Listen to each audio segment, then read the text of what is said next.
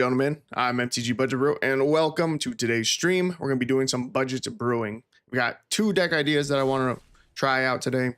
One I was already playing around with a little bit earlier is a mono red burn deck built around the card Fiery Inscription.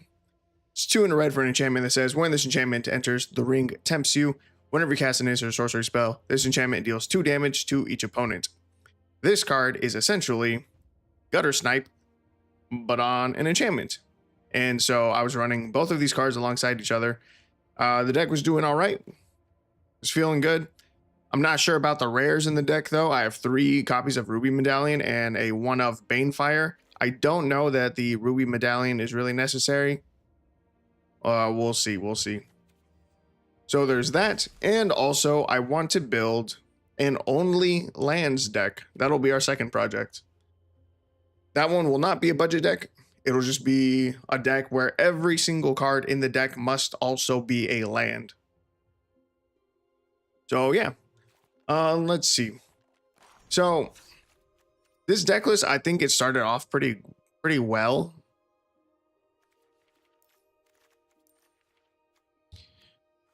So I ran Ruby Medallion as 3 of our rares. At first I had a full playset, but it seemed a little bit excessive. So I dropped down to 3 copies of Ruby Medallion and then a 1 of Banefire. Let's see. So I wanted to make this a really burn heavy deck, right? These were the 4 rares for the deck, but I really started building around Fiery Inscription. Well, as a backup for Fiery Inscription, we're running 3 copies of Gutter Snipe to go along with it. Right, that's 7 payoffs for casting instant sorcery spells that provide additional burn. So then I started adding burn to the deck. Burst Lightning, Play with Fire. I also decided to run Light Up the Stage and Skewer the Critics because these 2 cards have Spectacle. So whenever our opponent takes damage, if they've lost life this turn, you can cast these spells for the Spectacle cost. So if you have a Fiery Inscription out, you cast anything. Our opponent will take 2 damage at least from that. That will activate our Spectacle costs. And also because of the massive cost reduction that these receive from Spectacle, that's just more spells that we can cast in a single turn, thus getting more Gutter Snipe and Fiery Inscription burn. So running those, the deck's not creature heavy at all. The only creature in the deck is 3 copies of Gutter Snipe. So because of that, I threw in a full playset of Pyroclasm, which is 1 in red for a sorcery, deals 2 damage to each creature, and then 2 copies of Scorching Shot, which is double red for a sorcery, deal 5 damage to target creature. These are to help us, stay alive because we're not running basically any creatures. And even like Pyroclasm, this isn't a card that I normally like to run because it doesn't say deal 2 damage to each of your opponent's creatures. It's to each creature, which means if we do have one of our Gutter Snipes out when we cast Pyroclasm, it will also die. But, luckily we'll get the trigger from Gutter Snipe's ability first. It'll get to deal the 2 damage still, but then it will die to our own Pyroclasm. It's another reason why I'm not running a ton of creatures. I want to use Pyroclasm. This synergizes very well with Fiery Inscription because Fiery Inscription does not die to Pyroclasm. For draw in the deck, right now I've got 2 copies of Magmatic Insight. I want to try these out. It's 1 red for sorcery is additional cost to cast a spell. You discard a land card, draw 2 cards. In case our hand gets, if we start flooding with mana, we can just, discard a land card, draw 2 cards. Seems pretty good. And we can do that for 1 mana. Then we've got 3 copies of Big Score. That lets us draw into more things. We get the 2 treasures after, so we can still cast anything that we draw into. And then we're running right now 22 mountains. What's up, Zed? Do you think Roast would be better than Scorching, even because of the downside of Ruby?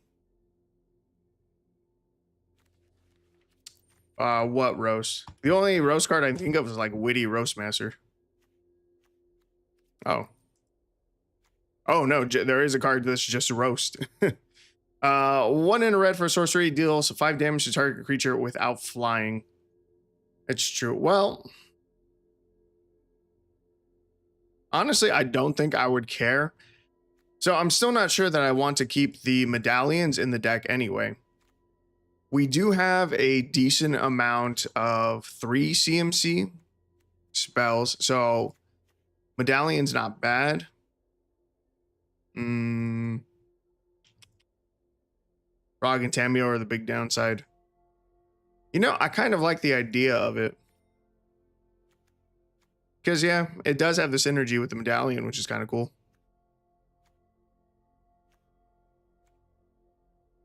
And in theory, we should be killing our opponents relatively quickly.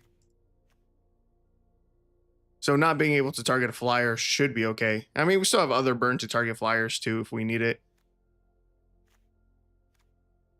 However, there was another card that I wanted to try out in the deck, because there's been a lot of mono red storm decks on the historic ladder during my climb to Mythic, and they're all running Manamorphose. I did not include that in the initial version of the deck, but this card is insane. It's 1 and then a hybrid Gruul mana instant, add 2 mana in any combination of colors, draw a card. So this lets you just cycle essentially while getting additional instants / sorcery, casts. So I think Manamorphose is a card that it's got to be in the deck. So we go that, we go Fiery Inscription, right?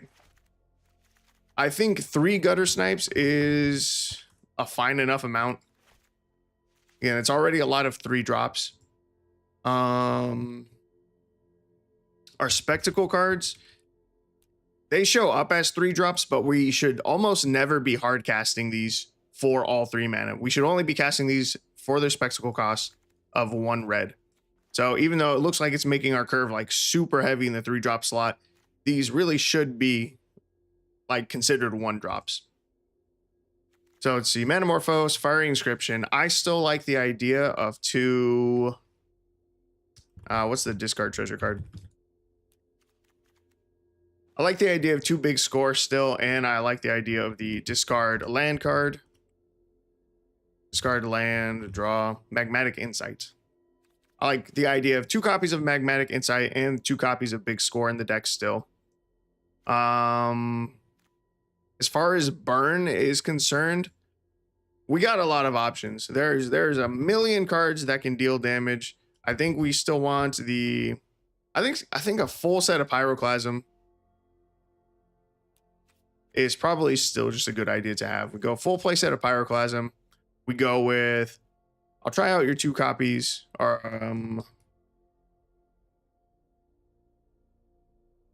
where is it? Why am I blind? Oh, Roast. Yeah, we can try out 2 copies of Roast over the 2 copies of Scorching Shot. From here, we have 7 cards. Now, we haven't added any rares yet.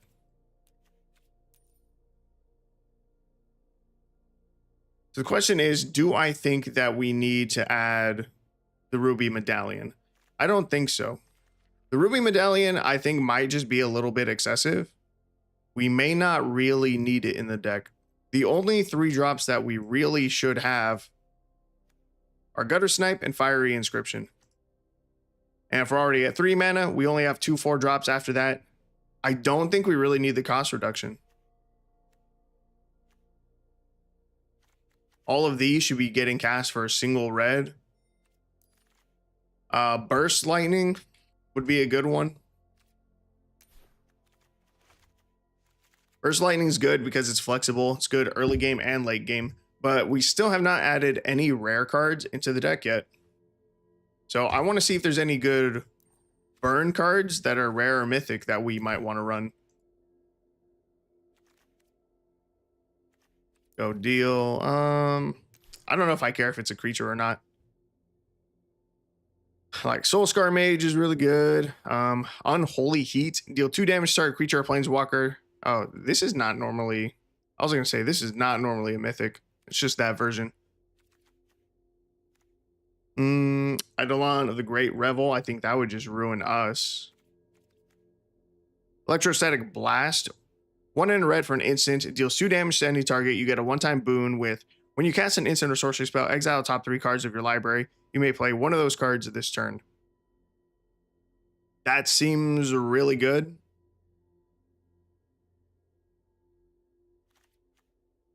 That is a whole lot of card advantage.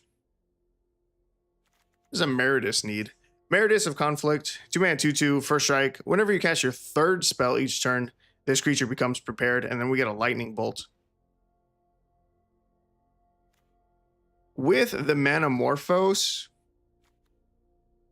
the possibility of us getting the lightning bolt off is kind of not super unrealistic.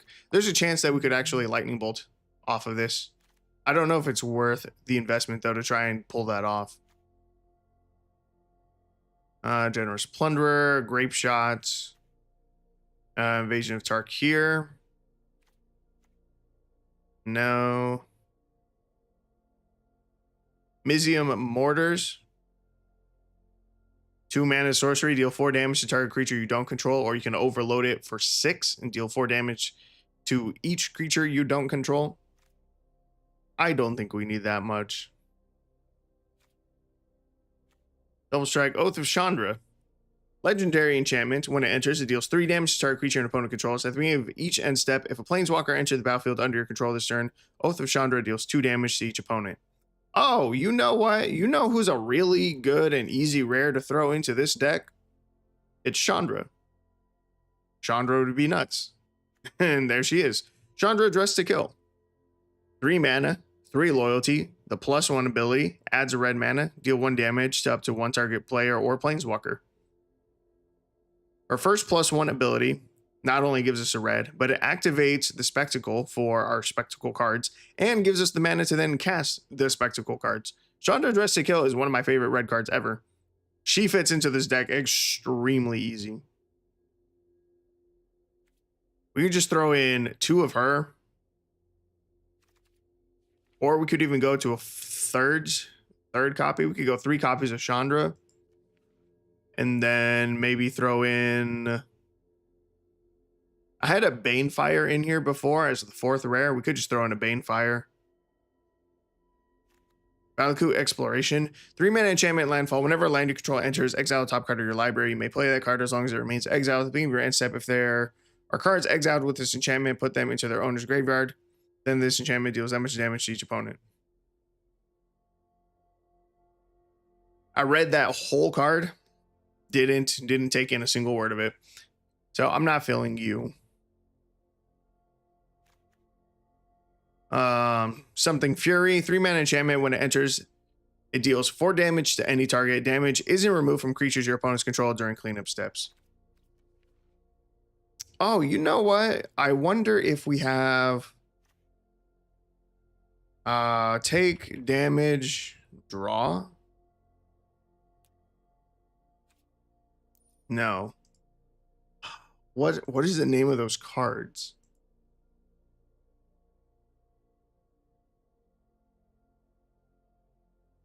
Browbeats. Something like Browbeat. Do we have that? Browbeat would be a ton of fun. No, there's another card that's just like Browbeat, but it's worse.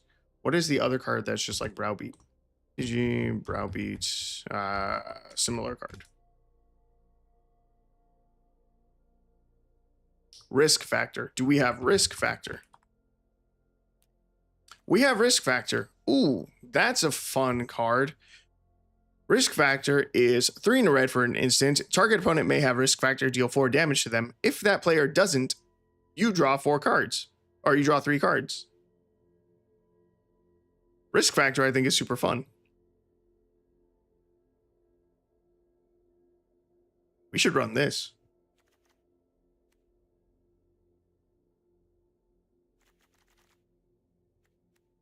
It is another 3-drop, though. What if I go 2 copies of Risk Factor and then go 2 copies of Chandra? To Risk Factor, to Chandra. Dressed to Kill.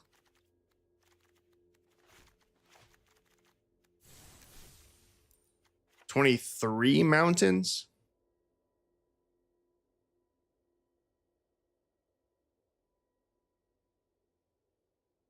I think 23 land should be fine.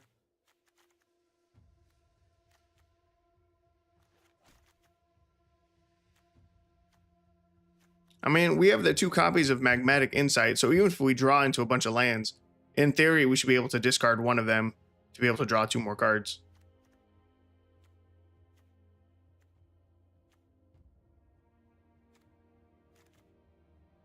Roast. All right, let's give this deck a shot.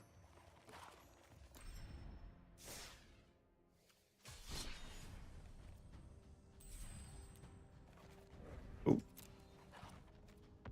New deck, 30. Yeah, with the first version of the deck that I was playing, just messing around with, I was already 5-3 with the deck. It was doing pretty well. It looks like Play with Fire did not make it into this version of the deck, which is a little bit of a bummer. Play with Fire is a very good card.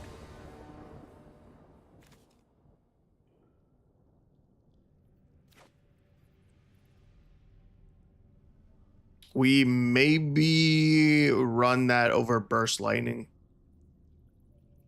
We essentially swapped out Manamorphose for the Play with Fires. Our opponent's going first. Our opening hand is pretty slow. We have 3 of our 3 drops in our hand that we do not really want to see. Double Fiery Inscription and Gutter Snipe. 1 is great. 2 is a little bit excessive. 3 is most definitely excessive. Our hand is very heavy right now. Our opponent's playing Life Gain. That's not good.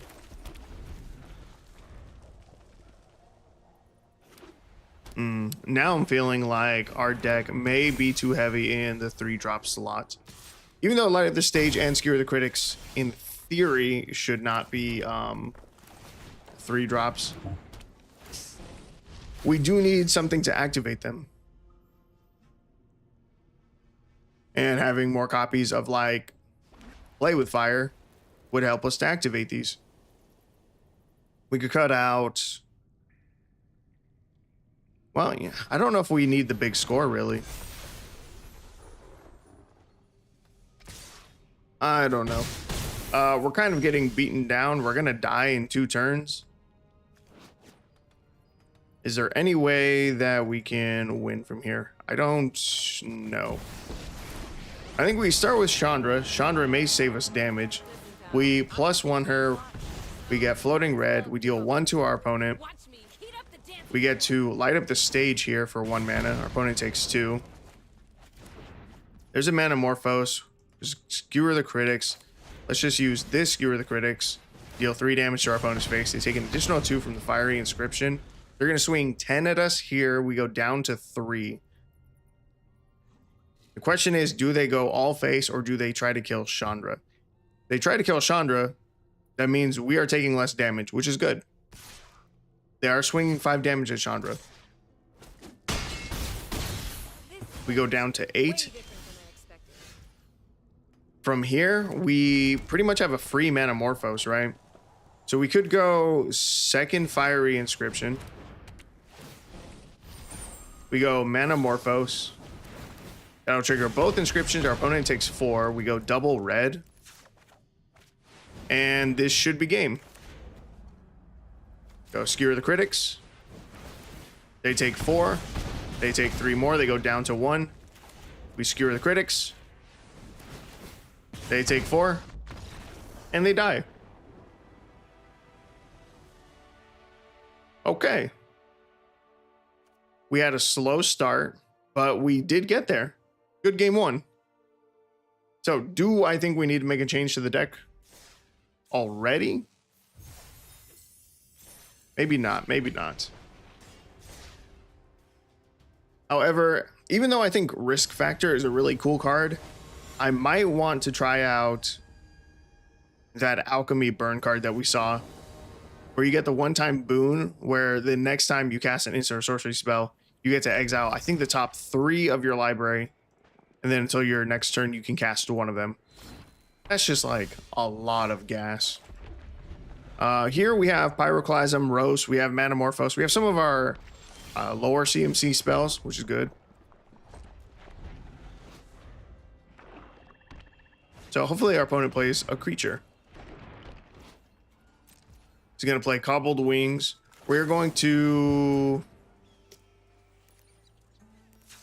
I'm gonna cast Manamorphose here. Do I save the Burst Lightning?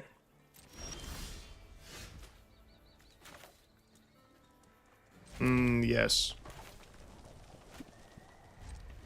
My dogs are barking and I don't know at what. Our opponent's going to cast Helm of the Host. That's fine. They have no creatures out. Go to our turn. We're going to Burst Lightning our opponent for 2. We're going to light up the stage. From here, we will Magmatic Insight, discard a land to draw 2 more cards. Find another Burst Lightning that I think I hold off on until next turn. Yeah. We haven't found any of our burn payoffs. We haven't found any Gutter Snipe or Fiery Inscription yet. So hopefully we can draw into one of those because we've already cast like 4 spells. That's a lot of burn that we're wasting.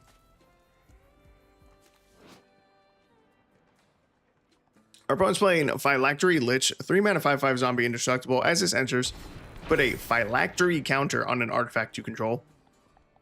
When you control no permanents with counters on them, sacrifice this creature. He put it on his land. That's fine.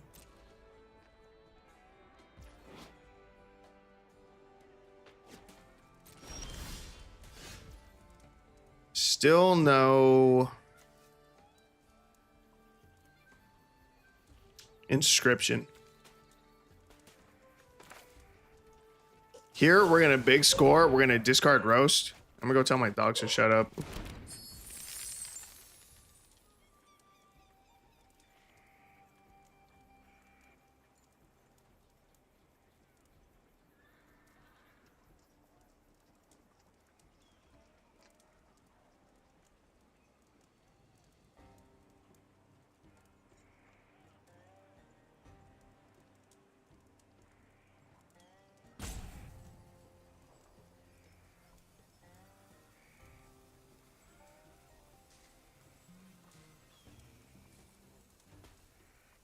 Okay, so we use big score to discard the Roast because this guy's indestructible. Still can't find what we're looking for.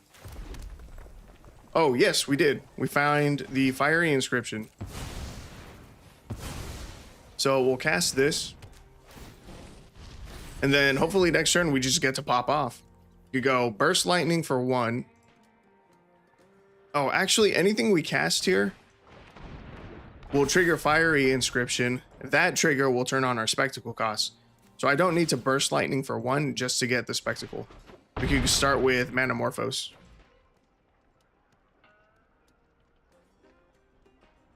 Our opponent swings 6 at us. We go down to 14.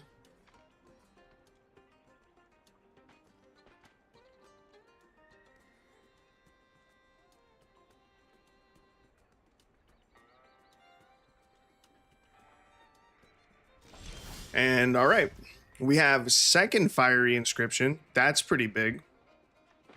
Let's go ahead and get down the second one. Now we go Manamorphose. That triggers both. Our opponent takes 4. We select double red. We can go light up the stage here because I think we still have a land that we can play for turn. Our opponent takes another 4. They go down to 10. Can I play this mountain? Yes, I can. We have double Skewer the Critics in hand, and that should just be lethal. There's another 4, another 3. They're down to 3. And any spell there would be lethal. All right. Good game, too. That was pretty solid. We managed to pop off pretty well there. Our opponent started the turn at 18. That was good. That was essentially an OTK. Because we had enough damage to do all 20.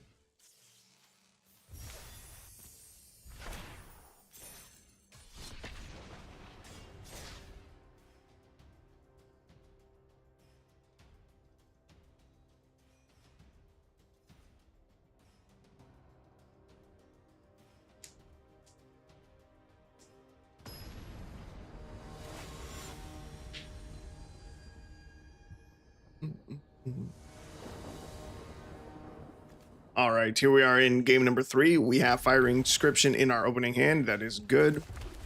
Plus a Manamorphose. I think we're going to be greedy. Try to get down both inscriptions before anything else. Opponent starts with a Charmed Stray. That's fine. Don't love to see life gain. But the amount of damage that we've been burning for, it's been pretty high. I think we should be okay. Especially since we have double Fiery Inscription in hand. He's going to swing in for 1. He goes up to 22 because of his Cleric class. We set up the Fiery Inscription. Next turn we have 4 mana, so I don't think we can do anything really.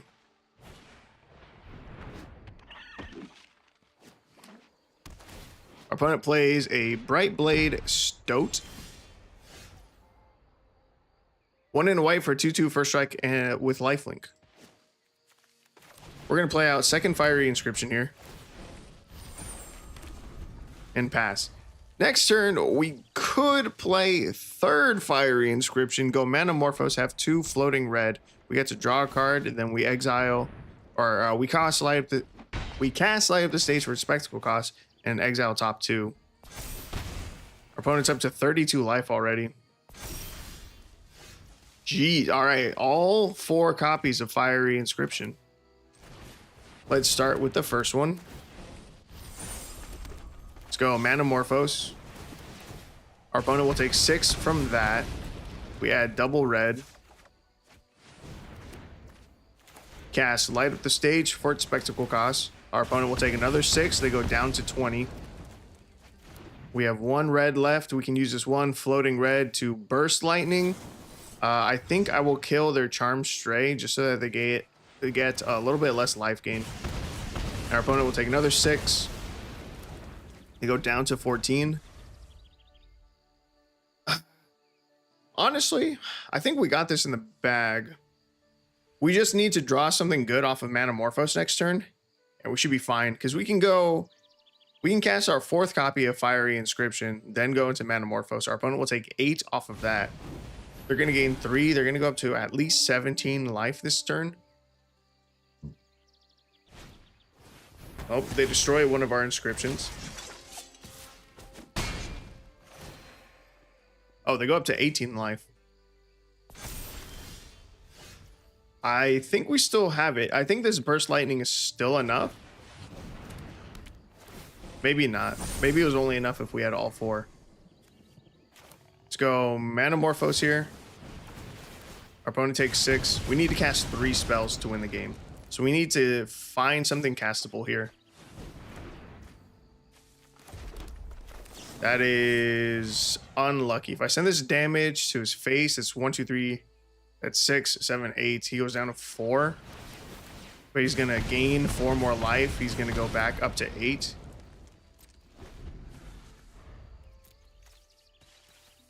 I think that Banishing Slash just... Well, I know it saved him. What could we draw off the top? I think it would have to be Skewer the Critics. Skewer does enough damage.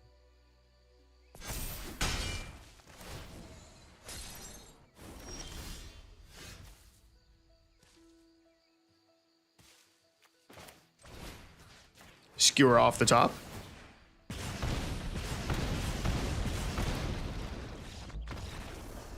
Just ask, and you shall receive. It's just that easy. I don't know how much life our opponent gained during the entirety of that match, but it had to have been a lot, right?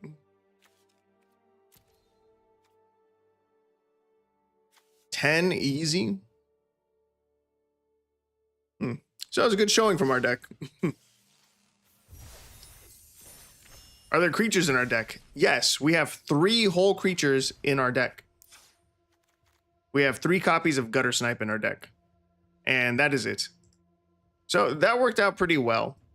Risk factor would not have saved us had we top decked it.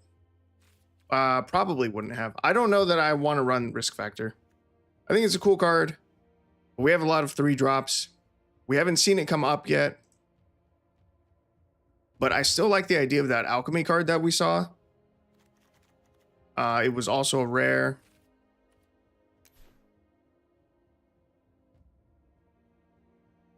Where are you? Oh, maybe I don't have it. Electrostatic Blast. 1 in red for an instant. Deal 2 damage to any target. You get a 1-time boon with when you cast an instant or sorcery spell, exile the top 3 cards of your library. You may play one of those cards this turn. I kind of like the idea of this more than Risk Factor, just because it's a 2-drop versus a 3-drop.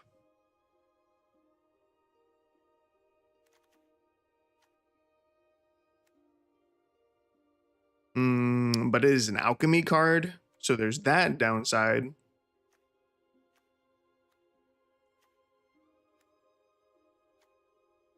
But I feel like that really doesn't matter. It shouldn't matter. I want to try out Electrostatic Blast. We're going to craft 2 copies of this. We're going to swap it in for the risk factors. And so now our 4 rares for the deck will be 2 copies of Electrostatic Blast and 2 copies of Chandra Dressed to Kill. And I think that should be good. The Manamorphose definitely feels good in the deck. Big fan of it. Roast. Roast. You 5 damage to target creature without flying. Oh, now that we don't have what was the name of that card?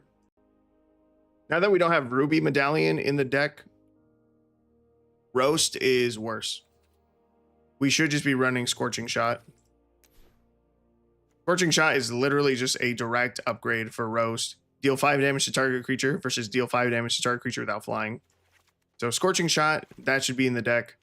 4 Pyroclasm and 2 Scorching Shot. That's our removal for creatures. Hopefully that's enough to keep us alive. And so far, hasn't been an issue. We haven't lost. We've only played 2 games, but we have not died. And I haven't been super threatened by creatures yet. Not super threatened. Maybe a little bit. Maybe a little bit with those angels. Let's see. Let's go Chandra. Our companion. We'll go with Chocobo Awakened Inferno. That'll work. And card sleeves. I haven't run these card sleeves in a very long time, but these ones are really cool. We also have the Lightning Bolt. That one's a classic. We go with one of the Chandra sleeves.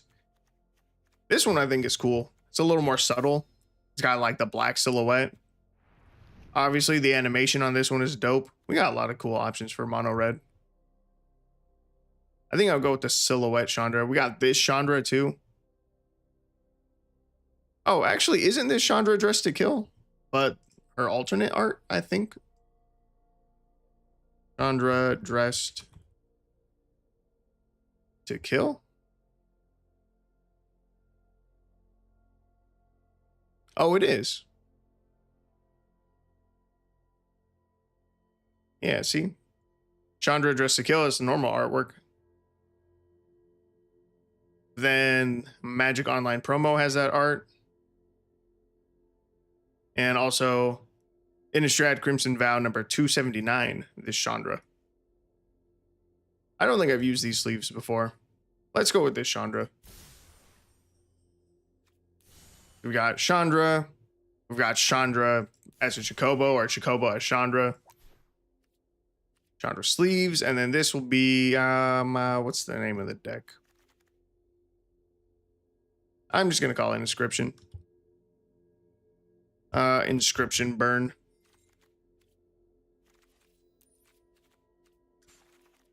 For our basics, the Strixhaven Mountain's pretty good. Oh, and something else that I should add to the deck for sure. I think I should add a 1-of copy of Ramunap Ruins. This is a very good desert to include for any burn deck. You can pay 4 mana, tap, sack a desert. This land deals 2 damage to each opponent. So in the event that you run out of gas, Ramunap Ruins could just secure you the victory. And it has saved my ass before in the past. So we're going to run a single copy of that. And the only downside of this land is that if you tap it, to add a red mana, you will take 1 point of damage. But you can still tap it for colorless. So, you know, it's normally fine. And as a 1-of, shouldn't be a problem. So I think this should be our deck list. I think we should be good to go from here. Inscription Burn. How's it going? How far are you into this game, dude? This is going well. How far in are we? We've only played 2 matches so far with this version of the deck. But we just made some changes, and I'm thinking we should probably be set on our deck list right now. The only other consideration that I have as far as making changes or swapping out cards is maybe I would want to swap out Burst Lightning or Play with Fire. But Burst Lightning it's just a more flexible pick. If we draw into it late game, we can cast it with the kicker cost and get additional burn. But then Play with Fire is definitely better in the early game because you can ping your opponent's face, or, you know, you can shock your opponent's face, and you get the Scry. And Scry can be really, really impactful. But we're going to keep in Burst Lightning for now, see how it goes. But we've won the first 2 games. First 3 games. We're actually 3-0 with the deck. And yeah, it's almost a pure burn deck built around the card Fiery Inscription. It says whenever you cast an instant or sorcery spell, deal 2 damage to each opponent. It's the enchantment version of Gutter Snipe. And Gutter Snipe is the only creature that we have in the deck. We got 3 copies of Gutter Snipe. Our opponent's going to play Choice of Fortunes. Seek 2 cards, you may shuffle them into your library. If you do seek 2 cards, you have no maximum hand size for the rest of the game. Choice of Fortunes, awesome card. Super, super great alchemy card. And speaking of alchemy cards, we're going to cast our Electrostatic Blast here. It is 1 in red for an instant that says deal 2 damage to any target. We're going to target our opponent's face. We get a 1-time boon with, when you cast an instant or sorcery spell, exile the top 3 cards of your library. You may play 1 of those cards this turn. So it's turn 3. We have the Fiery Inscription in hand. We're going to set that up. Next turn, when we cast an instant or sorcery, it will trigger that boon over there on the left side here. And so we'll get to exile top 3 cards of our library. So we'll get some additional gas to play next turn. As long as this Fiery Inscription sticks around, we should pop off a little bit next turn. Our opponent is running Simic colors. Simic is pretty good at destroying enchantments. So we'll see. But yeah, so far this match is looking pretty good too. Our opponent has 0 pressure on the board. They have done nothing. So that's pretty good. We don't have to be worried about, getting rushed down yet. But we do have a Pyroclasm if our opponent does start to play out some creatures. He plays out an Urza. Urza's pretty horrifying.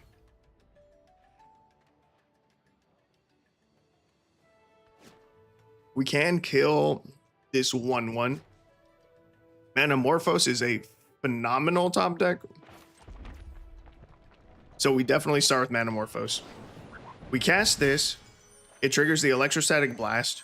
These are the 3 cards that we can cast. Or those are the 3 cards we exile. We get to cast 1 of them. I think we go with the Gutter Snipe. We have 1 red mana available still. We can go with Light Up the Stage, exile 2 cards for next turn. By casting that, our opponent takes 4. They go down to 10. We have Chandra for next turn. We have another Fiery Inscription. Let's see if I go 5 mana, I go Chandra. I play out second Fiery. How long have I been into streaming? A couple years. Technically, I started my Twitch and YouTube like 3 years ago, but streaming wasn't really the focus. YouTube was. But now I'm getting back into making content, and if I'm going to be recording footage for YouTube anyway, then, you know, I might as well stream it. Our opponent's going to play a Solemn Simulacrum. When it enters, they get to find a basic, and then when it dies, they get to draw a card. Classic commander card. Staple commander card. Was a staple for a very long time. Our opponent's at 11. We have the Fiery Inscription, the Gutter Snipe. Maybe I don't even cast the Chandra.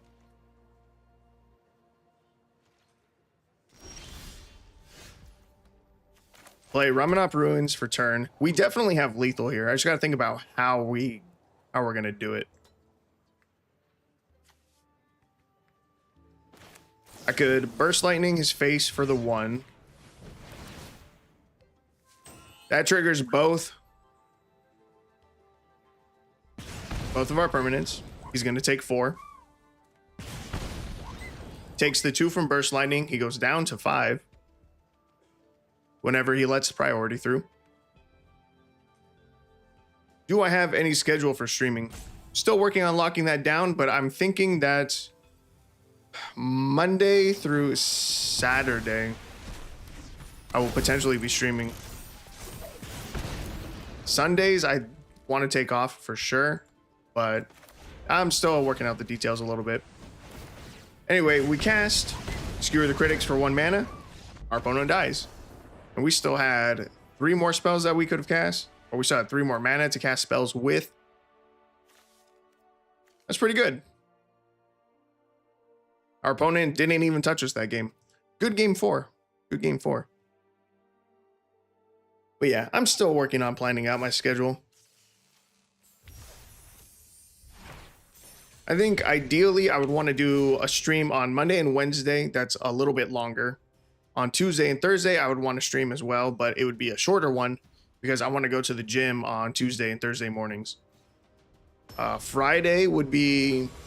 I think I want Friday to be a fun day. I'm not sure how much time I would need or want to build a fun deck rather than just another budget deck. And then Saturday's in the air. Going to the gym again on Saturday, even if it's not to lift weights, even if it's just to do cardio, I think would be a good idea. Because I do a lot of sitting down here in this chair. And I'm gonna lie, my left hip flexor, it's been bugging me. It's been feeling really tight. So I think even just going out to the gym a 3rd day during the week, even if it's just for cardio, just go on the treadmill or the elliptical, would be really good for helping to stretch out my my hip. And it makes me sound super old, but it's the hip flexor. It's in the front. It's not the joint. Not that old. Not that old yet. So we will have to see. Let's see here. I kind of want to set up this Chandra. I don't really know what our opponent's doing yet. They have some life gain going. A Biting Grace can bring back target creature card with mana value 1 from your graveyard to the battlefield. So they could be going some kind of Aristocrats deck. They may have, if they're running Aristocrats, they probably have a decent amount of removal. So I don't think I want to play out the second Gutter Snipe just in case they do have some kind of removal. I'll just swing in for 2 with Gutter Snipe. We'll +1 the Chandra. We won't cast anything else. It'll be fine. You'll recover from it ASAP. Oh yeah. It was bugging me like maybe like 2 weeks ago. It was really bugging me. I went to the gym 2 days that week. Felt significantly better already. Let's see. Our opponent played out Soul Warden and a Veto. We went down to 16. We can cast the second Gutter Snipe here. So we're going to go second Gutter Snipe. Our opponent will gain a life. We will then lose a life. We will +1 the Chandra. We will get a floating red mana. We'll use that for Mana Morphos. Trigger both of our Gutter Snipes. Our opponent will take 4. We add double red. From here, we go Pyroclasm. Deal 2 damage to each creature. I sequenced that wrong. I just missed out on 4 points of damage. That's rough.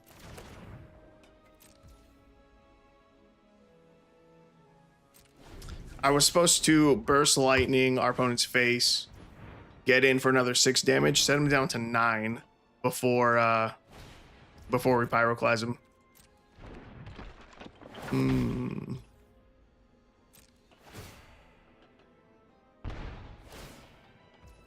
So what's your plan for streaming? What, like today? Everyone's gonna swing in Veto. Chandra goes down to 4 loyalty. That's fine. He's gonna bring back Soul Warden. He's back up to 18 life already. Back up to 19. I don't think we win this game. I think our opponents gain too much life, and I think we're running out of gas a little bit. I'm going to +1 Chandra to exile top card of our library. It was a land. That sucks. I can cast Burst Lightning with the kicker, but there's just no way we win this one. Oh, we'll just call it quits. Life gain is a bad matchup for Burn. That was unfortunate. I did misplay a little bit, but even an additional 4 damage, we were nowhere near lethal. So it is what it is.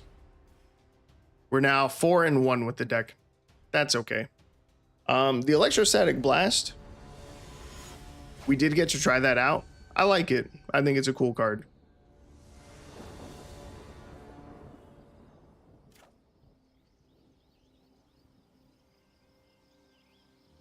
Okay. Opponent goes first. Hello, opponent. He's really spamming the hello. Another life gain deck. That's really bad, and I need to mute that guy. This may be 2 losses in a row. This might be back-to-back losses. There goes a Soul Warden.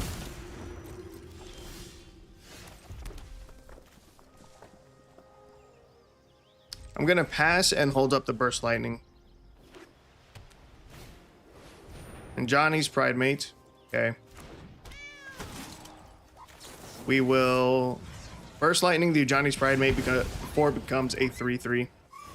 Our opponent still gains 2 life from that, though. They go up to 22. Take 1. We go down to 19.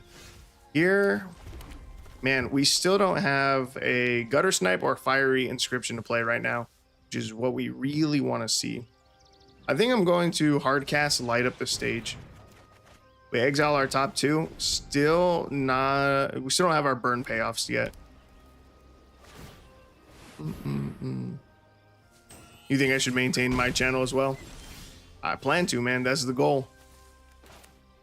All right, we can play this mountain out of exile. We cast Magmatic Insight. We discard this land. We get to draw 2 additional cards.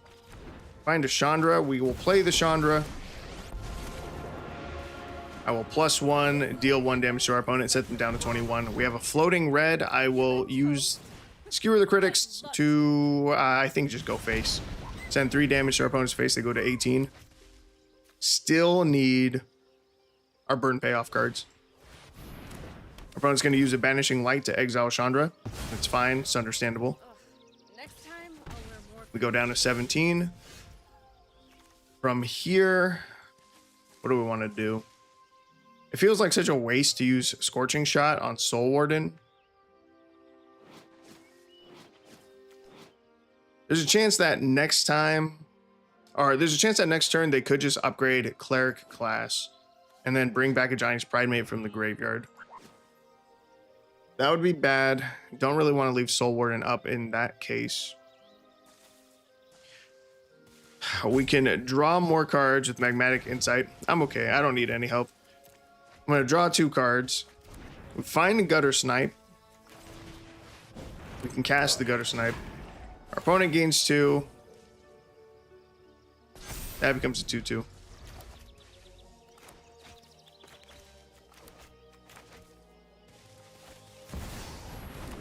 Opponent plays Luminous Broodmoth. 4 mana, 3/4 flying. Whenever a creature you control without flying dies, return to the battlefield under its owner's control with a flying counter on it. Honestly, that's not the worst thing we could have seen there. Find a Fiery Inscription, which I really want to cast. But are we going to die next turn? We're not going to die next turn. We can go Fiery Inscription. The ring tempts us. Could Burst Lightning right now just to get some damage out. Burst Lightning for 2. Triggers Fiery Inscription. Triggers Gutter Snipe. Opponent takes 6. They go down to 16. We say no attacks. Oh, I think I could have swung, actually. As your Ring Bearer, this is legendary and can't be blocked by creatures with greater power. I missed out on 2 points of damage there. That was a misplay.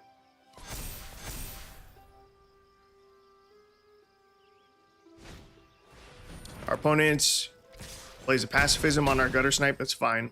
We're down to 8. We kind of need to kill like right now. Metamorphose is a great start. We'll cast that. Our opponent will take 4. They go down to 14. We add double red. Skewer the Critics is a great card to see here. I think we go... Is this next turn or can this be whenever? Let's go Electrostatic Blast. Target our opponent's face. They'll take another 6 here. They go down to 8. We cast Skewer the Critics for spectacle cost. We exile the top 3 cards with our Electrostatic Blast. Oh, that was almost really bad misplay. I forgot that we only get to choose one of those 3 cards. Shouldn't have grabbed the mountain there, but we're fine. Here we can just cast anything and win the game. So we'll Burst Lightning our opponent's face. It's 2 more triggers and they die. Okay. That was pretty good. I didn't think we were going to win that matchup because of how much life our opponent had been gaining. But we got there. Sick. We're now 5-1 with the deck. That's pretty good. 5-1 is pretty good. We're just trying to get to 10 wins, which means we only need 5 more.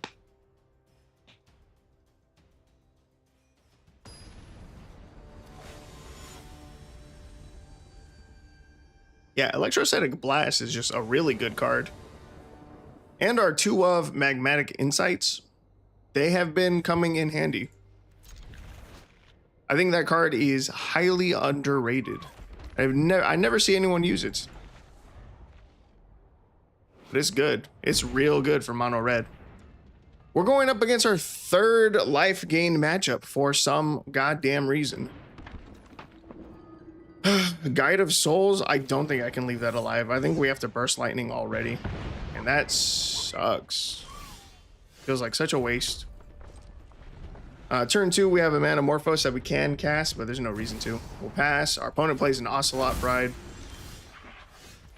Turn 3, we set up the Fiery Inscription. Next turn, we probably cast Chandra, maybe +1 it.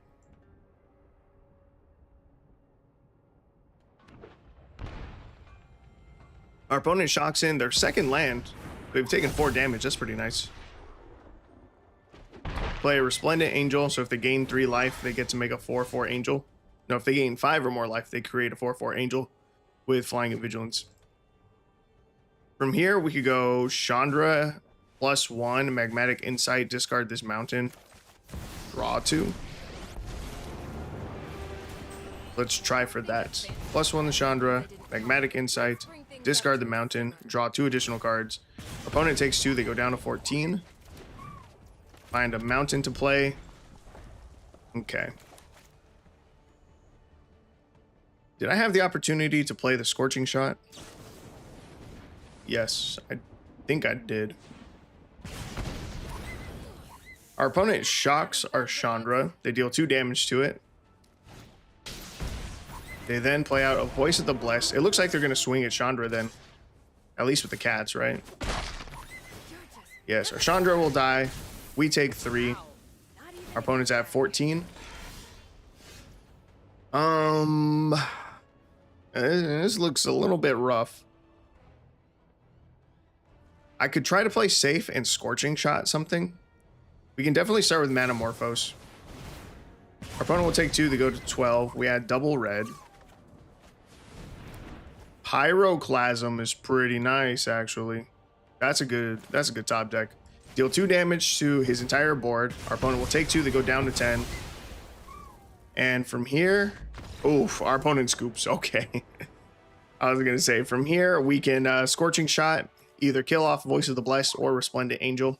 I wasn't sure which one I was gonna kill, but I think I was leaning towards the Angel. Yeah, and then next turn, we might have just cast Big Score, discarding the 2nd Big Score. Good win. 3rd game against life gain in a row. And we've won 2 out of 3. I'm going to close out the game. and then log back in. See if we can go against something that's not mono white life gain. That'd be nice.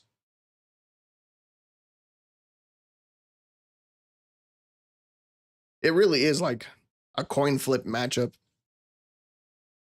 Either they get their life gain online before we set up our burn, or we set up our burn before they get all their life gain on board.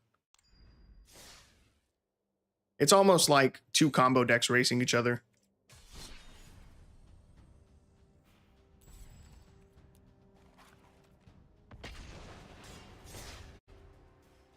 Six and 1.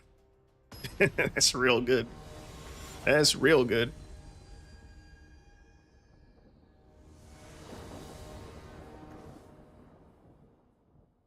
Okay, our opponent's going first. We could start with a turn 1 Magmatic Insight.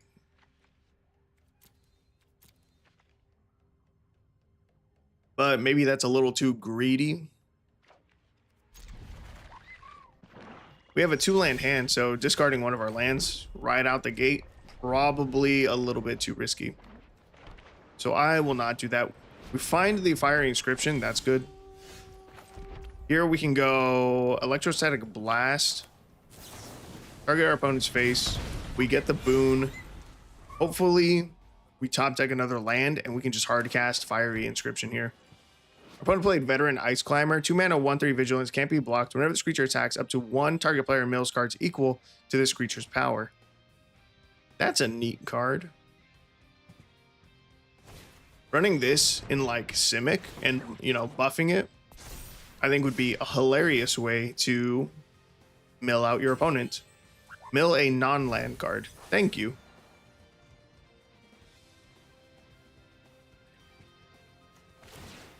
I was going to say, is he going to ninjutsu this or not? There we go. Ooh, we don't hit our 3rd land, but you know what we hit? That's a Pyroclasm. We get to kill our opponent's board. We get to exile the top 3 cards of our library. That finds us our 3rd mountain. We can only take one of these cards, but we're taking the mountain. Next turn, we can set up Fiery Inscription. Turn after that, we go Chandra and then just start popping off. That's huge. Dude, that Pyroclasm was nuts. That sets our opponent back like super far. Do I want to play this mountain? If I don't, yeah, I do. I was gonna say, if I don't play the mountain, I can hold it up for the Magmatic Insight, and then we can discard the mountain to the Insight. But next turn, we can go Chandra, +1. Cast Light Up the Stage for its Spectacle cost. That will most likely find us some more lands. And then we can skewer the critics as well. So I don't think we need the draw. I think we have plenty of gas since we have the Light Up the Stage anyway. Opponent gains life to go up to 22. Oh, we find another mountain anyway. So we're going to go Chandra. +1. Deal 1 to our opponent. We light up the stage first. Our opponent takes 2 from that. Find another Fiery Inscription. We'll have to cast that next turn. Here I can go Magmatic Insight, discard this mountain. Opponent takes 2, they go to 17. And we might as well skewer the critics here. Do I kill the Ambusher? If I send this 3 damage face, they're just going to gain the 3 life back. So I might as well kill the creature. Let's kill the creature. Our opponent takes 2, they go down to 15. Next turn, we can go Fiery Inscription. +1 the Chandra, Manamorphose, see what that draws into, and then worst case scenario, we Pyroclasm. Or we could go... Hey, you better not ruin my... No, I want the Inscription first. With this land, we can big score. That might be enough. Hopefully our opponent doesn't have a counterspell here. They have the counterspell here. It's annoying. We were potentially looking at lethal if he didn't have the counterspell. Okay, we can Manamorphose. Our opponent takes 2. We had double red. We find another Manamorphose. Cast that. Our opponent takes 2. We add double red. We find a mountain there. We +1 the Chandra, deal 1 damage to our opponent. We add a 4th mana. We can now big score. Discard this mountain, draw 2. Opponent takes 2, they go to 8. And we pass. Damn, dude. If we had gotten that second fiery inscription down, he was super dead. He only has 2 cards in hand. We have 2 mountains in hand, which kind of sucks. But Chandra's other +1 ability, which we haven't been using as much, says exile top card of your library. If it's a red card, you may cast it this turn. So even though our hand looks a little bit low on gas, ooh, there goes a Skewer the Critics. That would have been really nice. Even though we're a little low on gas, Chandra can potentially find us more. He deals 2 damage to Chandra. Move it. And he doesn't even recast his guy. That's weird. Let's +1 Chandra, exile top card of our library. It's a Pyroclasm. We can cast that, so we're going to do that. Our opponent will take 2 damage from the fiery inscription. Their creature dies. We're going to burst lightning their face with a kicker cost. If they don't have a counter spell, then that's lethal. And that's lethal. Sick. We're now 7-1 with the deck. It's pretty good.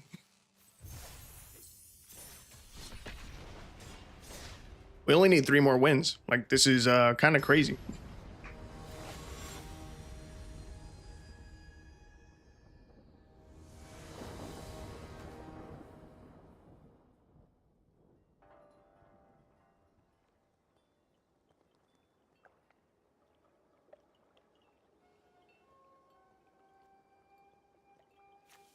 Okay, we are going first. We got Fiery Inscription in hand.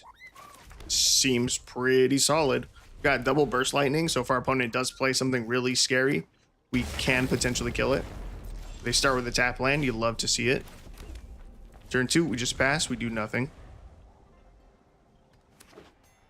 Second tap land. Still love to see it. We go Fiery Inscription here. And now we just hope that they don't have removal for the inscription. They are running green. Green's pretty good at destroying fiery inscriptions. Oh, they're slivers. They play out a belligerent sliver. 3-mana 2/2 menace. Sliver creatures you control have menace. We can super kill that with Pyroclasm. So let's go Manamorphose. Our opponent takes 2. We select double red. We go second Manamorphose. Our opponent takes 2. We select double red. We go... Do I go Pyroclasm? Maybe I just go Burst Lightning. No, we use one of our Pyroclasms here. Our opponent takes 2. They go to 14. And we'll just end the turn there. I'm going to hold these Burst Lightnings because we already have enough mana to cast them for their kicker costs. He plays out a Tempered Sliver. That can just die to this Pyroclasm. We can hold up the Scorching Shot. Or I can go Scorching Shot, hold up the Pyroclasm. Let's go Pyroclasm. Opponent takes 2. They go down to 12. We end. We have enough burned in hand to kill them, and slivers are not known for gaining life. There's one that I think says whenever you attack with your slivers, your opponent loses 1 life. I don't think they gain 1 off of that too, though. We're going to kick Burst Lightning, send it face. Our opponent takes 2. They take another 4. And they concede. I don't blame them at all. They were dead next turn. We had another 2 more Burst Lightnings that we could cast. Yeah, that was game. All right. Good game 8. No, 9. That was game number 9, win number 8.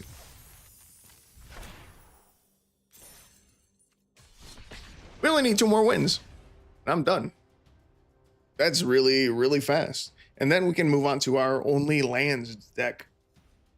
Either way, we're doing great as far as time. As far as time is concerned, we're making great time. This is a great pace. See, if I could just go basically undefeated every time I built a deck, it would save me so much time. All right, this opening hand is a little bit heavier with Fiery Inscription and double Gutter Snipe. But we're going first, that always helps. Opponent's gonna play an Esper Sentinel. I don't love to see that, but we'll be okay. When we cast your first non-creature, play a Transcendent Envoy. Aura spells you cast cost 1 less to cast. Swings in 1 with Esper Sentinel, we go to 19. We're gonna set up the Fiery Inscription. I think it is. Oh, I should have done Gutter Snipe. I'm dumb. I should have gone Gutter Snipe. I let him draw an additional card, which I was literally trying to avoid, because I was going to set up Gutter Snipe, and then next turn we go Pyroclasm, pay the 1 into the Esper Sentinel so he doesn't get to draw. And we continue to go from there. Oh, my game's lagging. Our opponent plays Ruin of Sustenance. They get to draw a card. That's fine. Play second Ruin of Sustenance. They get to draw a card. As long as they don't buff the creature's health, we're fine. Don't buff them. Buff its power. It's fine. Give it flying. That's also fine. You get to draw another card. Okay, now we're good. Now we're fine.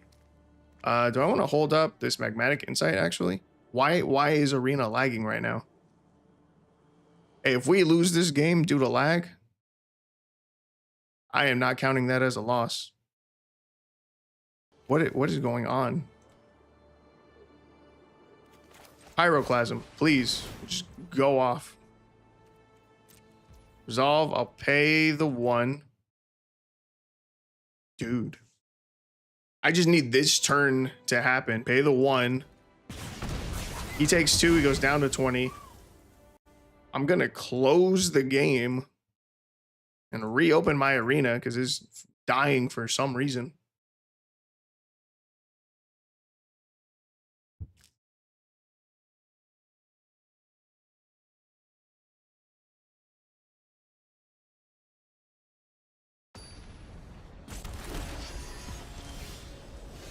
Okay, our turn ended. Oh, sounded like it had ended. And I don't know if I want to keep this land. Do I want to? I'll just end the turn. I don't know if that's the same play that I would have kept. I don't know. Part of me really wanted to cast the Magmatic Insight. Ooh, don't buff Light Paws. Griff's Boon's pretty bad.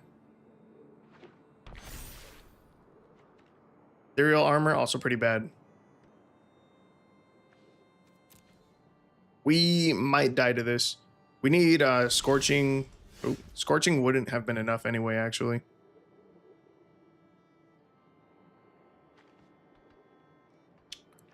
Well, let's go Gutter Snipe. Magmatic Insight. Holding on to it did pay off because we drew another land, which is sick. Our opponent will take 4 damage here. We get to draw 2 additional cards. There's a Scorching Shot, but it's going to be too late. As long as Light Paws doesn't gain lifelink, we have a chance to win this. But he's going to cast another Aura here, and he's going to grab Sheltered by Ghosts, I would assume. If he's running Sheltered by Ghosts, I think he can get rid of either of these. There's an Angelic Gift. He's going to draw another card. I think he grabs Sheltered by Ghosts. And that gives him lifelink. And if that happens, we lose this. No, he's going for more damage. We may also just die to damage. Ichigo's Reign of Truth. I think that'll do it. Yep, he overkills by 1.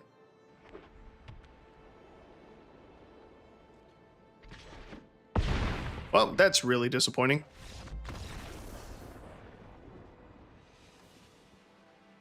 And we take our second loss. We're now 8-2 with the deck.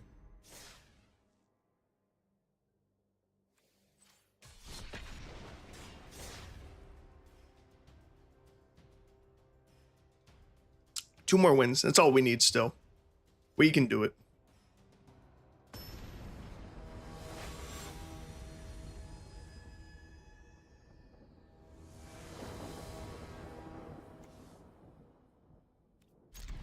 Ooh, this hand looks pretty saucy. As long as we find land number 3, we go Fiery Inscription on 3 into Manamorphose, maybe into a Pyroclasm. We got a lot of options on turn 4. Should be getting a lot of cast triggers. Here, I think we just pass. There is debate here to cast Manamorphose just to draw a card and hope that we hit our land drop for next turn. I'm going to be greedy and I'm going to hold the Manamorphose. All right, well, we just drew into our 3rd one, so I'm going to cast this one.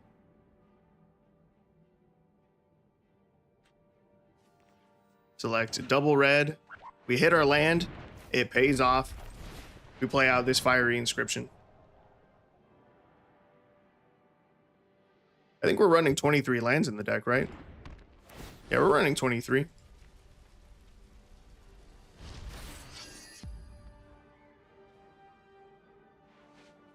And we pass. Our opponent is holding up priority for something. I'm gonna hit him with a hello and a spinning dog whose name I can never remember.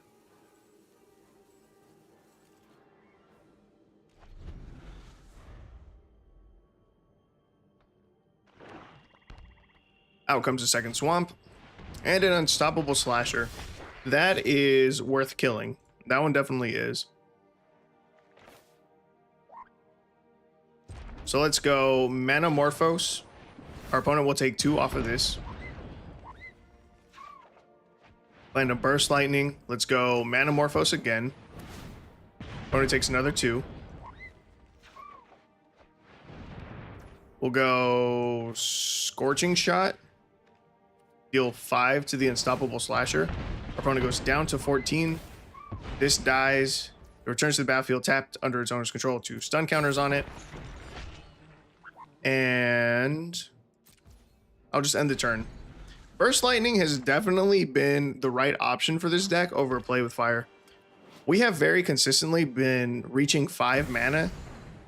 There's no fucking way he just played Shieldred. That's literally why I run Scorching Shot. It's to deal 5 damage to Shieldred. Okay. Well.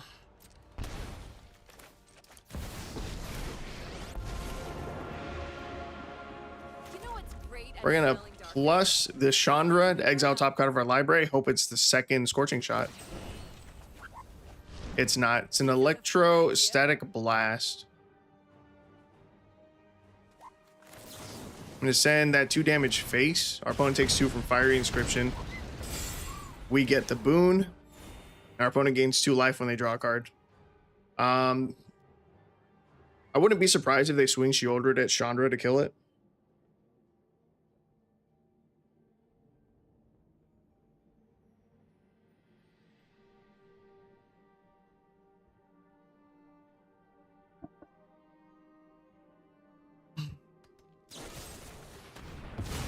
Nope, he has a Shieldred's Edict. We have to sack our Chandra. He gets to swing in 4 here. Oh, he's not done. He's not done yet. Intimidation Tactics. Target opponent reveals their hand. Choose an artifact or creature card from it. Exile that card. Nice. We take 4 from Shieldred. We go down to 14. Our opponent has speed in their deck for some reason. We draw, we lose 2. Second Fiery Inscription's kind of nice. But I think we're dead. 1, 2, 6, 12. We have exactly lethal if my math is correct, actually. If this Fiery Inscription hits, which it should, they're black. They're not going to counter it with 1 black. We actually have lethal. That's actually game. It's actually the top deck that we needed. We go Burst Lightning here. Oh, I forgot about the boon that we had for the Electrostatic Blast too. Forgot about that. Our opponent's super dead now. But Fiery Inscription will deal 2. Fiery Inscription will deal 2. Burst Lightning will deal 2. That's 6 total damage. They go down to 6. And now we can even overkill with a Skewer the Critics. Our opponent's going to take another 4 from our Fiery Inscriptions. Go down to 2. Skewer the Critics deals 3. They go to -1. And that's game. Hell yeah. We managed to beat the Sheoldred. That feels awesome. Yeah, there were not a lot of cards that would have saved them there. For 1 black mana, they would have needed something like a Cling to Dust. 1 black instant, exile target card from a graveyard. If it was a creature card, you gain 3 life. They would have needed something almost exactly like that to be able to win. We got there. 9-1. Or no, 9-2. 9-2. This could be it. This could be the final game. I have not been taking any notes whatsoever. Luckily, this footage is only 1 hour and 15 minutes.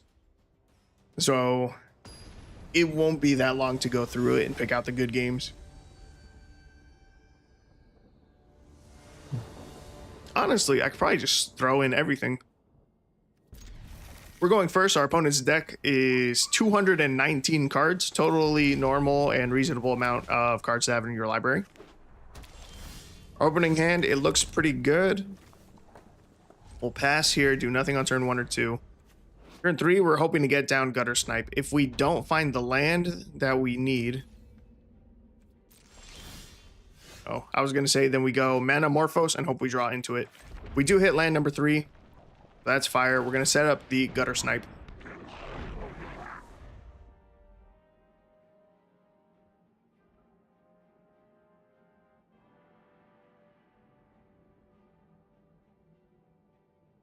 Do they have removal?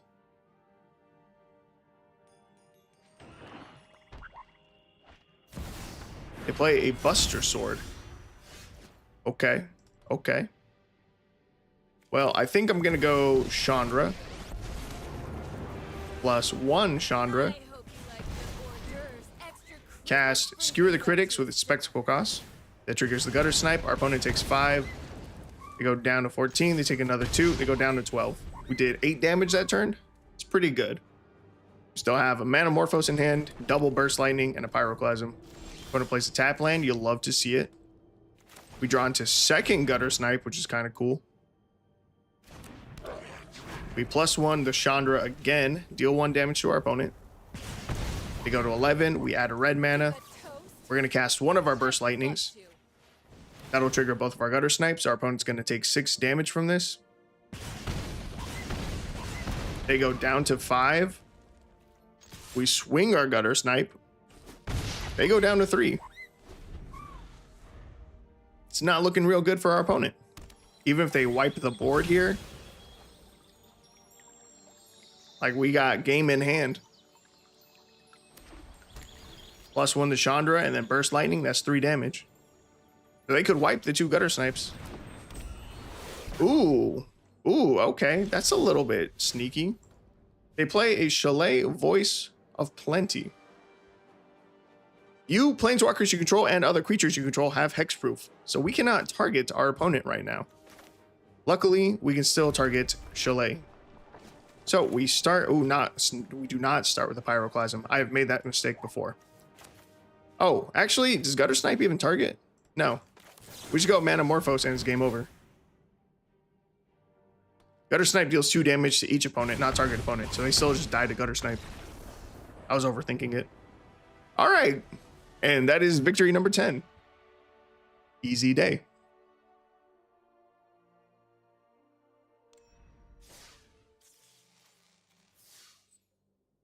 Wow, sick. Yeah, there are the stats for the deck. 10-2. 83% win rate. It's pretty good. It's pretty good. We went up against mono white life gain 5 times. Oh, excuse me for a second.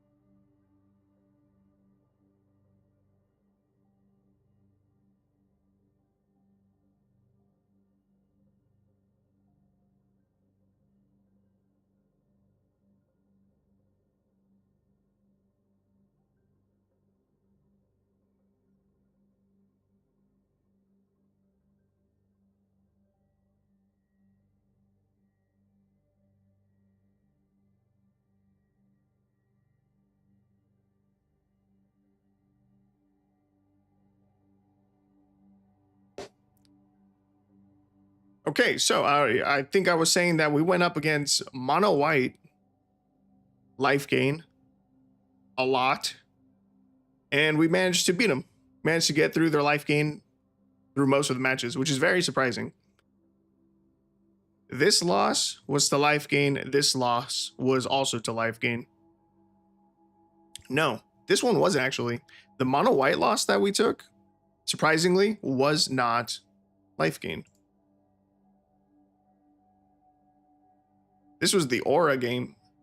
Oh, well, he also had life gain in the deck, but that's not why he won. He managed to just beat us down with light pause. So I respect him for that one.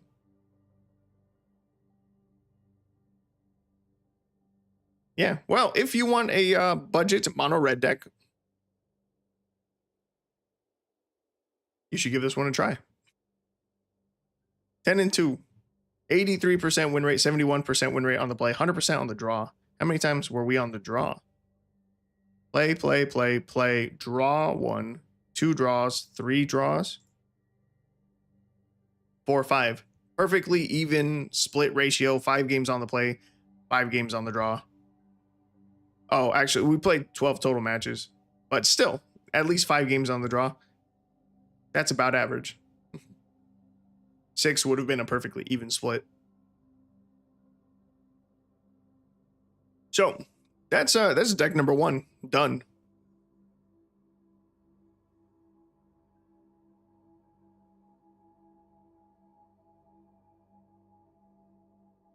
Yeah, deck felt good.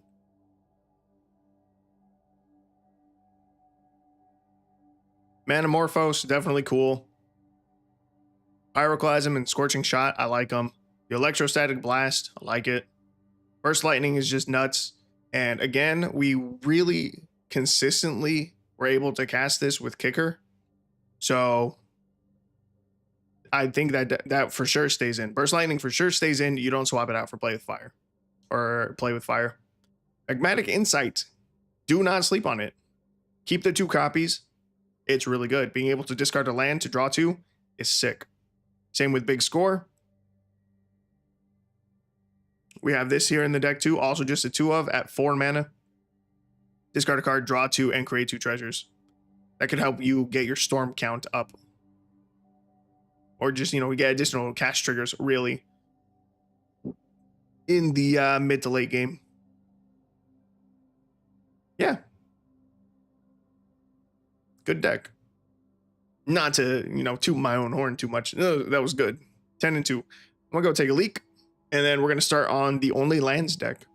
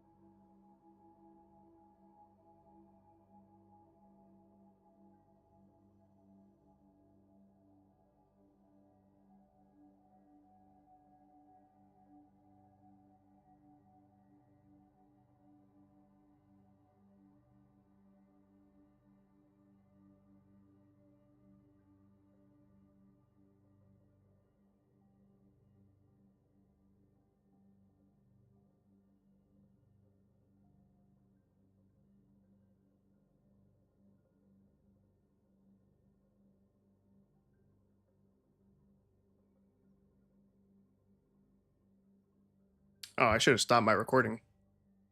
Oh well, oh well.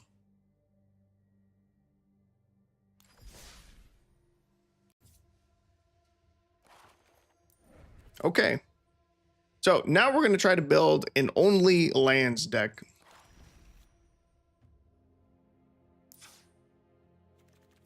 I was toying around with a potential deck list already. Did I just add a card to the deck?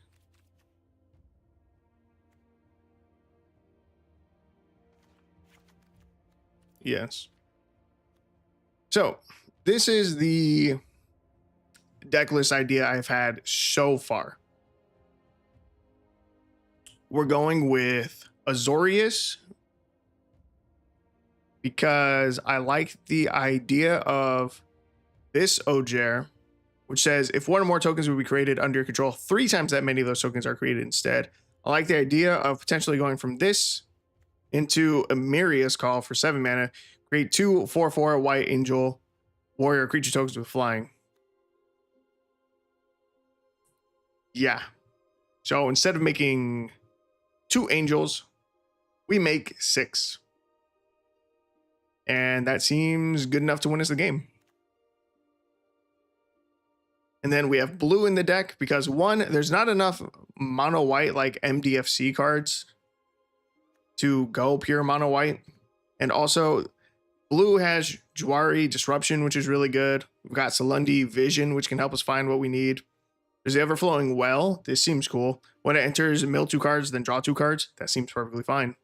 Search for Escanta. That's good. People use it a lot. At the beginning of your upkeep, you get to surveil 1. We've got a little bit more removal with Razorgrass Ambush. 1 and a white for an instant. Deal 3 damage to target attacking or blocking creature. And just a lot of good stuff. I've got a 2 of Witch Enchanter in here. When it enters, destroy target artifact or enchantment and opponent controls. We got 2 copies of Seagate Restoration. And then full playset of Legion's Landing. When it enters, you create a 1/1 white vampire creature token with lifelink. We attack with 3 or more creatures. This transforms. I know it's a legendary, but that's fine. I wouldn't mind playing additional copies of Legion's Landing out just to continue to get more 1/1 tokens, because I think we're probably going to need the blockers. We also have 2 copies of Sink into Stupor. Return target spell or non-land permanent opponent controls to its owner's hand. So all of these are spells that can also be lands and or spells that transform into lands, like the Ojer. When it dies, returns to the battlefield tapped and transformed under its owner's control. And the other Ojer also does it too. Everflowing Well has Descend 8 at the beginning of your upkeep. If there are 8 or more permanent cards in your graveyard, you transform the Everflowing Well. So everything here can become a land. Everything in here transforms into a land or can be played as a land. So yeah. And then for our mana base, we have Cave of the Frost Dragon, a 1 of 9 planes, 1 Hall of Storm Giants.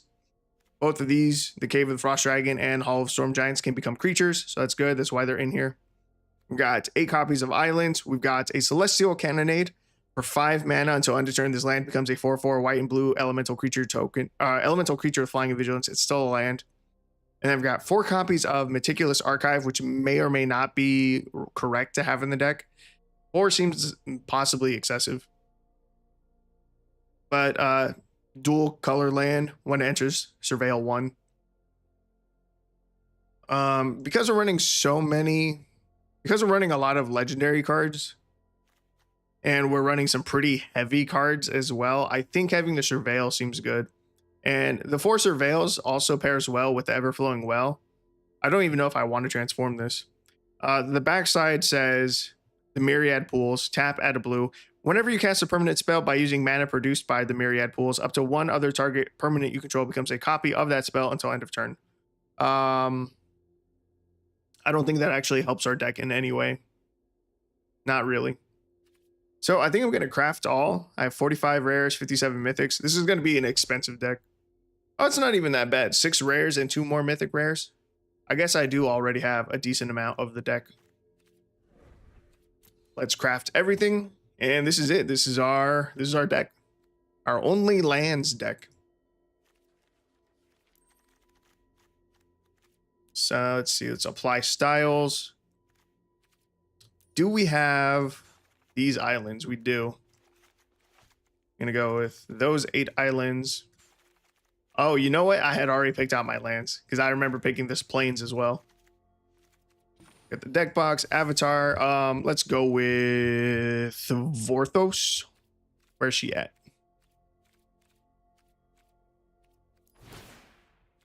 Our companion.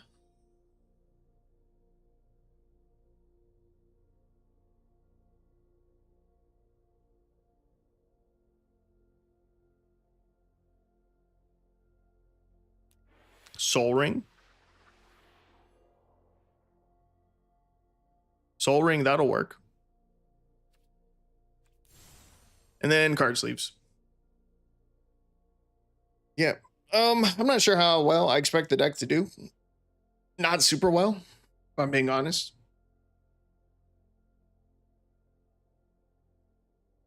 But who knows? The deck may surprise us. Now, what card sleeves do I want to run?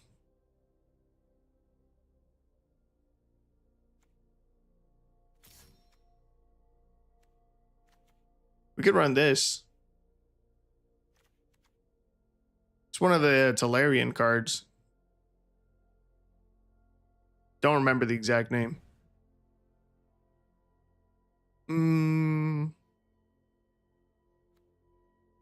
Could run one of these ones.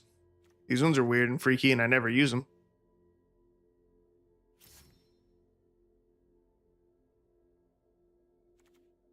Could run this one. We're going only lands. That's a land.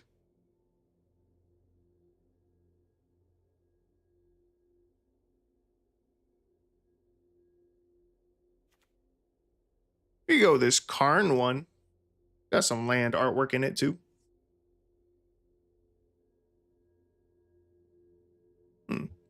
That Karn one feels very similar to this one. Oh, you know what? Maybe we go with one of these lands, actually. We are running the Ojers.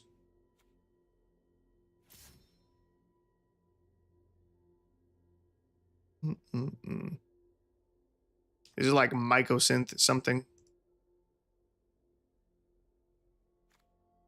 The Black Hole land?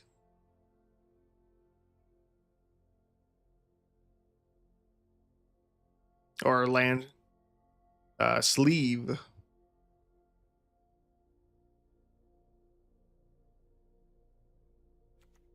Yeah, this one's really just stunning.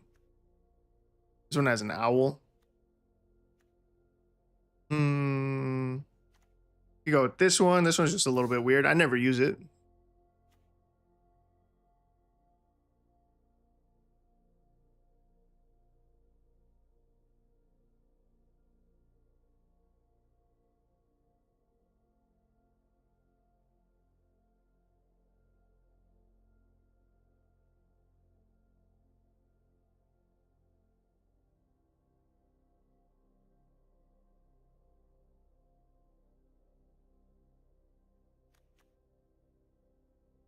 Oh, these were close. These are tempting. This one's tempting.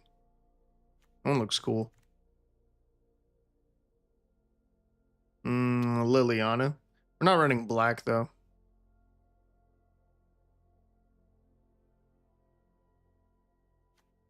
This one's cool.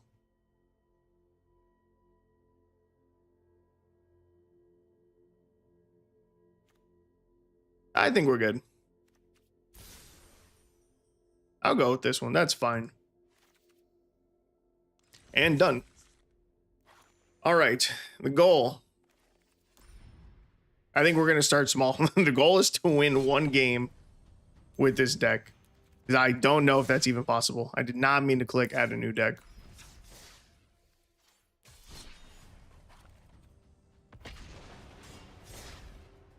Actually, I don't even know if I care. Do I care about winning games with this deck? It's not one of my regular budget brews. Because in my regular budget brew, I would determine its success by getting 10 wins and doing so with a positive win rate at the end. But honestly, I think with this deck, I think we'll just be happy if it works even once, right? Oh god, figuring out our mana base is going to be very annoying with this deck. We go first. We start with this on turn 1. We go turn 2, Plains, hold up, Jawari, Disruption. Then maybe play another tap land on 3. Play one of the taps, Salundi Visions. Yes. That's the plan for now. Give me something to Disruption. Elves, that's a really, really bad matchup for us. I will disrupt that, but I kind of would have preferred to use that counter spell on a better elf. Let's go Salundi Vision. Look at top 6.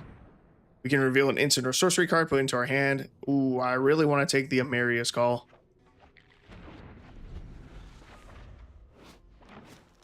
Six, 7 mana. See, Elvish Warmaster would have been a better card to counter. Do I think I'm going to try to cast Ondu Inversion? I don't think so. I'm going to play a tapped land. I'm going to cast this Salundi Vision. We whiff. That's fine. He said nice. I say thanks. That's rude.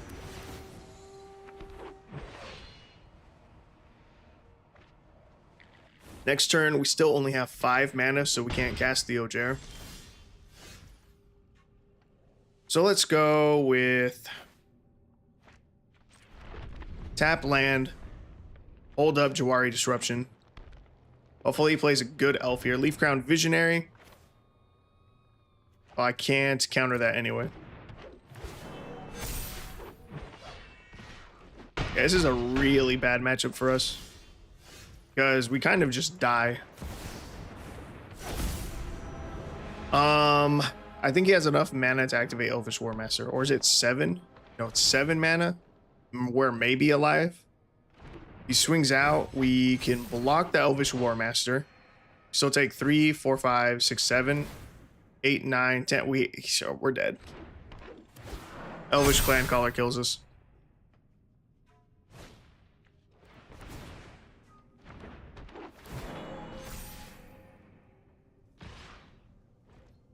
Well, you know, we almost got to do what our deck was hoping to do. Next turn, we were almost able to... Well, next turn, we would have been able to cast Amarius Call and make 6 4/4 White Angel Warrior creature tokens with flying. We had the untapped land to play. That's 6, 7. Yeah, that would have been all 7 mana. That's a big bummer. If we hadn't gone up against such an aggressive deck, there's a chance that our first game would have went successfully.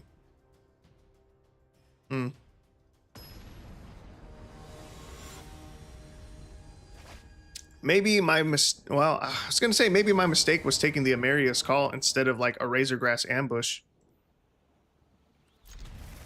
But Amarius Call is kind of our main win con. So it seems like a hard card to pass up. We're going to start with a Surveil, Seagate Restoration. I'll throw that in the graveyard. Next turn, I'll play a Plains. We hold up Razorgrass Ambush. 1 and a white for an instant, deal 3 damage to target attacking or blocking creature. We will ambush the Ajani's Pridemate. Hopefully it dies. Hopefully he doesn't have a protection spell. He had a protection spell. Super uncommon in mono white, but our opponent's running 500 cards in their library, so odds are they're going to have an answer for everything in there. We can play... If you control 2 or more other lands, this land enters tapped. We can get down to that, and then I could set up the Search for Escanta, or I hold up the Jawari Disruption, and I hope that it works. The disruption is only going to get worse later, I think. Okay. Well, from here, I'm going to go search for Escanta. At the beginning of our upkeep, we'll get to Surveil 1. Then if we have 7 or more cards in your graveyard, you may transform, search for Escanta, and then we're going to pass. We have a second Razorgrass Ambush, so we're going to hope that this one works. Let's try this again. You have 3 cards in hand. I was going to say, there's no way you have a second protection spell. He has his Stone of Eric and a Blast Zone. Seagate Restoration. Do I need you? No. Throw that one in the graveyard. We'll play Ojer. Paddock. I don't know. And I will play this tap land and pass. Blast Zone. Pay X, tap it, put X charge counters on this land. Pay 3, tap, sack this land. Destroy each non-land permanent with mana value equal to the number of charge counters on this land. He used it to pop our Search for Escanta. And he's going to exile our creature. Awesome. There's an Amiria's Call. We need 7 mana for that. Let's go with... Do we have... Let's see. Descend 8 if there are 8 or more permanent cards in your graveyard. We need to get down a tapped land. This can enter tap. That's fine. Play out Legion's Landing. When this enters, we create a 1/1 white vampire creature token with lifelink. And I'm going to play the Everflowing Well. When it enters, we mill 2 cards, then draw 2 cards. We mill a land, and the other Ojer. Would have liked both of those cards, honestly. If we hadn't milled them, that would have been a great draw too. But next turn, we should be able to just cast Amiria's. Our opponent plays Sigardian Savior, 5 mana, 3/3, Angel with Flying. When it enters, if you cast it, return up to 2 target creature cards with mana value 2 or less from your graveyard to the battlefield. Okay. Here, we just hard cast Amiria's Call. We create 2 4/4s. And non-angel creatures we control gain indestructible until your next turn. So I'll say no attacks. We have to hope our 2 4/4s will be enough to slowly beat down our opponent through his 3/3 flyer. I'm now wishing a little bit that I had kept a Seagate Restoration. Because we do only have 2, and I threw both into the graveyard. But at the time, that felt right.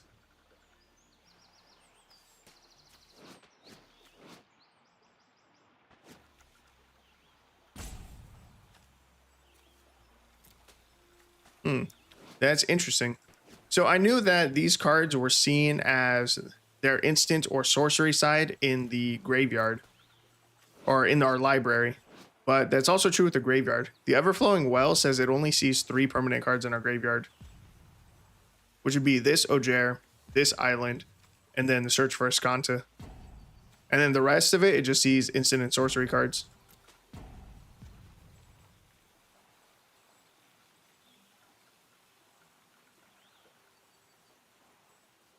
Our opponent may have rage quit. I'd be okay with that.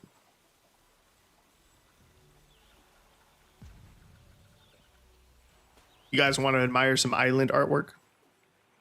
It's quite beautiful. One of the best secret layers they've ever made.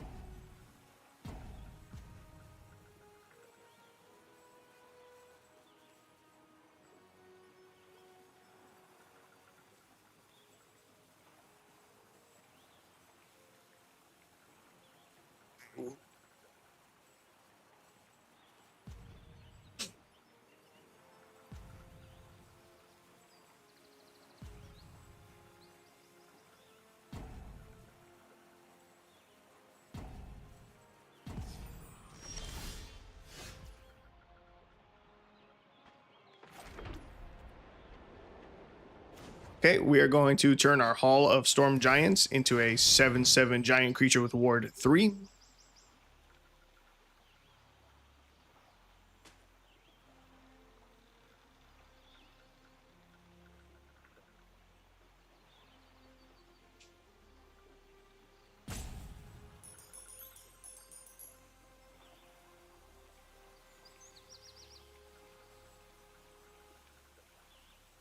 I'm gonna go grab my pillow for my back.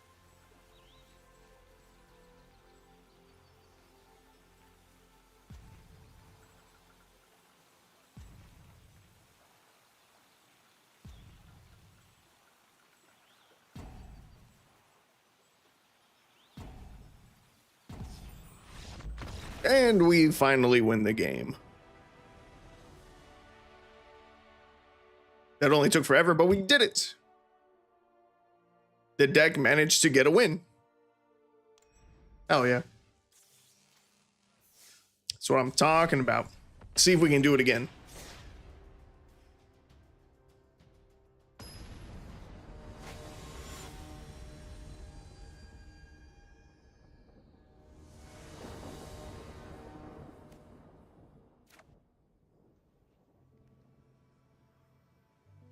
Okay, I think this is a good hand. We've got Jawari Disruption to potentially cast on 2. We have the Ojer into Amiria's Call combination.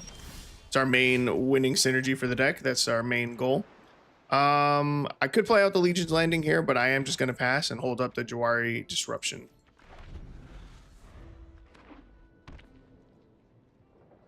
I would love it if our opponent played something here. They do not. That's quite rude. I could pay 3 to get this land in untapped. I'm going to pay 3 life. Play the Legion's Landing. We get to create a 1/1 white vampire with lifelink. And we still get to hold up the Jawari Disruption. Our opponent has 4 mana now. Booyah. We get to disrupt their Gisela. Feels good. Here we will get down Meticulous Archive. We will surveil 1. I don't really need another Legion's Landing. That's fine. I'll throw that into the graveyard. I will cast a Selendi Vision. It hits nothing. That is okay.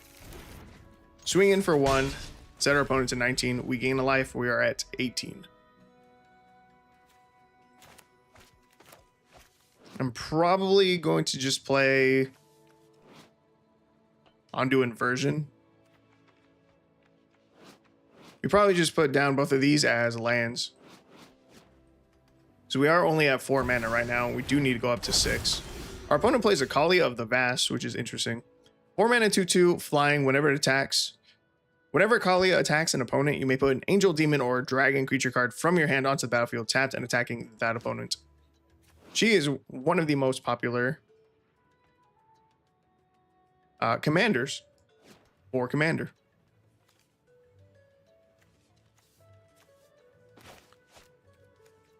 You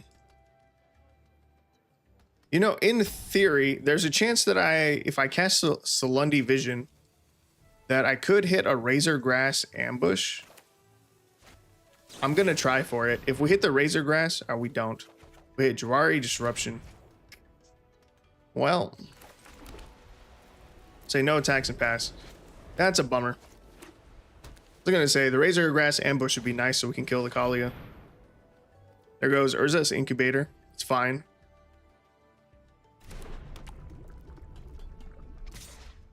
Swings the Kalia.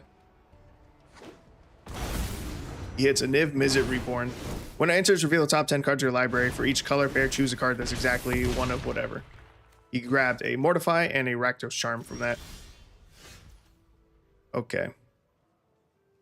1, 2, 3, 4, 5, 6. I'm going to start with the Everflowing Well. When it enters, we mill 2, then draw 2 cards. I think I can go Meticulous Archive here. 1, 2, 3, 6. Next turn, we have 7. The 7 mana matter next turn. We go Archive. We surveil 1. Search for Escanta. I would just throw it in the graveyard. Swing in 1. We go up to 11. We're still just going to be 1 turn short. Next turn, we could go with the Ojer, but then we don't get to cast the Amiria's Call because we'll be dead. Man, one turn off again from getting our combo. That really is a bummer. Also, did I not just cast this? I don't know why I didn't cast that.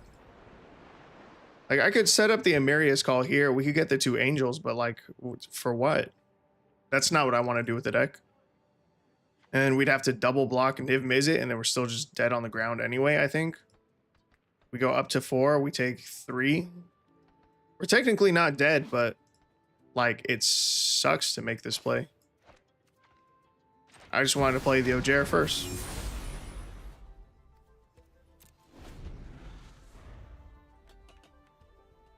Our opponent says nice. Oh, they have the Mortify. It literally did not matter. That's really disappointing. Man.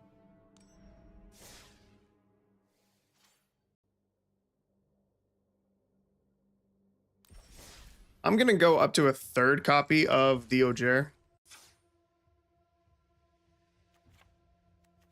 I'm going to cut back 1 Witch Enchanter, go up 1 Ojer, and say done.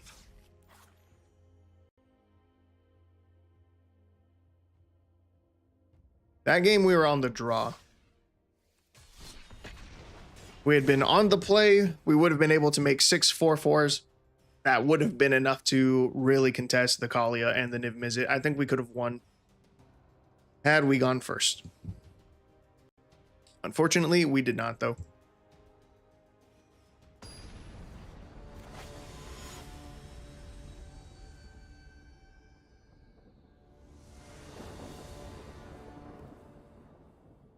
Okay, we're going first. We have the Ojer into Amarius combo in our hand. Let's start with...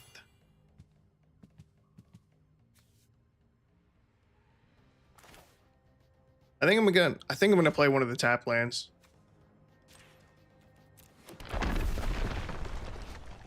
I'll use one of our Amarius calls as a land. Our opponent's playing mono white life gain. Here we go. Search for a Skanta on 2. Next turn, hopefully we have a 2nd blue source for Sink into Stupor. At our upkeep, we surveil 1, right? Yes. Opponent's gonna play Blood Artist. Show me blue mana. You are not blue mana. We get rid of you. That's blue mana. That's perfect. We now pass. So we have Sink into Stupor. Return target spell or non-land permanent and opponent controls to its owner's hand. Ocelot Pride. Yeah, let's get rid of you. Try to slow down our opponent, even if it's just a little bit. We got another Surveil. I will take this one, because this can be an untapped land. We go Ojer, Patik, I don't know. 4 mana, 4/3 flying. Whenever you cast an instant spell from your hand, it gains Rebound. Cast a spell with Rebound from your hand, exile it as it resolves. At the beginning of your next upkeep, you may cast that card from exile without paying its mana cost. That, with the Amarius call, would be sick. Our opponent recast their Ocelot Pride. And a Vran Executioner Thane. Vran says, whenever one or more other creatures you control die, each opponent loses 2 life and you gain 2 life. This ability triggers only once each turn. That is an untapped land. We will take it. Say no attacks. We are really close to getting our board set up, but our opponent has set up a lot themselves. Say no blocks. We actually take less damage by just taking the 1. Search for Skanta. This will enter tapped. 3, 4, 5, 6. No, I'll get rid of the Hollow Storm Giants. Razorgrass Ambush is pretty good. We're going to cast this, pay 3 life, set up the other Ojer. No attacks. Okay, we're really close to being able to do our whole game plan, which is going to be awesome. Next turn, we play Seagate Reborn. We pay the 3 life. Our opponent just played Cloudsteel Kirin. Equip creature as flying, and you can't lose the game, and your opponents can't win the game. Nothing is equipped yet, so that's good. It's just out. Yes. Opponent's getting a bunch of life. They're up to 30. Who cares? Ooh, this island is actually incredible. We take the island here. That allows us to keep the Seagate Restoration in our hand. Here we go. Amiria's Call. This is what we've been waiting for. We cast this. And we make 6 4/4 flying Angel Warrior creature tokens. Our creatures gain indestructible until our next turn. Say no attacks. That is awesome. Oh, Amiria's Call doesn't work with this Ojer. This is only for instants. It's not instant or sorceries. So it's also not going to work with Seagate Restoration. That's a bummer. This having rebound would have been sick. We have to say no blocks. We take the 5. Otherwise, we die to Bran. A tap land doesn't really help me. Solemnity Vision. No. Let's just go Seagate Restoration. Draw cards equal to the number of cards in your hand plus 1. You have no max hand size. Wow. 7 mana, draw 1. Incredible. Actually, let's just go to combat. Let's just swing. We'll swing out. And I think we die just at combat. Our opponent said no blocks. Why did he throw? Oh, he reconfigured. I didn't even notice that he did that. Let's go Seagate Restoration. Wow. 7 mana, draw 2. It's a pretty good ratio. Pretty good. Hard to beat. And we lose. What a bummer. Finally got to do the thing. But it's too slow. It wasn't good enough.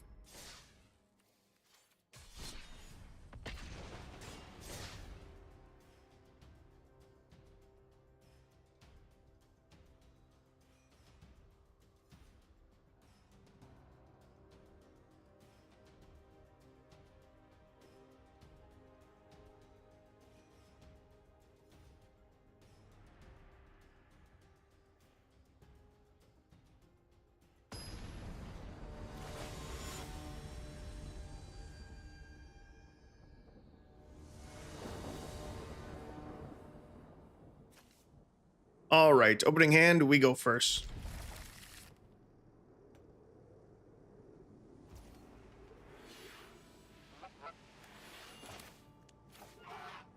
I'm gonna start with this tap land. We'll get down the springs. Let's see. We get down Celestial Colonnade, which looks super awesome. This is incredible artwork. Our opponent has started with mono red colors so far. There goes an Emeritus of Conflict. Is this the one with Lightning Bolts? It is. So I think our opponent's probably some kind of mono red storm deck. Because this says, whenever you cast your 3rd spell each turn, this creature becomes prepared. And once it is prepared, they can then cast Lightning Bolt. But casting 3 spells in a turn, it's kind of a lot. So what do we do here?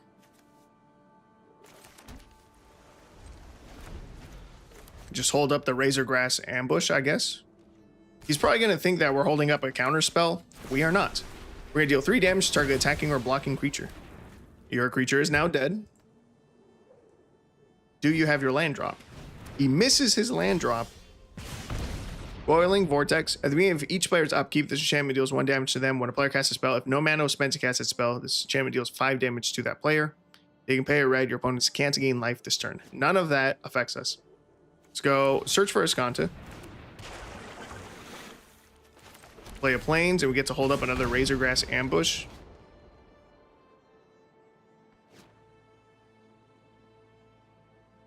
If we get this Ojer down, I think we just win. Our opponent's going to Bolt Wave us for 3. 6 toughness is a lot for red to get through. They would have to like double Skewer the Critics, our Ojer, to kill it. And that's a really large commitment. There's just 1 Skewer the Critics. I knew he had it. This Ojer, I don't need you. Cave of the Frost Dragon. 1, 2, 3, 4. We're at 5 mana this turn. So I can play the tap land. That's fine. This is really cool. Using Roiling Vortex as a way to set up your spectacle is dope. we were actually just running these cards in our own mono red deck. Last turn with the previous deck.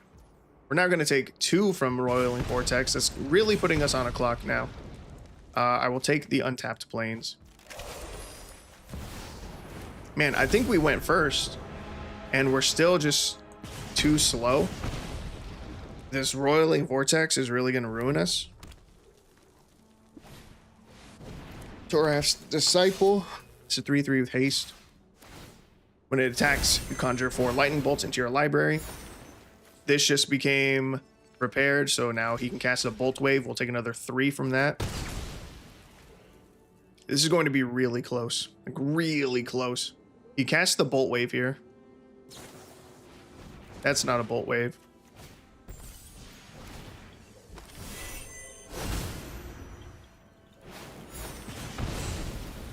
Whenever you conjure 1 or more cards, this creature becomes prepared. We're dead. We lose. We're 1 turn short of killing our opponent. Again. We get to make 6 4/4s. We get to swing our Ogier. Opponent goes down to 10. But he's going to cast Bolt Wave, and then we just die to the Roiling Vortex. That's really, really disappointing. 1 turn, literally 1 turn is all we needed.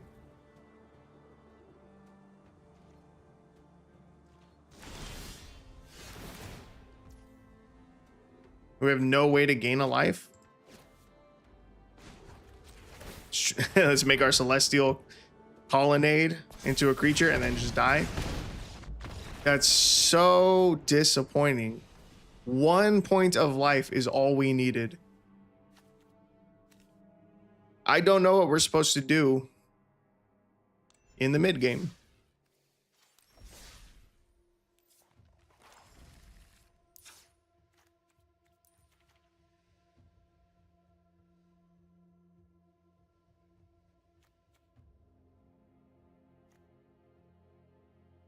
Maybe we cut back on the Salundi Visions.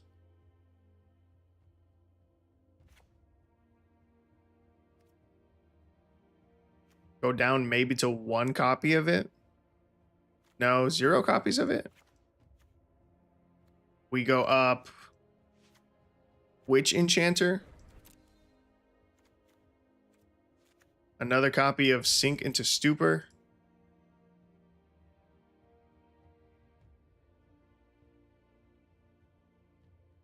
Then maybe another Ogier. 3 of these. This is just as a body, just as a blocker.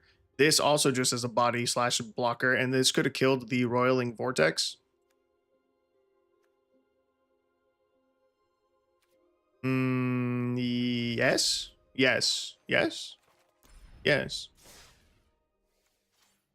Salundi Vision, I don't think can enter untapped, right? I think you have to play it tapped. Yeah. Okay, let's check our ratio. Pretty even split. 9, 8, it's 1, it's 10. All right. Our mana base looks fine.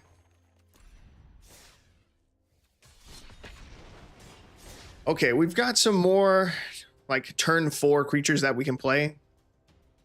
Hopefully that makes enough of a difference. Even if our opponent had used some of our burn to kill a creature on our board, that would have been enough to win us the game. So we're going first. We'll keep this opening hand. We have turn 1 Legion's Landing, which is massive. We have lost a lot of games by just barely being too slow. If we had gained 1 single point of life last game from a vampire, we would have won. But our vampire dies. So, you know, we'll go screw ourselves. We'll play out the Celestial Colonnade here. Opponent plays a tap land as well. Let's go with play our tapped Undo Inversion.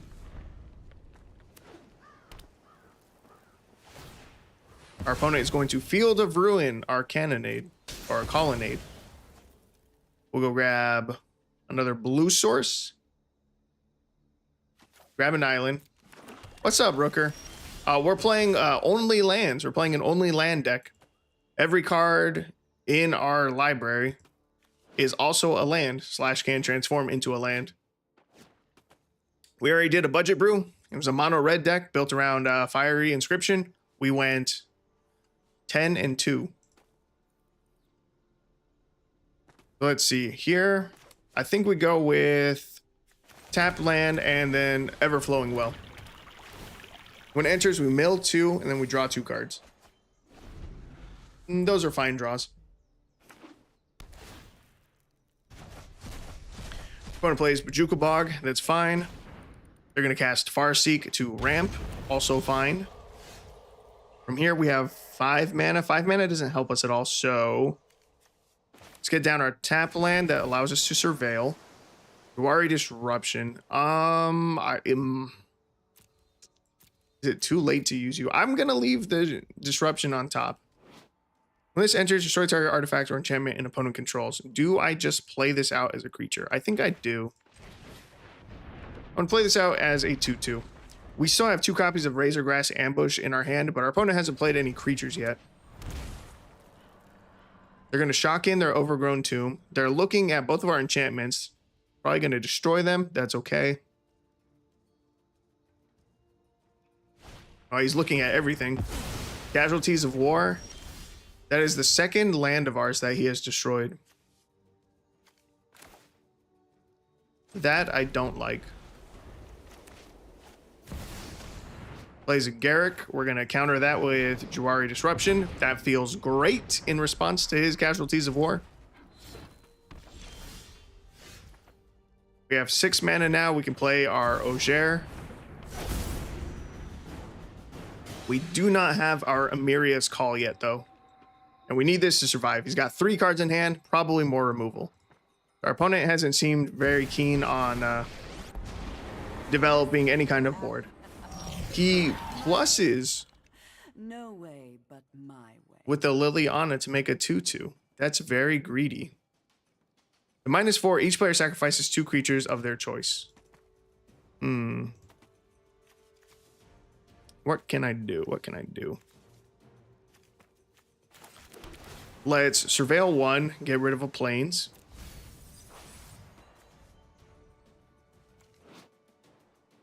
See, when this Ogier dies, return to the battlefield tapped and transformed under its owner's control. You can pay 3 tap, transform this land, activate only if you attack with 3 or more creatures this turn, and only as a sorcery. I can play out Legion's Landing. We make a 1/1, but then he just minuses his Liliana next turn. And we have to sacrifice both of our creatures anyway, so I don't know that that really helps us. Maybe I just hold the Legion's Landing. I'm going to say yes. We're just going to hold on to it. Ugh, we're so close. We need a top deck Amiria's Call like right now. Oh, there goes the Ogier. Okay, now tap. Now finding the Amiria's Call doesn't really matter. It would be nice, but it's not going to be enough to win us the game. Maha, we can kill that next turn. We can... How much mana do we have? 1, 2, 3, 5, 6, 7, 8. That is exactly enough to play this Ogier and hold up double Razorgrass Ambush to kill the Maha when it swings at us. We kill the Maha. Liliana is going to make a 1/1 here. Put it on the battlefield and shuffles. That's okay. Yeah, no, we're good. We should be able to kill Liliana this turn and the Maha. Let's go grab an island. That should come in untapped. Good. Yep, he pluses the Liliana, sets it to 4 loyalty counters. They don't swing the Maha. That is interesting.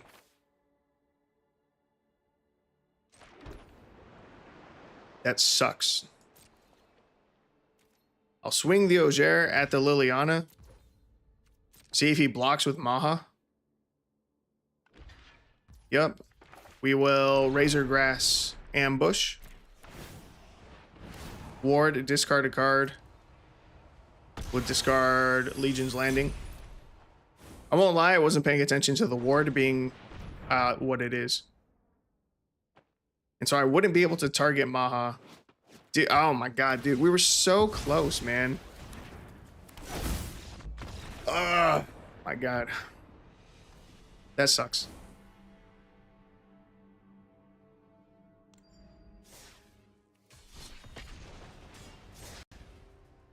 He had so much land destruction in his deck for no reason.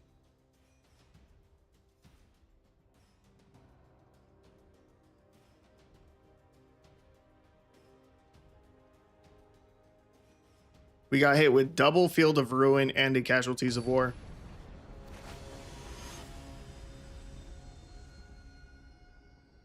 A bummer. All right, we're going first. We start with Hall of Storm Giants. Hello, opponent. I'm muting you, but hello. We have no 2-drops, so we get down Celestial Colonnade, which still looks super awesome. Turn 3, we can cast Sink into Stupor. Opponent plays a Cryogen Relic.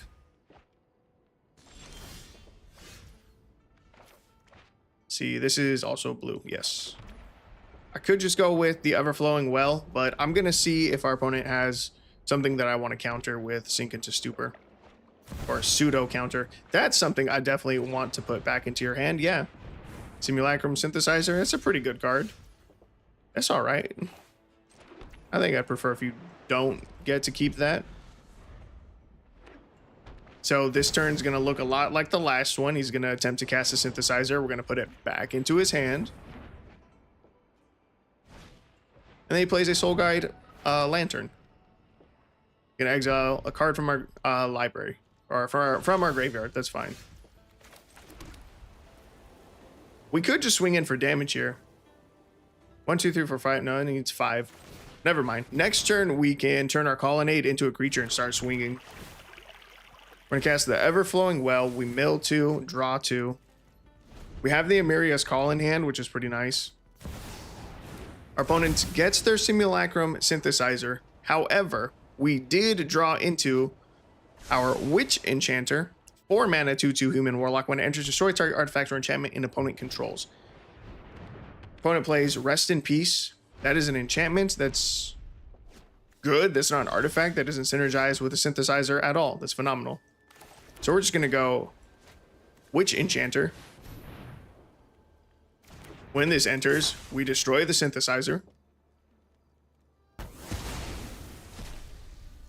And we pass. We are super in this game, and we just drew into the Deepest Foundation. We can go Deepest Foundation into Amiria's Call, potentially make the 6 Angel tokens. We're like really close to getting there. Our opponent brings their Synthesizer back somehow. Just like Palpatine, you know, somehow he returned. It's back. Our opponent's tapped out though, so I don't think I have to worry about it. We go Auger.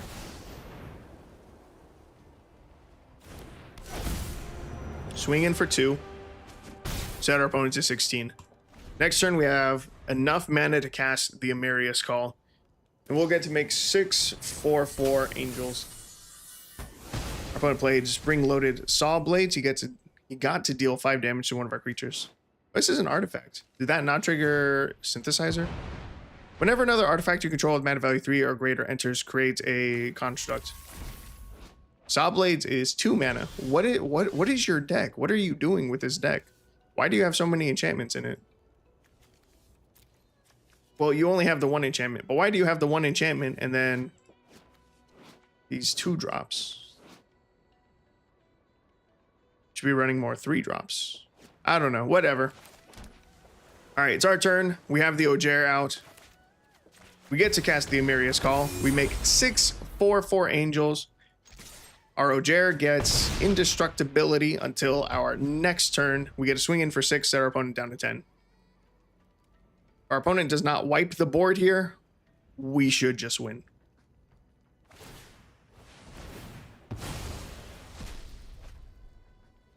Our opponent's going to use the Repurposing Bay to do something.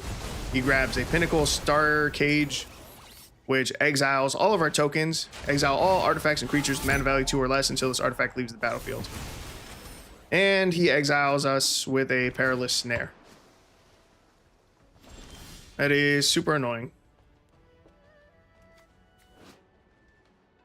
Well, let's turn our Celestial Colonnade into a 4/4 with flying.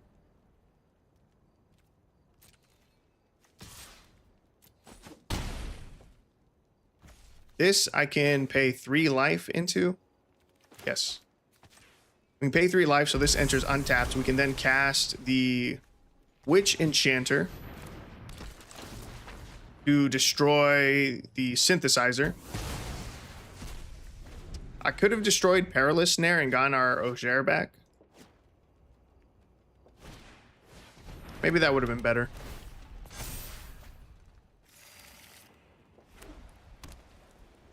Tough call. We have our opponent on a 2-turn clock right now. Well, our opponent's going to use his Repurposing Bay again. Sack another artifact, search your library for an artifact card with mana value equal to 1+.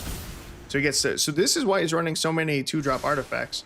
He's able to sack them off to grab synthesizers. All right, touche, touche. Then the only weird card in his deck, yeah, is the Rest in Peace. Like, that's just a weird choice. Our opponent's swinging in 14 damage. We say no blocks. We go down to 3. Like, there's graveyard hate in artifacts. There's a 0 mana artifact that you can be running as graveyard hate. We can play Amiria's Call. Oh, wait. Do we have lethal with Storm Giant? No, Storm Giant's 1 too small. That's crazy. Do I play the Amiria's Call? Make 2 angels.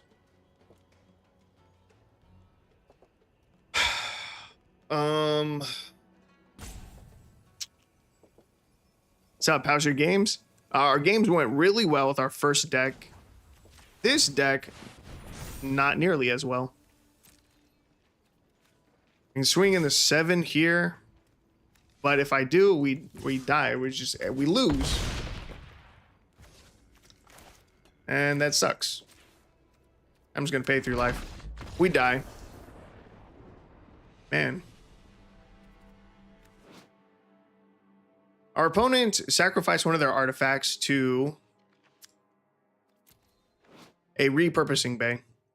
They sacked a 2-drop artifact. Repurposing Bay allowed them to search for a 3-drop. They grabbed Pinnacle Star Cage, which says when this enters, exile all artifacts and creatures with mana value 2 or less until this artifact leaves the battlefield. We had just made 6 4/4 flying angel creature tokens.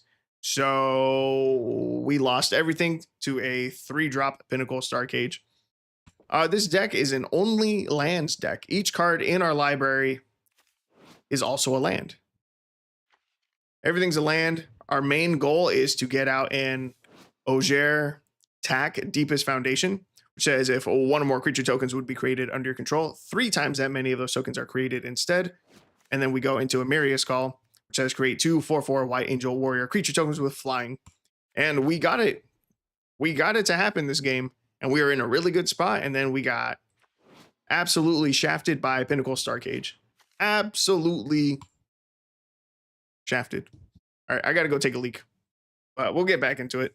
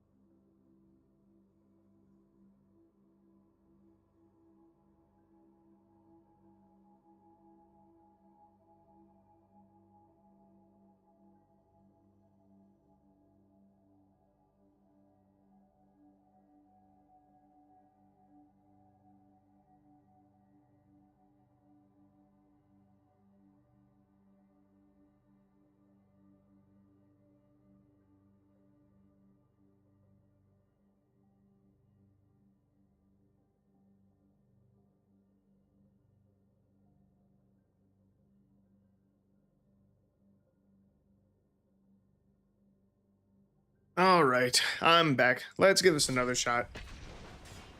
Yeah, so far this deck, it's been struggling.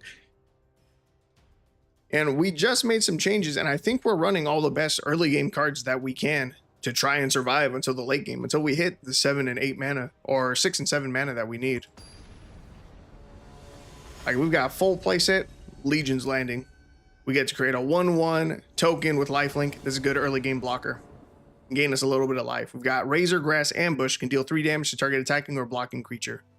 Jawari Disruption, counter target spell unless its controller pays 1. Like, we've got a lot of good early game options. We've got 3 copies of Sink into Stupor, turn target spell or non-land permanent opponent controls to its owner's hand. And it's still just not quite enough.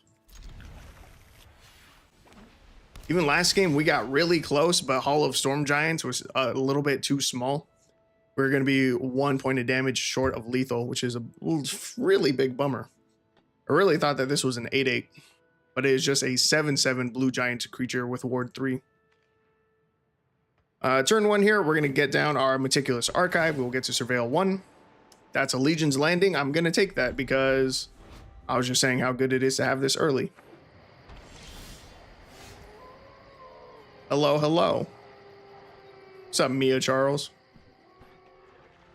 Let's go with, do I want to get down to tap land right now? We kind of don't need to. Let's go Hall of Storm Giants because this says if you control 2 or more other lands, this land enters tapped. So if we want to untap, we'll play it now. Not that it matters. We got nothing to do with the 1 blue. We'll cast the Legion's Landing. We'll create a 1/1. I think that their angels beat our angels. I think this game is already a wash. I don't think there's any way we get through all of the life gain that they're going to have from Righteous Valkyrie. Righteous Valkyrie gives all of his creatures +2/+2 once he's at 27 life. We're going to make, best case scenario, we make 6/4/4 angels. And those just, I don't think beat the Righteous Valkyrie. We can try. Maybe there's some kind of chance that we can sink into Stupor the Righteous Valkyrie. I'll say no attacks. No, this is not my first time playing this game. This is going to be tough.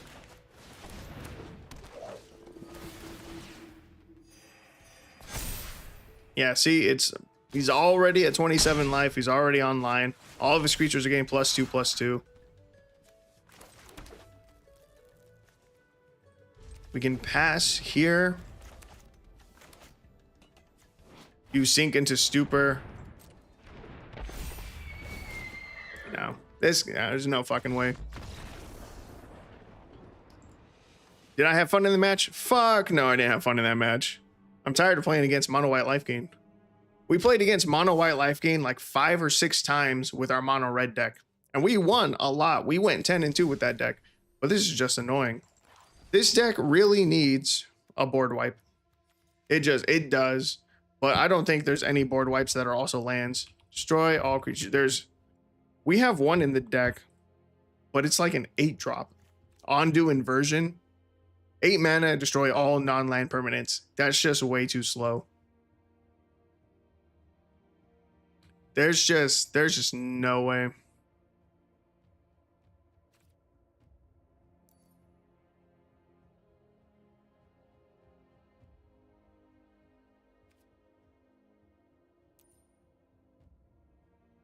Yeah, I'm certain that the Ondu Inversion is the only land that says destroy all. What about return all? Conqueror's Galleon, 4 mana, 2/10 vehicle. When this attacks, exile it, end of combat, then return to the battlefield transformed under your control. You then get Conqueror's Foothold. Pay 2, tap, draw a card, then discard a card. Pay 4, tap, draw a card. Pay 6, tap, return target card from your graveyard to your hand.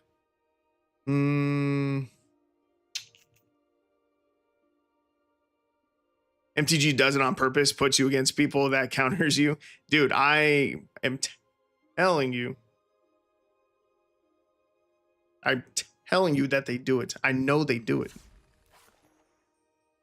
I don't know why Arena tries to force matchups, but I hate the fact that they do. All right. So yeah, there is no board wipe option for us, unfortunately. There's just Undo Inversion, but that's at 8 mana, and we're trying to set up our board on turn 6 and turn 7, which means the last thing we want to do if we have successfully set up our board on turn 7 is to wipe the board on turn 8. It's a terrible game plan. So we either take an additional 2 turns off, wipe everything with Undo Inversion on turn 8, and then have to spend the next 2 turns after that rebuilding our board. Or just building up our board. So I don't know. I don't know what else we're supposed to do.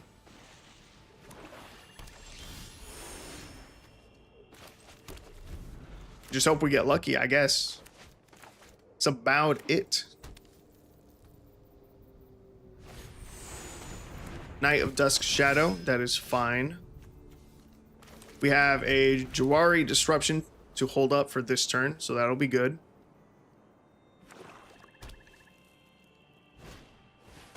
Gifted Aetherborn, well, I can't disruption that. We take 2, we go to 18. Find Legion's Landing, which is actually a pretty good top deck. We get to make a blocker here and then still hold up Jawari Disruption. We need him to play something that's 4 mana though. Or we need him to spend all of his mana this turn. Also, a lot of people seem to have these card sleeves, but I don't. I don't know where they came from. I don't know what set they're from. I'm gonna block the Gifted Aetherborn with our Vampire token. Oh yeah, we can't even gain the 1 life. Ah, dude, this is rough. Ugh. And I know that if I don't hold up the Jawari Disruption for another turn, he's gonna use up his mana next turn. I really want to set up the Everflowing Well, but I know he's gonna punish me for it. I'll go with the Well. When this enters, we mill 2 cards, then draw 2 cards. And now watch. He's gonna play a 4-drop next turn. I know it. I know he's gonna do it. He's gonna have a fat, juicy target for Jawari Disruption, but we don't have mana.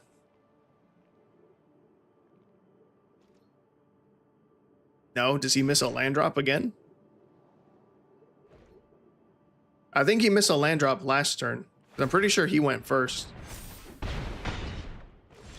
He misses a land drop. We don't get punished, which is awesome. No, we're definitely not in standard. We're playing historic. We have 1, 2, 3, 4 mana up. We could have 5 mana up. I can go island here. Pass. So he's missed his land drop, and he paid mana to buff his Night of Dusk Shadow. Oh, it feels so good. He's going to try to cast Sheoldred the Apocalypse. We're going to Jawari Disruption that, counter it unless he can pay 1. He can't pay the 1. He goes to combat. Swings out. We're going to cast Sink into Stupor. We're going to put Gifted Aetherborn back into his hand. We take 2. We go down to 9. Do we have an untapped land here? Oh, we're so close. I think if I play this Ogier, it's just going to die, which is kind of a bummer. And if I pay 3 life to, like, shock this land in, and then this just dies, we're in a really bad spot. But we don't really have a better play. I gotta pay the 3 life, and then just hope that this survives. Yeah, risk it. I gotta risk it. But he's playing mono black, and we haven't been playing any creatures. He has like 6. He has a full grip. He's definitely got removal. And unfortunately, these gods are not indestructible gods, like most of them. Oh, he would have had an exile effect anyway. All right. Well, touche. You got me there. We do have the second Ogier in hand. So we're going to play this. We need this one to survive. We'll play our Meticulous Archive. We will Surveil 1. That's an Undo Inversion. That's the board wipe. If he doesn't have a second removal spell, Next turn, we can go Amarius Call and make our 6 Angel Warrior creature tokens with flying. But we need the Ogier to survive. Oh, we're dead on board, actually. Knight of Dusk Shadow has Menace, and he can pump it. He threw Lethal. Because this only costs 2 mana. Yeah, he had Lethal. He had Knight of Dusk Shadow on the board with Menace. You can pay 2 mana. This creature gets +1/+1 until end of turn. He could have activated that twice, made this a 4/4, swung in for 4 damage. But instead, he leaves us alive at 2. Interesting choice. Well.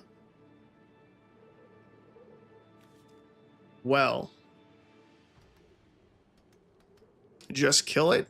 I can't just kill it.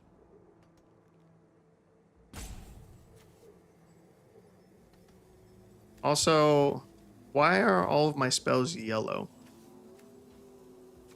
Do I take damage from my lands? No.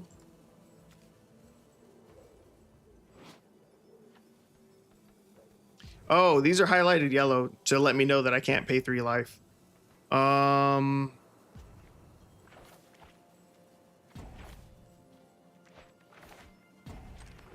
I'll let that enter tapped.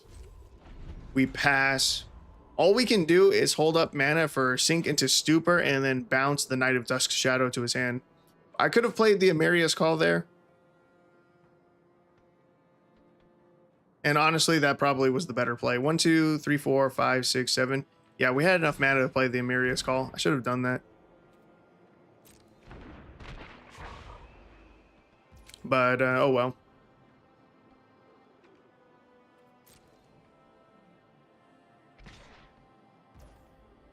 Here we go. Sink into Stupor. We have to bounce this to our opponent's hand, otherwise we die.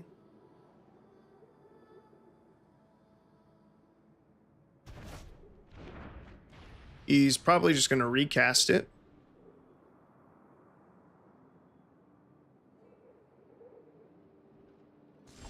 He does not recast.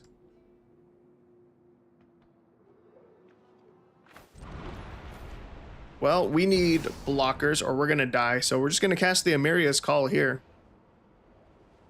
We'll make 2 4/4s, which is okay, I guess.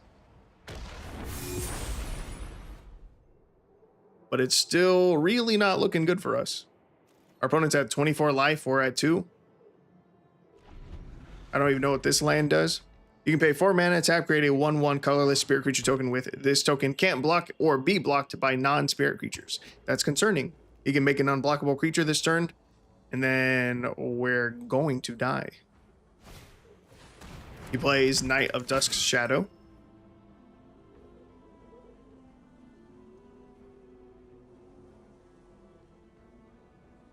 He's got a Death Touch creature that he can swing with. Do I want to take the 1 damage and go down to 1? Is that too greedy? It's probably too greedy. 4, 5, 6, 7, 8, 9. We have 9 mana. He didn't swing his Death Touch creature, which is really weird. We can swing 8. We can swing 8 in the air. He goes down to 16. We can undo Inversion, destroy all non-land permanents.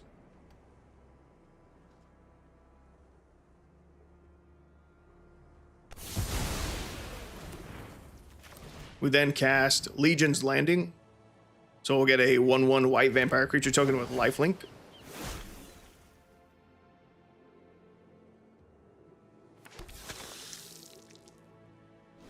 I'm still not sure how we win this game.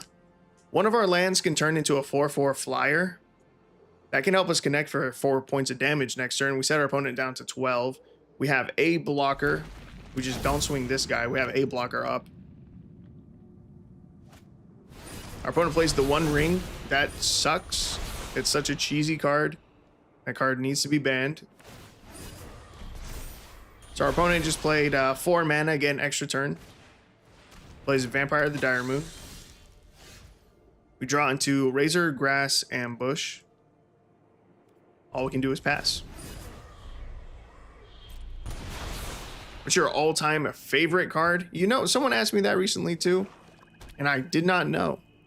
I don't know what my all-time favorite card is. But I am primarily a white player, really. I'm just gonna draw a card with the one ring. So it's got to be some kind of white card. There's a little bit of a debate for Runetail Kitsune Ascendant, which I will show you in a sec. Opponent's playing Bloodthirsty Conqueror, 5 mana, 5/5 flying death touch. Whenever opponent loses life, you gain that much life. So he's gonna swing Vampire of the Dire Moon. We have to block, otherwise we will die. Well, no, we won't die. We'll be set at 1. Oh, actually, we have the ambush in hand. We don't even have to give up our vampire. But we don't have an answer for the Bloodthirsty Conqueror.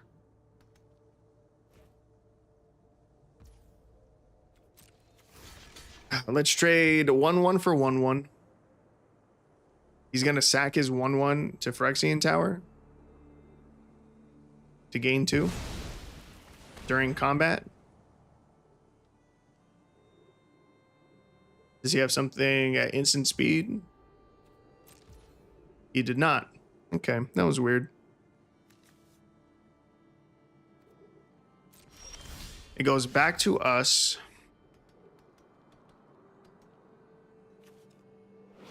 We could make a 7/7 Hall of Storm Giants, but that doesn't keep us alive.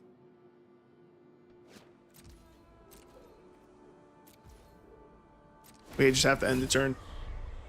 Yeah.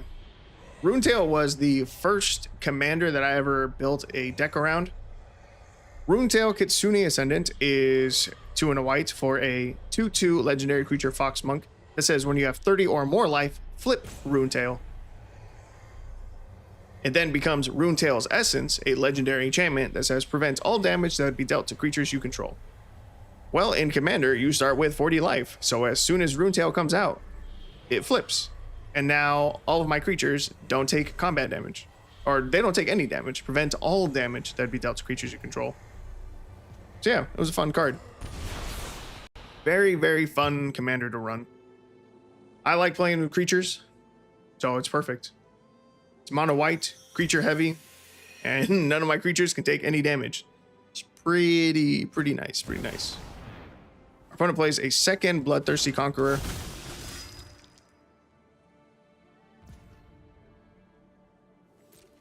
We go to attackers.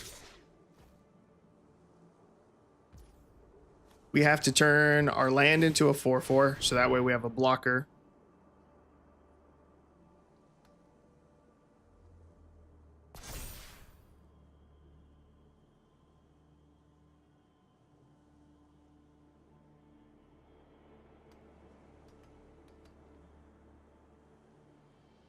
If he has a removal spell here, we do just die.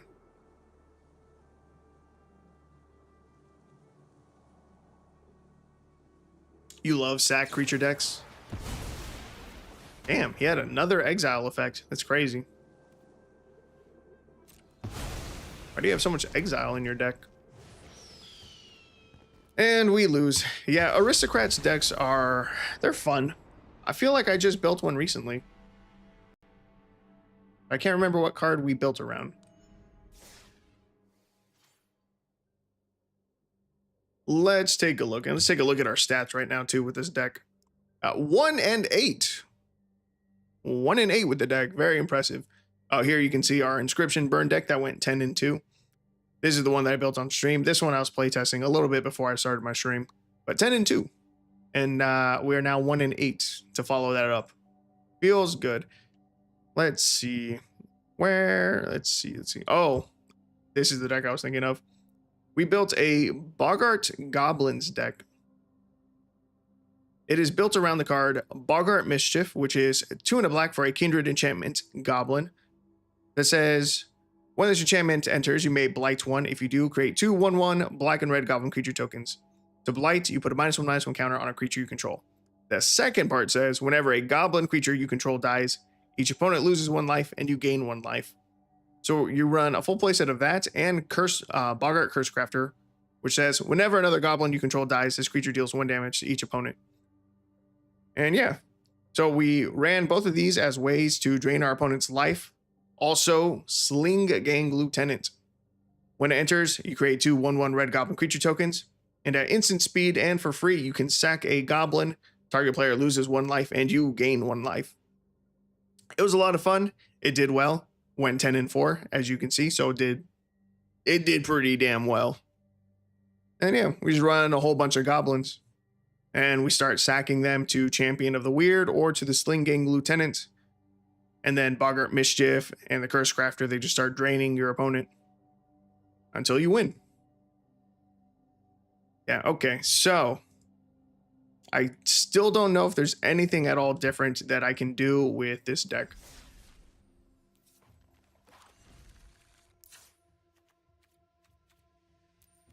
There just are not a lot of other options as far as lands go that we can realistically run. Your favorite card is Vat of Rebirth? Really? I feel like I don't see that one as often, even in Aristocrat decks. I can picture the card in my head. I can picture the artwork.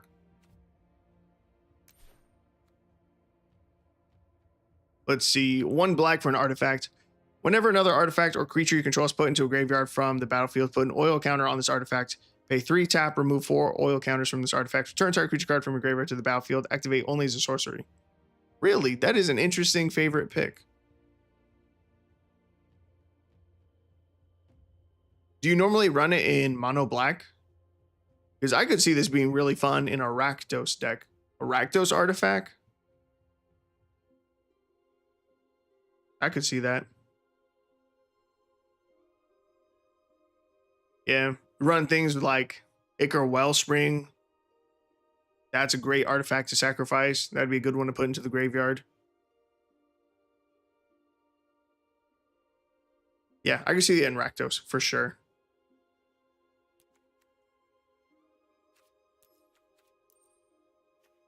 But let's see. Any other lands that I can run that are worth running? Castle Ardenvale, maybe. You pay 4 mana, tap this, create a 1/1 white human creature token. Kind of sucks, but it's another body, I guess. Memorial to Glory, pay 4 tap, sacrifice this land, create 2 1/1 white soldier creature tokens. Also feels really bad, feels terrible. Let's see, pay 2, tap, draw a card, activate only if you attacked with 2 or more creatures this turn. That is unlikely. This enters tapped, you gain 2 life. Monumental Henge. Pay 4, tap, look at the top 5 cards of your library. You may reveal a historic card from among them, put into your hand, put the rest on the bottom of your library in a random order. That one's not bad, but that doesn't help keep us alive. Oh, you know what? We could run Skyclave Cleric. 2 mana, 1/3. When it enters, you gain 2 life. That's it. That's our guy. I'm going to get rid of the Undo Inversion because, again, we're trying to set up our board before we would cast that board wipe. So we'll just get rid of that board wipe. I'll get rid of 1 Witch Enchanter.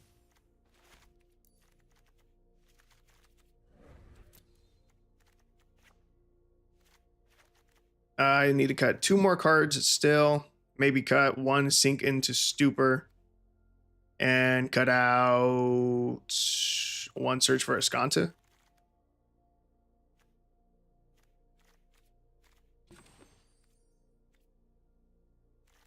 All right, let's give that a shot. You said, yeah, mono black with tokens because mana tokens count as sack for vat. Oh, dude, I love treasure tokens. I love treasure tokens so much. They're so good. They let you pull off some absolutely stupid combos. Oh, you also use Ghoulish Procession. That's a very good card. Xander's Wake, ooh, is another card that I love running alongside Ghoulish Procession. But I had a Gruul Mill combo deck. So my entire deck was Gruul. It was red and green. However, the deck generated a lot of tokens. It would make a whole bunch of treasure tokens. And I had 2 blue cards in the deck. It was Brewvac and then a card that went infinite with Brewvac to mill out your opponents all at once, mill out their entire library all at once. And it was absolutely hilarious because no one would be expecting it. If you're playing against an opponent who's running gruel colored spells, lands, you're not going to play around mill. And then just out of nowhere, boom, whole deck gets milled in 1 turn. Let's see. Scute Swarm is a massive problem. So we're going to return that to our opponent's hand. They're nowhere near the 6 lands yet that they need for Scute Swarm, but we're gonna get rid of that. We're gonna try to slow them down. We'll make them recast it. They recast it, they're gonna play their land, they're gonna get an insect token, that's fine.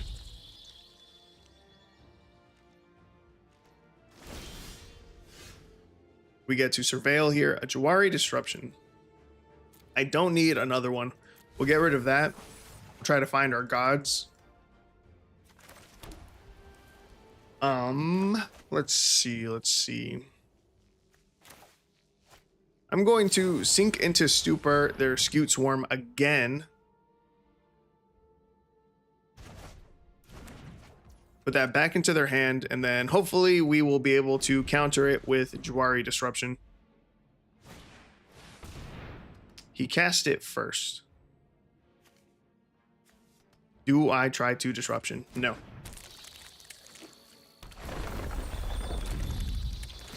I'm going to place a Fabled Passage. It's okay.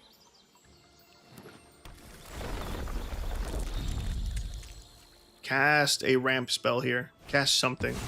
Argatory Greathorn. Perfect. I can counter this now. Sick. We take 1, we go to 19. We get a Surveil. Skyclave Cleric. I think it's a little bit late for that. We need our gods or Emeria's Call. We don't find either. Play out the Legion's Landing, make a 1/1 blocker. Our opponent's going to mutate a Glowstone Recluse onto their Scute Swarm. They're going to start making copies of that. I think we just lose right here. No blocks, take 4. Sea Dasher Octopus, well, that's just rude. That's unnecessary. We take 6. Our opponent's going to get to draw a card. Find Cave of the Frost Dragon. That doesn't help us. Yeah, it's too late, man. We lose. Even if we made our angels, these copies of Scute Swarm that he's making, they're Glowstone Recluses. They have reach. It was going to take us a very, very long time to try to beat through all of his reach blockers, if it would even be possible. And I feel like the game that we won was like super early on. It must have been like the first game that we played. Because this has been a real challenge. We are now 1-9 with the deck. Our victory was game number 2 that we played. Lasted 6 minutes and we won. Whew, God. What if you cut 2 lands for something else? Because it seems like you're just constantly pooping out lands. We need to constantly play lands. We have to reach 7 to cast Emeria's Call, and we can't run any ramp.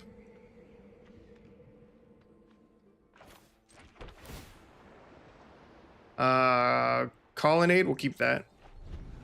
Like, I don't know what else we would run.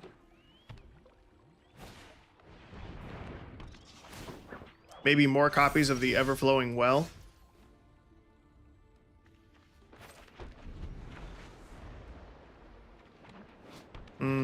That's a maybe. Oh my god. Ninjas are a terrible matchup for us. We finally have a good answer to an attacking creature. We have the Razor Grass Ambush in hand. We have mana to cast it. We can deal 3 damage to target attacking or blocking creature. because he's playing ninjas, we can cast this, target the Nezumi Prowler. Oh my god, it died. I was gonna say he could ninjutsu in response. There are many secrets I don't I thought he was gonna get around it. Never mind, we had a good answer. We're good, we're good. We're fine. Our opponent plays a Kaito, that's a little bit scary. We play out a tap land, and we're fine. Yeah, we're able to deal a 3 damage before I got someone on declaring 0 blockers, so he did not get to ninjutsu. Okay, that was good, that was good. Here we can go Legion's Landing. Make a 1/1. We go with the Everflowing Well. Does he have a counter spell? He has a Fatal Push. That's perfectly fine. Mill 2, we mill 2 lands, we draw 2 cards. We hit a Sink into Stupor and a Jawari Disruption. Disruption doesn't really do anything against ninjas because if they ninjutsu, they're not casting. Not unless they go with the new version of ninjutsu that came out in TMNT. Sneak. If they're running sneak cards as well as ninjutsu, then Jawari might be okay, but I don't think they are. So 5, this will be 6. I don't think Disruption does anything. I'll play it as a land. We then play out our Auger, Deepest Epoch. 4 mana, 4/3. We're really just playing it out as a body. It is immediately going to die to the card Fell. Okay. It returns as a land. We can tap, add a blue, remove a time counter from this land. Pay 3 mana, tap, transform this land. Activate only if there are no time counters on it and only as a sorcery. Let's see, 6, 7. That did help ramp us. Because this died and became a land, we can actually cast Amiria's Call here. If he counters this, I will cry. It sticks. We make 2 4/4s. He makes one of our tokens disappear with a Fading Hope.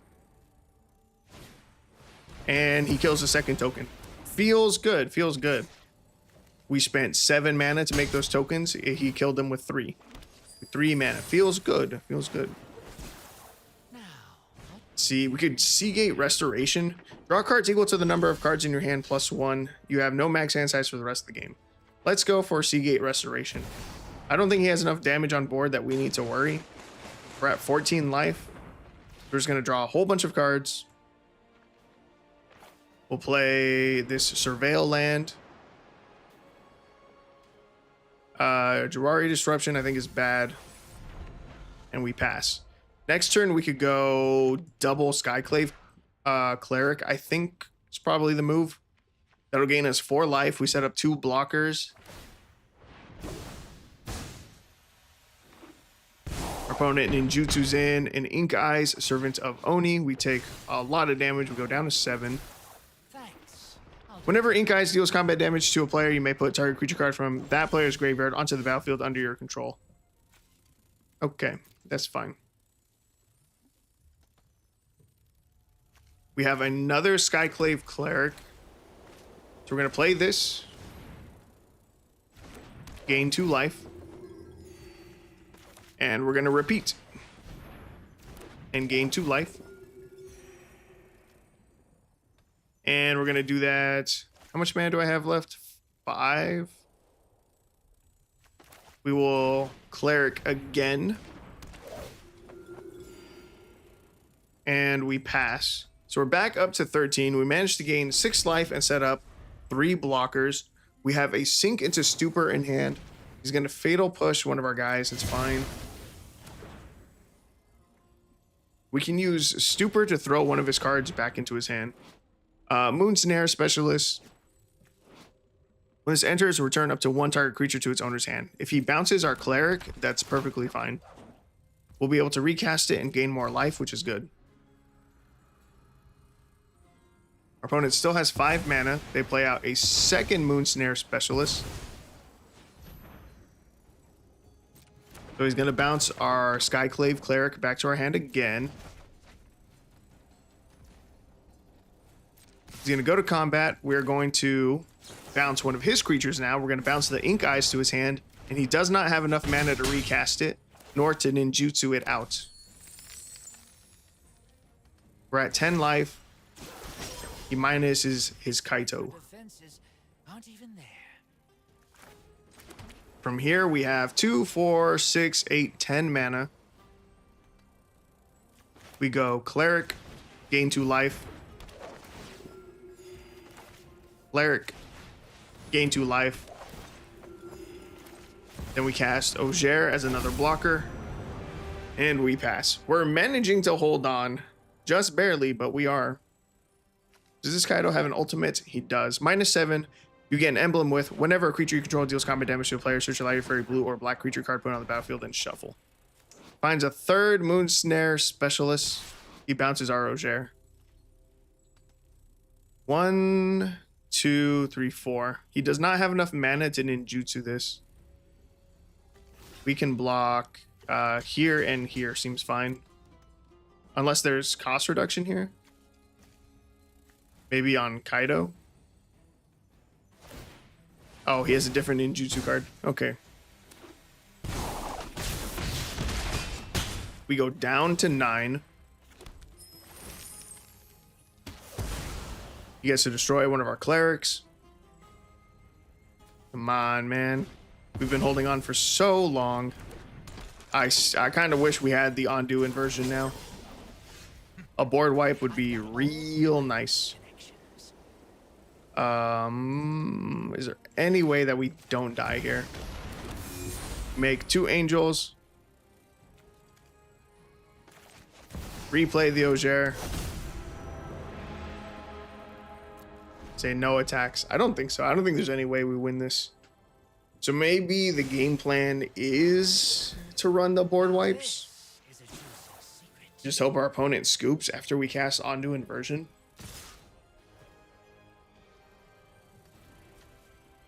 Let's see.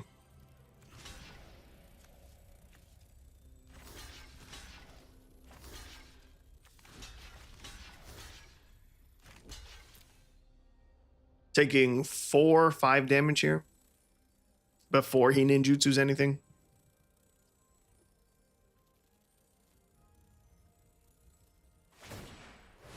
Ink Eyes comes back. Taking 7 damage. We're going down to 2. He ninjutsus again. Is that lethal? It looks like that's lethal. We go to -1. Okay. Defeat.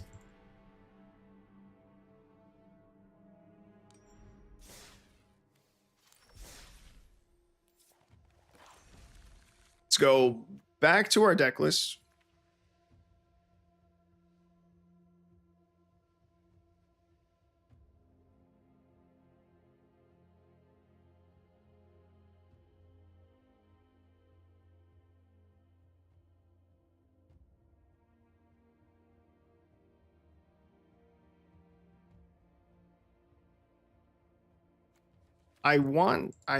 Man, Ondu Inversion seems like such a terrible game plan. We have to survive for 8 turns, then destroy everything, pass the turn back to our opponent so they get to rebuild first, and then we just have to hope that we have more gas than them. Seems really bad. Did we just get unlucky and not find our Ogier? Is that what the problem was?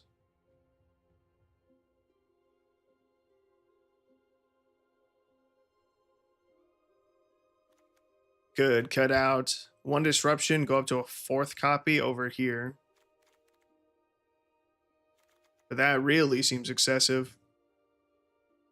It's a legendary 6-drop. Playing 4 just seems like a lot. And if they are playing a fast aggro, they can rebuild everything again next play. Yeah, that's what I'm saying. I don't think going for the board wipe on turn 8 is the better play. I think it's far too slow. I think this is the best version that this deck can be.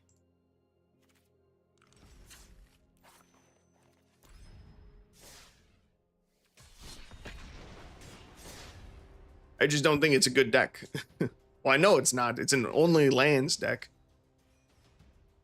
Do I have Day of Judgments? We're building an only lands deck. That's why we're playing such a garbage deck. I'm not trying to play an Azorius control deck that wins. No.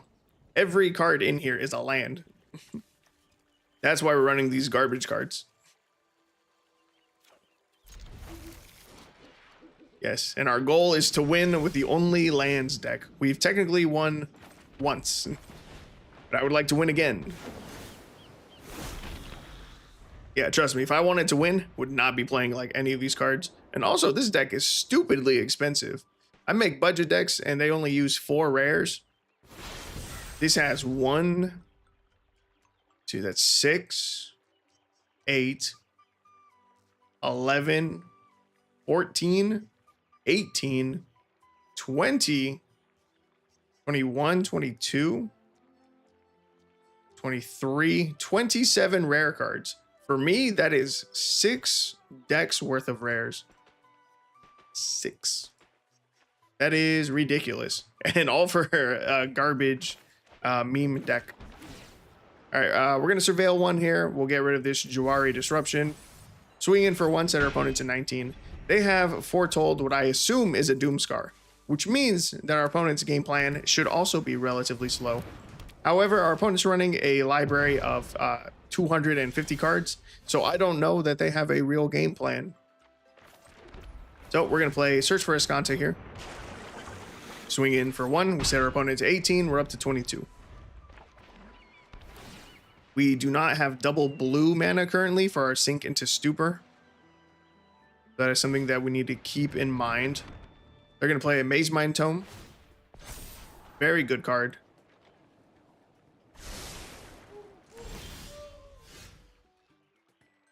We want this Ogier.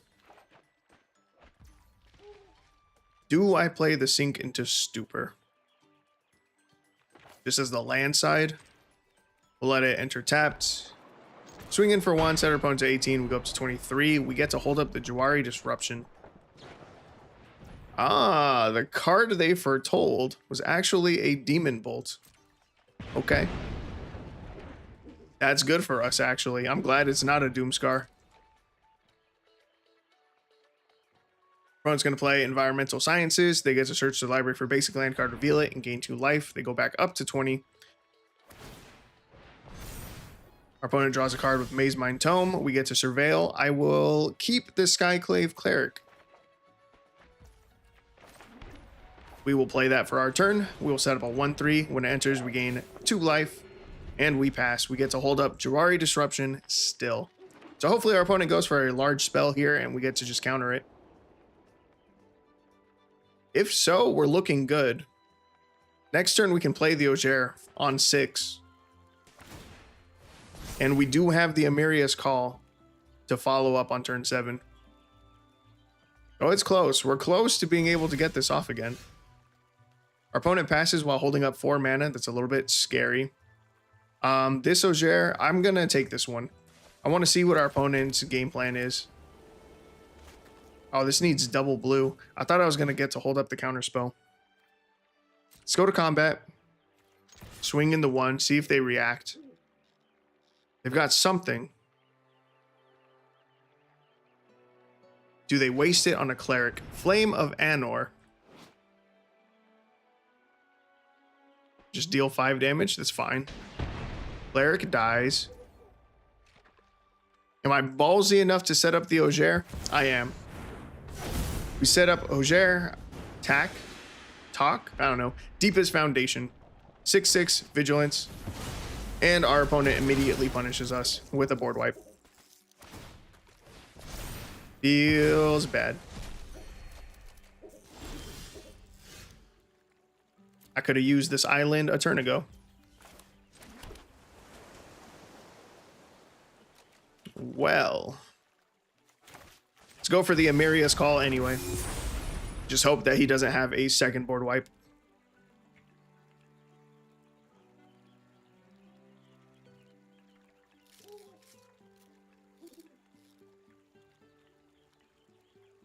He's going to kill an angel. Nope, he's gonna tap an angel. Oh, and then destroy an angel. Feels awesome.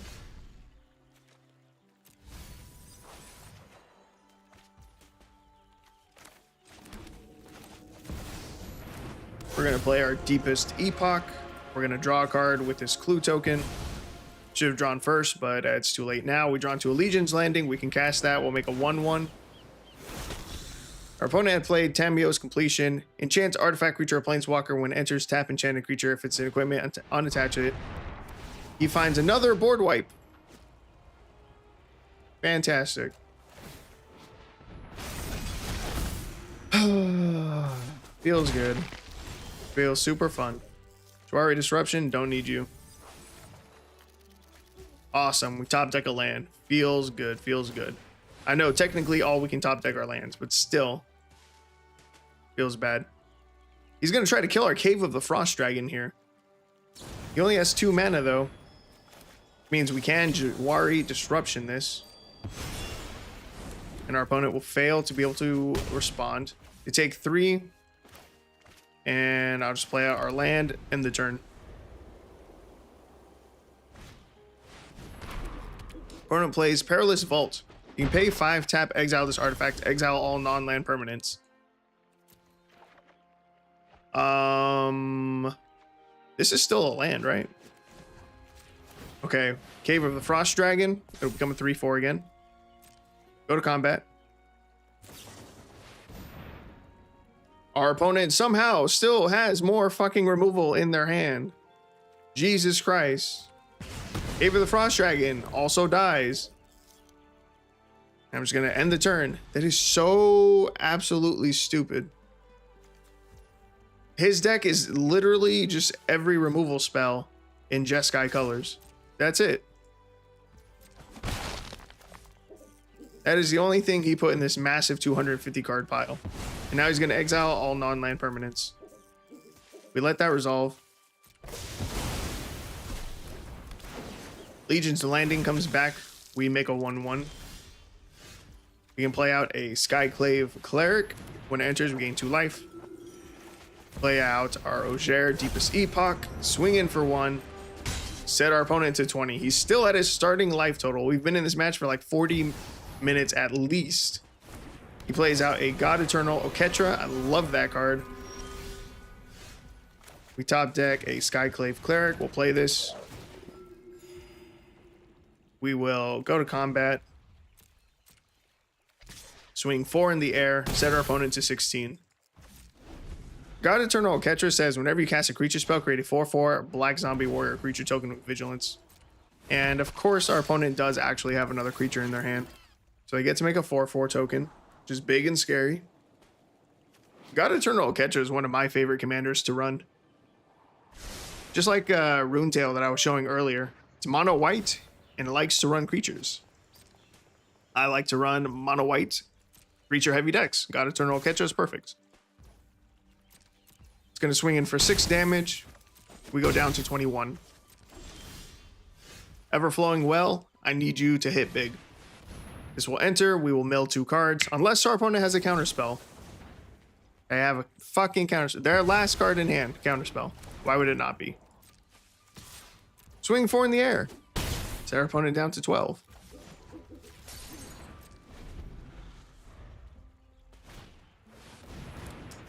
They have a removal spell. Why would they not top deck that?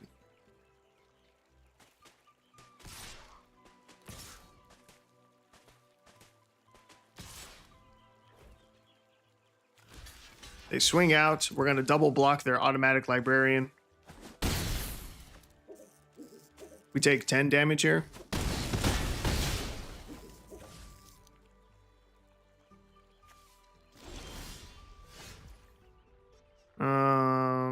Only as a sorcery. We play out our Deepest Foundation. We're going to remove a time counter here. Say no attacks and we end the turn. Play a land, motherfucker. I swear to God, if you top deck another removal spell, I swear. Oh, I swear to God.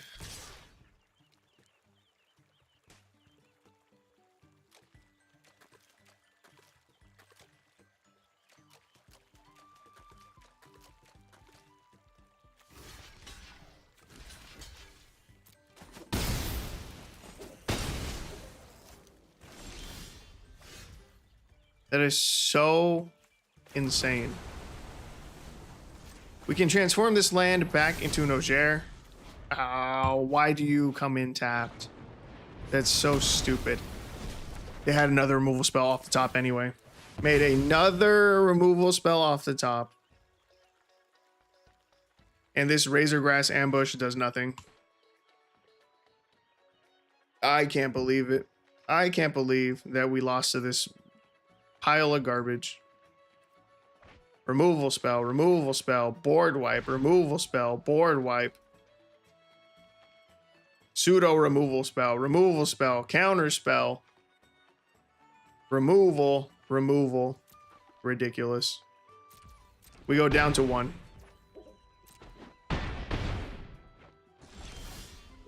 We top deck a land. Feels awesome. We can turn Hollow Storm Giants into a 7/7. Swing in for 7. Set them down to 5. So stupid. That's crazy. That game lasted like actually like 15 minutes. And maybe like 10. 11. The game before that against the Ninjas was 9 minutes. I just want one more win. That's it. That's all I want. One win. What if you added Mystic Archive and Bossing Say? Let me see. I consider trying to go up to 3 colors with this deck.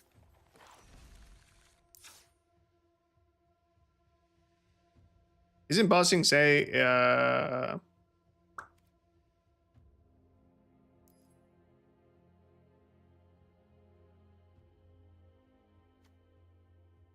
this one? This isn't a land. I'm pretty sure Mystic Archive is not either then. Oh, Mystical Archive is.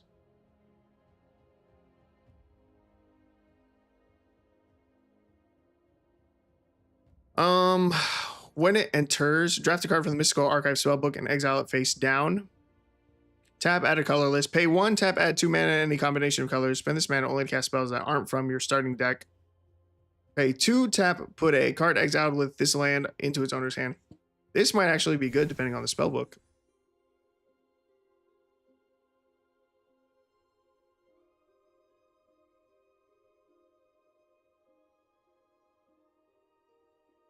The big score would be nice. Bulk up, not really. A braid could be good. Ad nauseum. Reveal top card of your library and put that card into your hand. You lose life equal to its mana value. You may repeat this process any number of times. Smallpox. Each player loses 1 life, discards a card, sacks a creature of their choice. Ooh. Yeah, the Mystical Archive is pretty good. Oh, is there a land version of Bossing Say? Oh yeah, it is just Bossing Say. Yeah, I just had to select the green. Enters tapped unless you control a basic land. Tap, add a green. Pay 3, tap, Earthbend 2. Activate only as a sorcery. There's nothing stopping us from running Bossing Say. We're not running any green spells in the deck. But so there's no problem really in adding green to our mana base.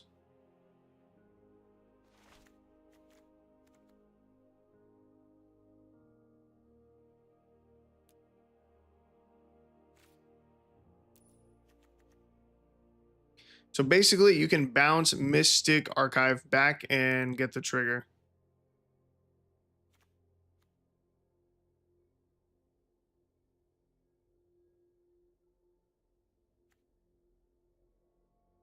Oh, I see. So Bossing Say, Earth bends the Mystical Archive, and then whenever this dies, because it is an earth-bended creature, it'll return to the battlefield. And then you get to draft another card. I like that. I like that idea a lot.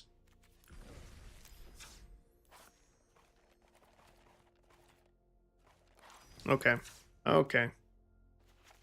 We're gonna remove everything.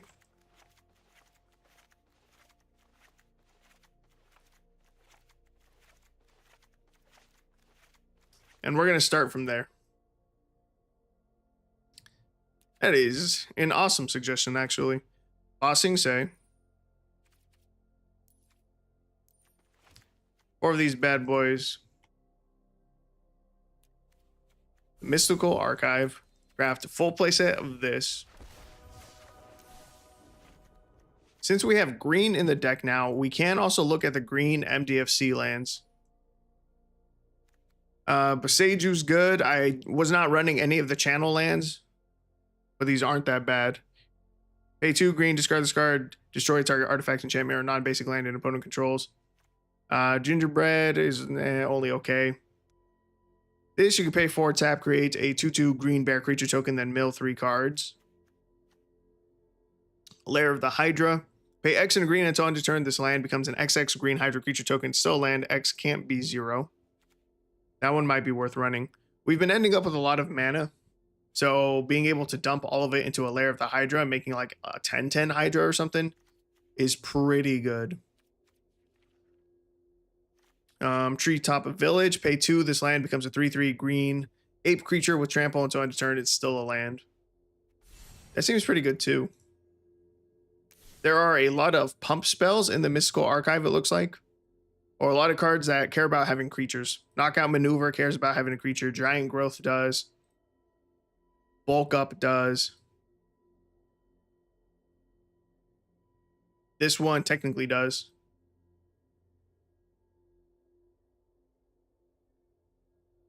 Oh, that was a Pongify. Oh, there's 25 cards in this spellbook. I thought it was 15. Pongify, Disdainful Stroke, Stock Up, Deduce, Armageddon. Ooh, the fact that you can find Armageddon's huge. Prismatic Ending, Reprieve, Hop to It, Stargaze. Yo, dude, this is actually nuts. I don't know how I didn't know this card existed. Well, it's from Alchemy 26. This is a pretty new card to know about. That's true. That's true. This can just target it itself. Kazandu Mammoth. I'm a big fan of the Mammoth. 3 mana, 3/3 elephant. Whenever a land you control enters, this creature gets +2/+2 until end of turn. We could run the other Ogier in green. 5 mana, 6/5 trample. Whenever this deals combat damage to a player, reveal that many cards from the top of your library. You may put a creature card and/or land card from among them onto the battlefield, with the rest onto the bottom in a random order. Man, my throat's dying a little bit. Go get some water.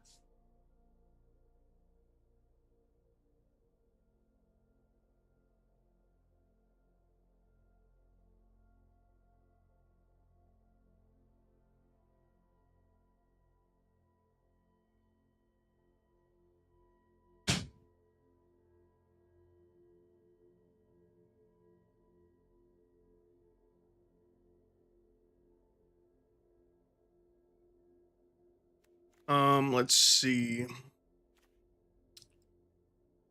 The Tangled Florahedron, probably a good inclusion as well, having a mana dork.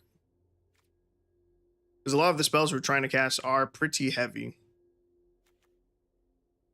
Let's see, Land Town, pay 6, create a 1/1 colorless hero creature token, put a +1/+1 counter on it for each land you control.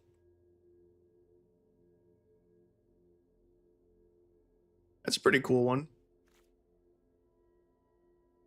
Turn Timber's Symbiosis. 7 mana sorcery. Look at the top 7 cards of your library. You may put a creature card from among them onto the battlefield. If that card has mana value 3 or less, it enters with 3 additional +1/+1 counters on it. Put the rest on the bottom of your library in a random order. Disciple of Freyalise. When this enters, you may sack another creature. If you do, you gain X life and draw X cards, where X is that creature's power. Restless Cottage is a pretty good card. A lot of people like to run this. 4 mana, it becomes a 4/4 black and green horror creature token until end of turn. Still land when it attacks, create a food token, and exile up to 1 target card from a graveyard. But that's if I want to add black to the deck, which I don't think I do. Question is, do I want to keep it 2 colors or go up to 3?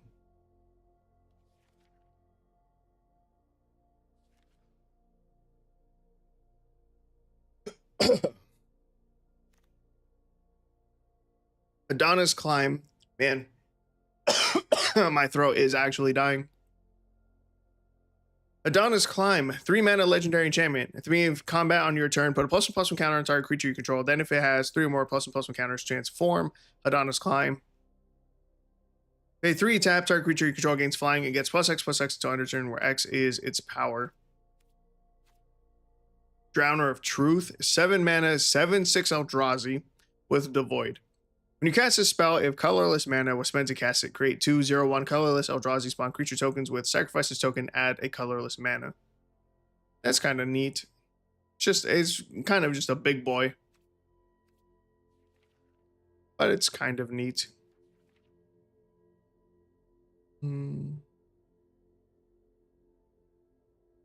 Filter lands are not a bad idea.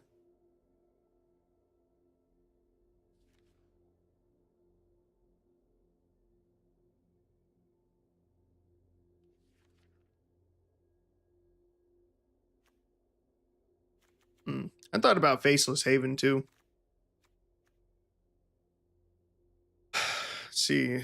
Enters tapped unless you control a basic. Pay 3, tap this Earthbend 2, activate only as a sorcery. Okay. Okay. Memori Vault. We had more artifacts, that would be good. We could try to start the game fast with a Gemstone Caverns.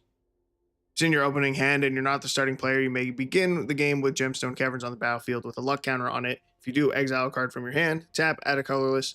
If it has a luck counter, tap, add 1 mana of any color. We could run Gemstone Caverns. It's very greedy. I was going to say it's a little bit greedy. It's very greedy, but we could.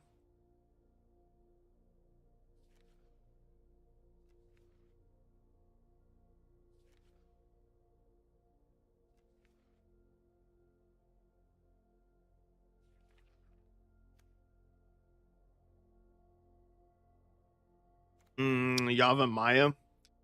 Each land is a forest in addition to its other land types. I don't know that that really helps us. Thematic Compass. This is a good card. 2 mana artifact, pay 3, tap, search your library for a basic land card, reveal it, put in your hand, then shuffle. At the beginning of your end step, if you control 7 or more lands, transform this. You can tap this to untap target attacking creature an opponent controls and remove it from combat. Thematic Compass should definitely be in our deck. That should have been in my deck before this. Treasure Map. Pay 1, tap, scry 1, put a landmark counter on this artifact. Then if there are 3 or more on it, remove those, transform this, and create 3 treasure tokens. Ooh. Treasure Map seems pretty cool too.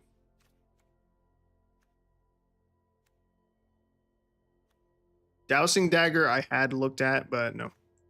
Okay, I'm going to add Treasure Maps and Thematic Compass to our deck. I want to include blue still, I think, in the deck. Man, I definitely like the top end of making the angel tokens from white, but I want to keep blue in the deck for the Storm Giant. And also the Celestial Colonnade was pretty good. And a bigger part still is because I'm using this artwork for an island as the thumbnail. So I want to include blue.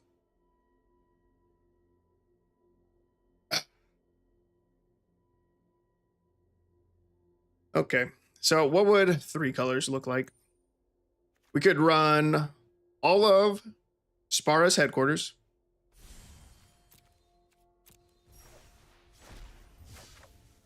We can have all 3 colors.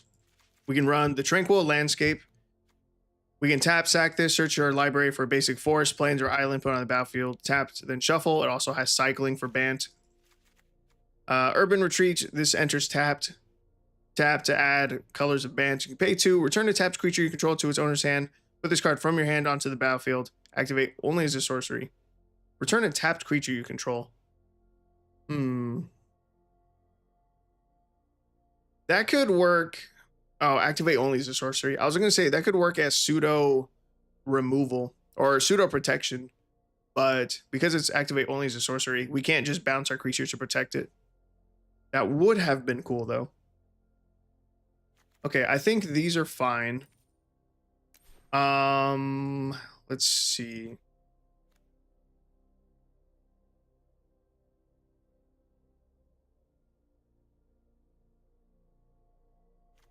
It does. Fuck. I already forgot what card that was. Oh, it was a 3-color one, right?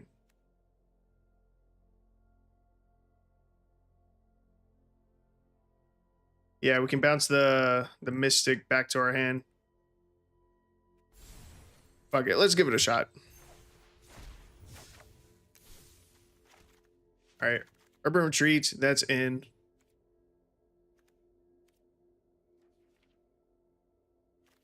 I want the Amarius Call. I still want that to be our finisher.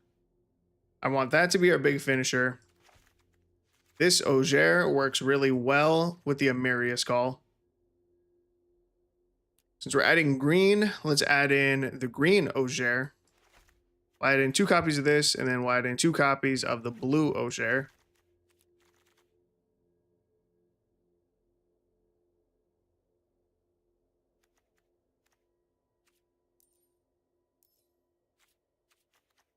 Here's call land. Let's see. Look top. Search for a Skanta is still good. At the beginning of your upkeep, you surveil 1. Being able to surveil 1 is pretty good to get stuff out of the way that we don't want. Growing Rights of Itlamok. When it enters, look at the top 4 cards of your library. You may reveal a creature card from among them, put into your hand, put the rest on your bottom of your library in any order.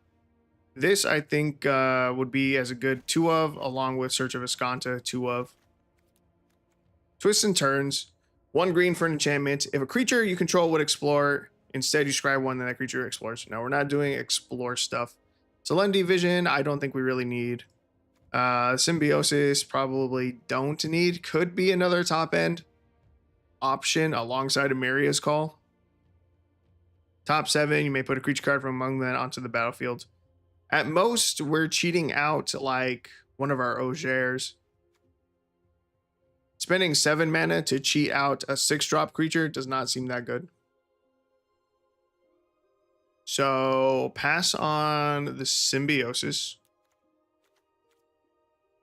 What else would be good? More lands that turn into creatures. Those are always very good. At least a 1 of Cave of the Frost Dragon. 1 of Hall of Storm Giants. 1 of Lair of the Hydra. I like the Celestial Colonnade because this has flying.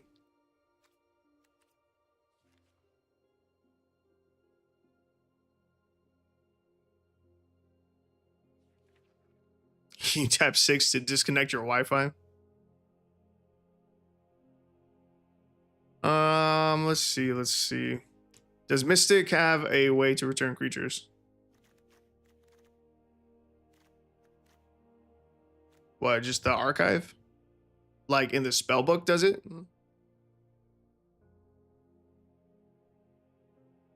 There's Zombify that has recursion, unless you mean like a way to bounce creatures. It's got Pongify for destruction. That's a counter spell. Oh, wait a minute. Is that destroy all lands? Not destroy...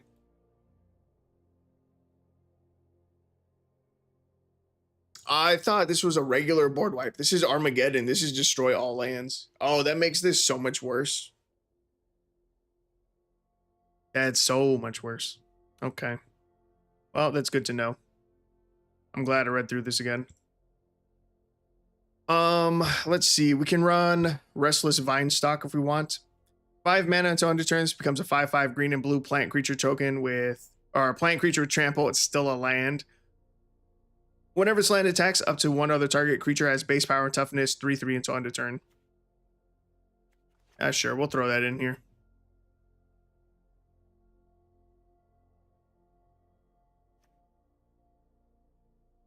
That's not great.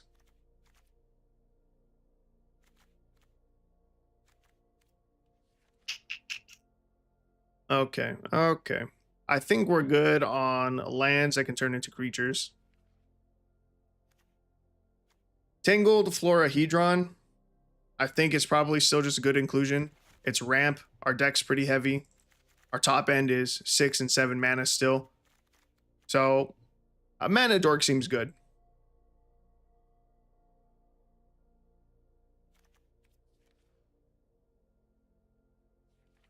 Mana dork seems good. I kind of still like either the cleric or Legion's Landing in the deck.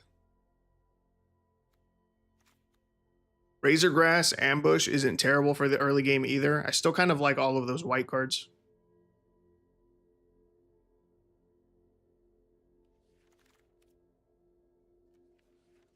We have 8 slots left in our deck.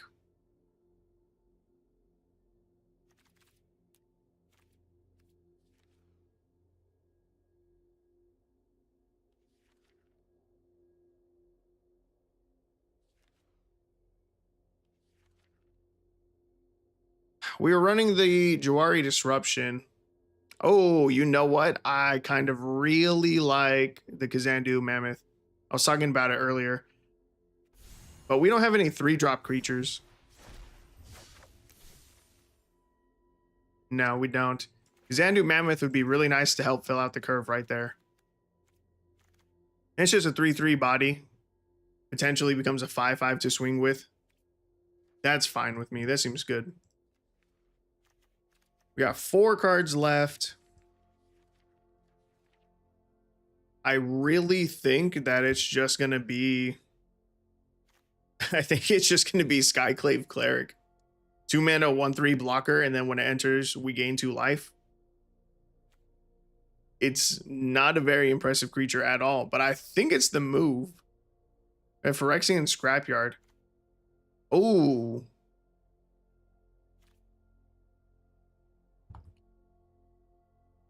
I think I know which land you're talking about. That is, yes. I was going to say, this is the one that can make Soul of New Phyrexia. Tap, add a colorless. Pay 1.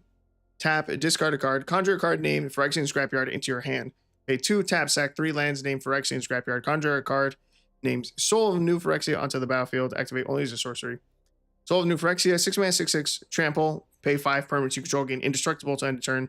Dude, that with the Armageddon would actually be a filthy combination. Pay 5, exile this card from your graveyard, permanents you control, gain indestructible to end of turn. Ooh. That is disgusting.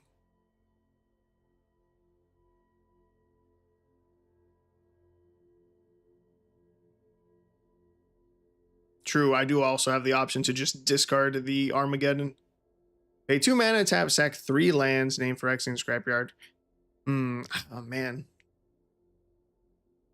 You have to discard a 3 though, to then get the Soul of New Phyrexia.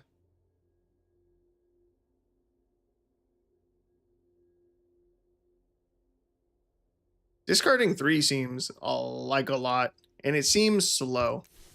I feel like during those 3 turns, I'd rather just keep building our board towards the Amirius call. Let me... Oh, man. How do I just put in Alchemy?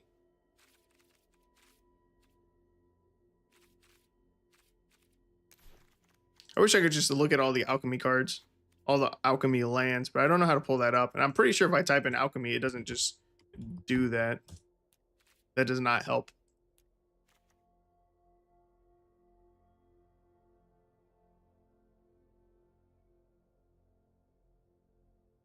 It's a land deck. You got the mana for it. All you need is 1. Do you just need 1?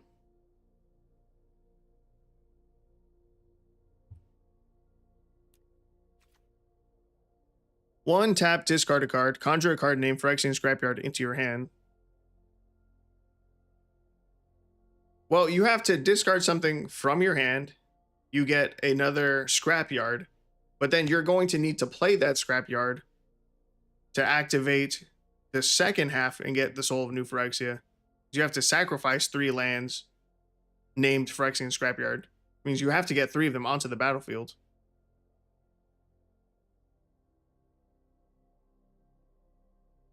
So I'm still going to need to discard at least 2 other cards.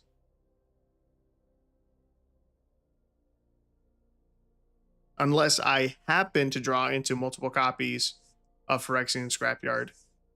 In theory, if I were to open an opening hand with just 3 copies of Scrapyard, then I wouldn't need to. Oh shit, you see, something I almost forgot actually. We need basics in our deck.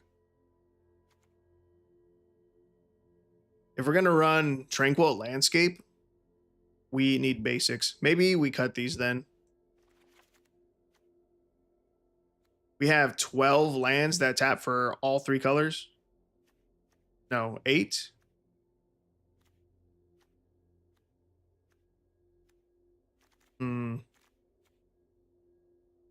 Thematic Compass, this needs us to have basics. We need basics. I want to run at least 2 basics of each. Let me see what our ratio is looking like. 23% of our deck has white, 13% has blue, 39% has green. Yeah, I think we got to pass on the Scrapyard. Got 2 more. Let's go up a forest. We have 1 more slot left in the deck. Oh, you know what? Let me get the well. Let me get a 1 of well. Everflowing well. When it enters, mill 2, then draw 2. Not bad.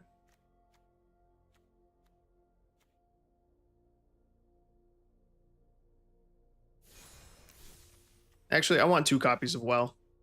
And I'm going to cut out 1 copy of Treasure Map.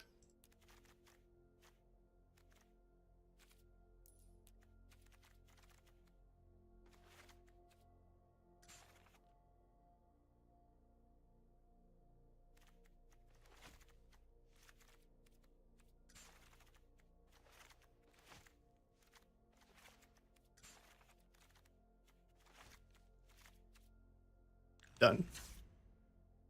Okay, we're going to give this one a shot. I am going to go take a leak before we start these games, though. Give me 2 seconds.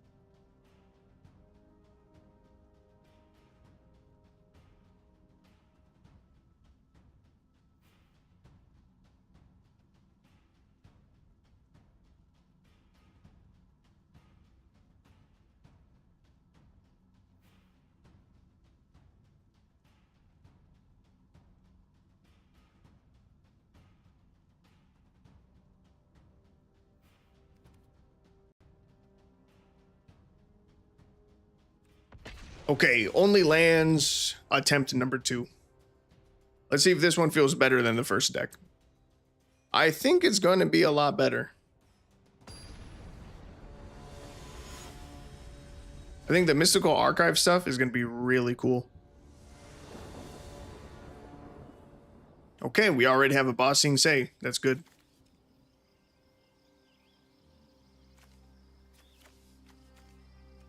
Keep 7. Turn 1, we start with the Urban Retreat.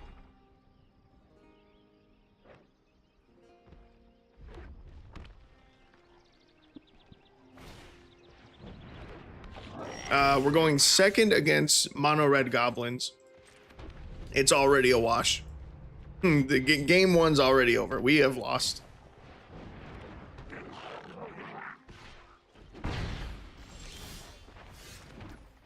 I will play out the Tangled Florahedron. We will try to ramp. So we still have some... still got a decent amount of untapped lands. We have to somehow survive until we had 6 mana for the Auger. Down to 14 already. It's not looking great. We'll have 4 mana this turn. We don't get to develop a creature here. We get to play this tap land. We can go treasure map. Pay 1, tap, scry 1, put a landmark counter on this artifact, then for 3 or more. I'm not going to use the Hedron as a blocker, so let's do the scry. 4-drop Auger. We can leave that on top. If our Florahedron dies, then we can still cast this. If we still have our Tangled Florahedron, then we can play our 5-drop Auger. But we are already down to 9 life. So that's not super great feeling. Actually, maybe we go with the 4-drop anyway, and that way we can hold up the Tangled Florahedron as a blocker. Yeah, let's cast Deepest Epoch. Let's pass. Can I do this at instant speed? I can.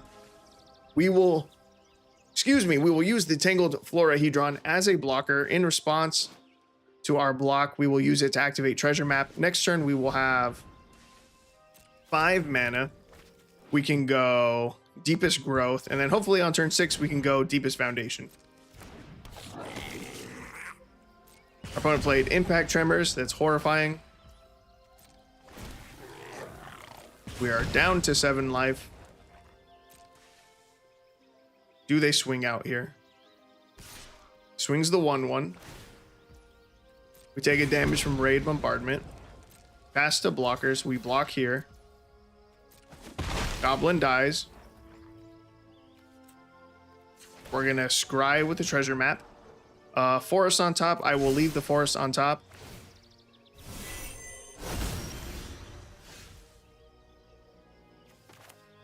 We have 6 mana here.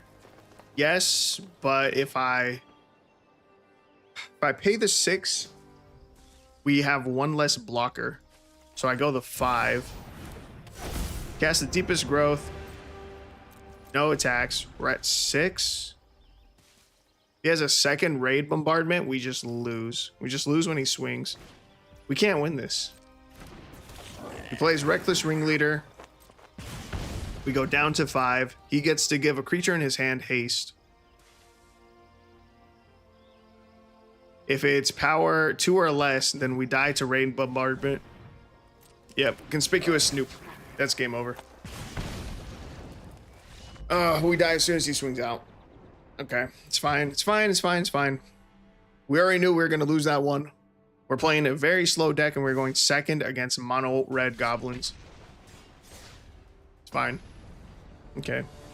Marvel's coming out, and I'm hoping, and all you're hoping for is Black Panther because cats, but IDK if he's in it, and IDK if he's going to be categorized as a cat.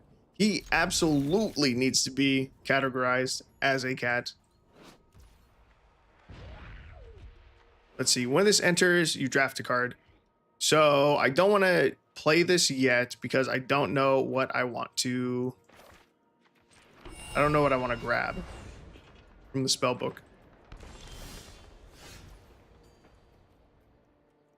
See, turn 2. This can enter untapped. We can set up the Florahedron, or I can go Thematic Compass. Let's go Thematic Compass.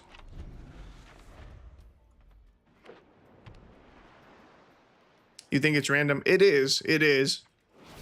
It's going to show you 3 cards out of the random 25. But it's still better to have more knowledge about our opponent's game plan. Well, I mean, he's got 140 cards, 150 cards maybe in his library. I don't know that he has a real game plan.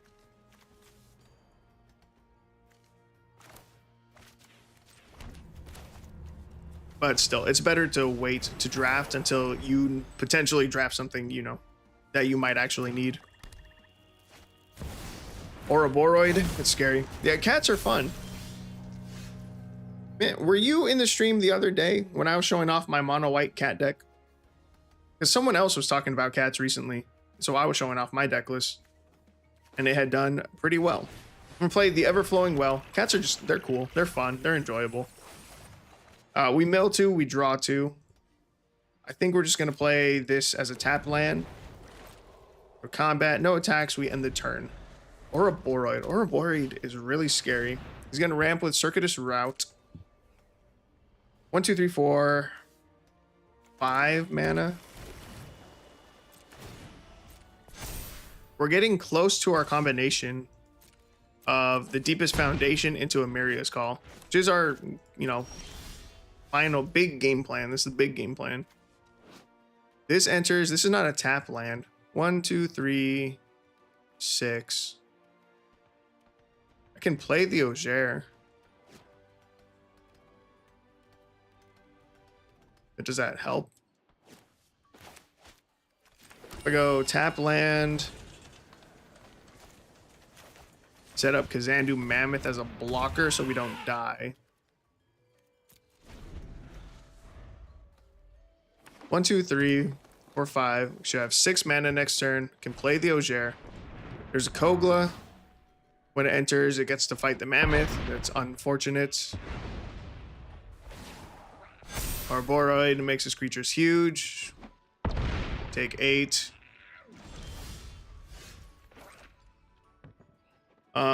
Let's see. From the Mystical Archive, we have Disdainful Stroke. Counter target spell with mana value 4 or greater. Force of Will. You may pay 1 life and exile a blue card from your hand rather than pay the spell's mana cost. Counter target spell. Or Smallpox. Each player loses 1 life, discards a card, sacks a creature of their choice, and sacks a land of their choice. I'm going to take Smallpox. Making him sack one of his creatures would be really good. Because his 2 creatures are big and scary. But do we have a blocker after that then? Let's tap this for mana. Let's add double black here. How do I cast the Smallpox?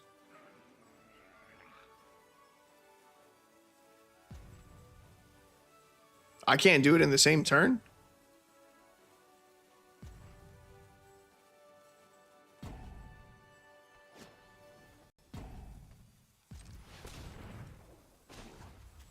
Two mana, put a card exiled with this land into its owner's hand. Well.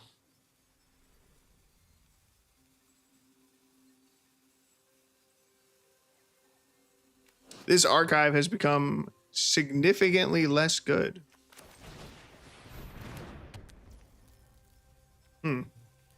We lose.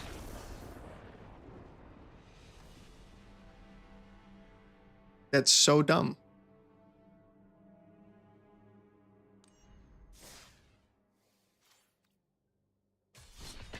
So even if we find a card out of that 25 that is useful, we can't even cast it the turn that we grab it. That sucks. That's so ass.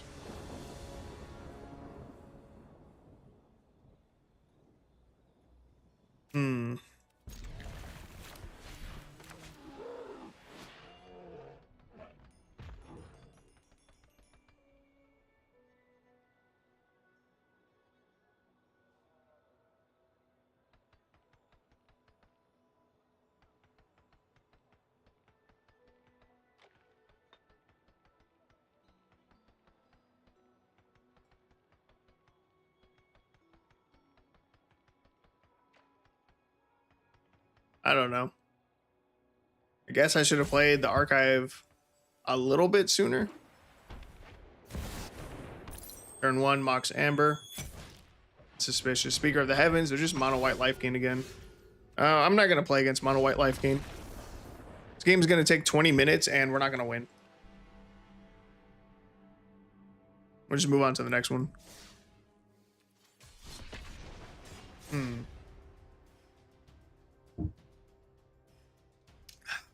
At first, I was right about waiting, yeah. Because you'd want to draft a card that's actually going to be useful in the match that you're playing. But I guess I waited too long. because I did not know that we need an additional turn to be able to filter our mana through this that we might need. Why is this a turn 1 Esper Sentinel? All right, this will enter tapped. Second Esper Sentinel, that's crazy.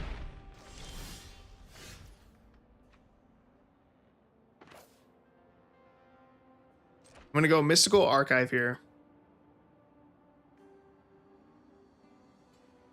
Stargaze, look at twice X cards from the top of your library, put X cards from among your them into your hand, rest into your graveyard, you lose X life. Don't want to lose life. Ad nauseum also makes me lose life.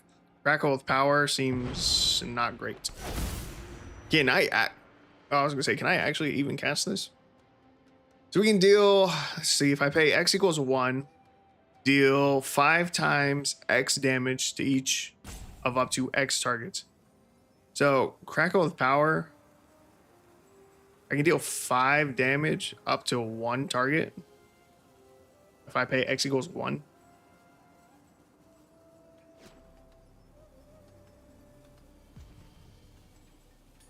I think this game is already scuffed too. I play a treasure map, our opponent gets to draw 2 cards. No, there's no fucking way. All right, on to the next one. This game didn't happen either. Just gonna pretend that game didn't even happen.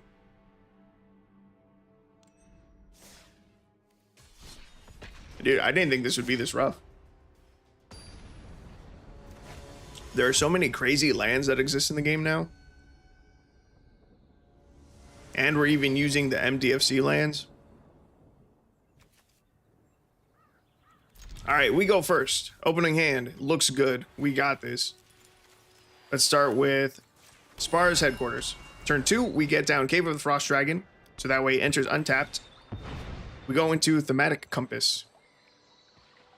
Turn 3, we can go Everflowing Well to draw cards, or get down to Kazandu Mammoth, whatever we're feeling. Or on turn 3, we can even sacrifice the Thematic Compass, search our library for a basic, reveal it, put in our hand, then shuffle. Opponent plays Cold Steel Heart. That is suspicious. They select a blue. That's even more suspicious. 3 mana. What is the play? What is the play? I think I want to go with... Let's go with the Compass.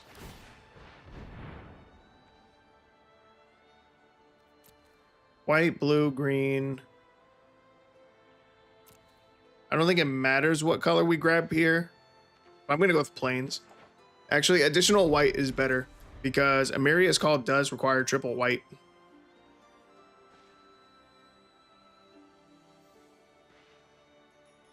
Haven't been on MTG in a while. Can you check what pet is being sold this month? I'm an hour away from my home. I absolutely can. Whatever it is, it's a good pet because I'm pretty sure I bought it already. So let's see. But a Trespasser's Curse on us. That's actually not bad. Can get down a tap to land right now. We're going to cast the Everflowing Well. We're going to mill 2. And we're going to draw 2. We're going to play one of our tapped lands. I will play Celestial Colonnade. Last thing I bought was Old Art Land. Oh, dude, I am such a slut for cosmetics. I have pretty much every avatar that has ever been offered to me. Here we can discard a card. We're going to discard a land. And same with like all the full arts. Everyone that's come into the shop, I've purchased it. Everyone that I've seen in the shop and, you know, yeah, just everyone I've seen in the shop. If I've missed some in the shop, then, you know, it is what it is. But yeah, I love them. Let's see. This turn we have 5 mana. Next turn we'll go up to 6. Let's go search for Escanta. Let's activate Thematic Compass. We'll go grab another basic. Grab a forest. And we pass. When does this transform? At the beginning of your end step, if you control 7 or more lands, transform this artifact. That's going to transform soon. We're going to discard a card here. I'm going to discard the forest that we just tutored. We will keep this Amiria's Call on top. We will draw that. We're going to play out Deepest Foundation.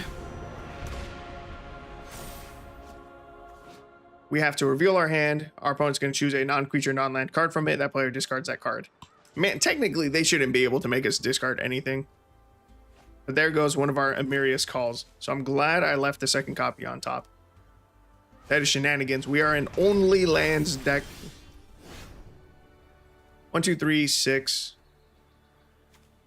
I need an untapped land here. I will discard a card. I'm going to discard Kazandu Mammoth. You are not an untapped land. I'm going to get rid of you. Give me an untapped land. Oh, transform this? Actually, that's land number 7. That is perfect. Okay, we get to do it. We get to do the thing that our deck was built to do. We have the Deepest Foundation out. If one or more creature tokens would be created under your control, 3 times that many of those tokens are created instead. Here's the Amirius call. We'll create 2 4/4 white angel warrior creature tokens with flying. Non-angel creatures you control gain indestructible until your next turn. We're gonna make 6 4/4 angels here. Beautiful. We immediately lose 6 life to Trespasser's Curse. Our opponent gains 6. We go to combat. We get to swing our Deepest Foundation, connect for 6 damage, set our opponent to 21, and I will play out Lair of the Hydra as our land for turn. Our Thematic Compass will also transform. Our opponent is going to try to make us discard something and then exile our graveyard. That's fine. We need him to not have a board wipe here. He wipes the board, I cry. He has a damnation. He wiped our board. We're going to discard a card, draw a card. We're going to play the... Yes, we're going to play a second copy of this well. We will keep this one, I guess. We mill 2 cards, draw 2, find 2 lands. That's fine. That's fine. Play Bossing Say. We have 1, 2, 3, 4, 5 mana. We can make Lair of the Hydra into a 4/4. 1, 2, 3, 4. No. We can make it a 5/5? 1, 2, 3, 4, 5, 6. Yes. We can make this a 5/5. We can swing in for 11. Set our opponent down to 10.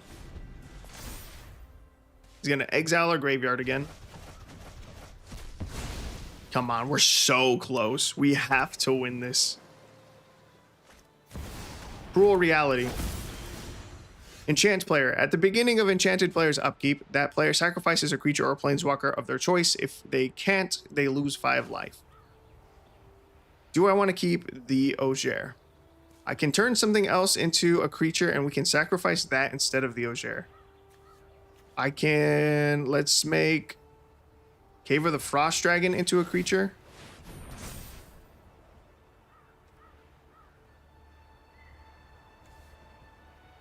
Actually, I could make it the Lair of the Hydra. We can make the Hydra a 1/1. Now we have to sack Lair of the Hydra. We will discard a card. We swing in for 9. We could have had lethal there, actually. Maybe not. We should be earthbending to sack them. Oh, that would have been a good idea, actually. We still can, because we still have to sack something here. Where's my Bossing Say? There it is. Oh, no, we can't. Well, I could have, but we can only activate it as a sorcery. I couldn't have done it in response to the Cruel Reality. Because I couldn't do it in response, we would have been forced to sack the Ogier. No, we had to turn something else into a creature. I'm going to turn Cave of the Frost Dragon into a creature here. Am I throwing? Why does he have 2 Cruel Realities? I didn't see that he got a second one. Oh, I'm throwing. I'm throwing. We have to sack both of our creatures now. If I just didn't turn it into a creature, we could have won the game. I just turn it into a creature now and swing. I was trying to save the Auger, but we didn't need to. Well, there's no saving it when he has 2 cruel realities. Oh, I'm throwing so hard. He just gained life. He's up to 3. Plays the Immortal Sun. It goes to our turn.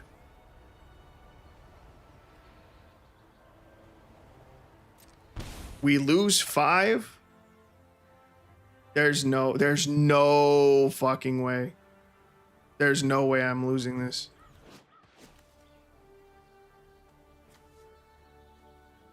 I can't earthbend at fucking instant speed.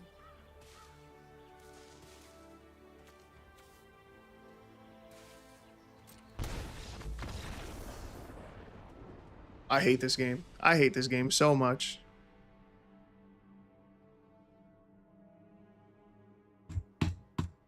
That was it. That was going to be the game we could finally win.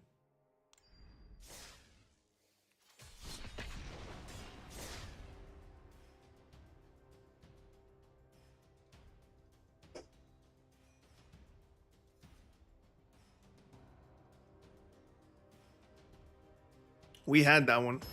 That sucks.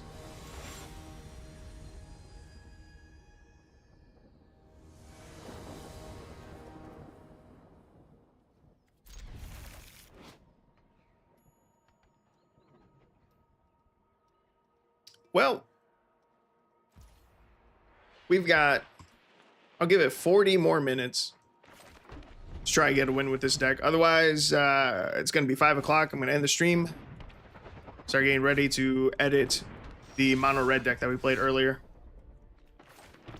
Okay, Tangled Florahedron.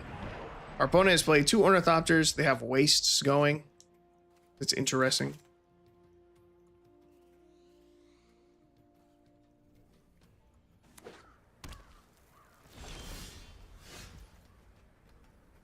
I'm going to get down this tapped land. We'll play Thematic Compass. And say no attack. Everflowing Well is a pretty good top deck here. We'll play that. We'll mill 2, draw 2 cards.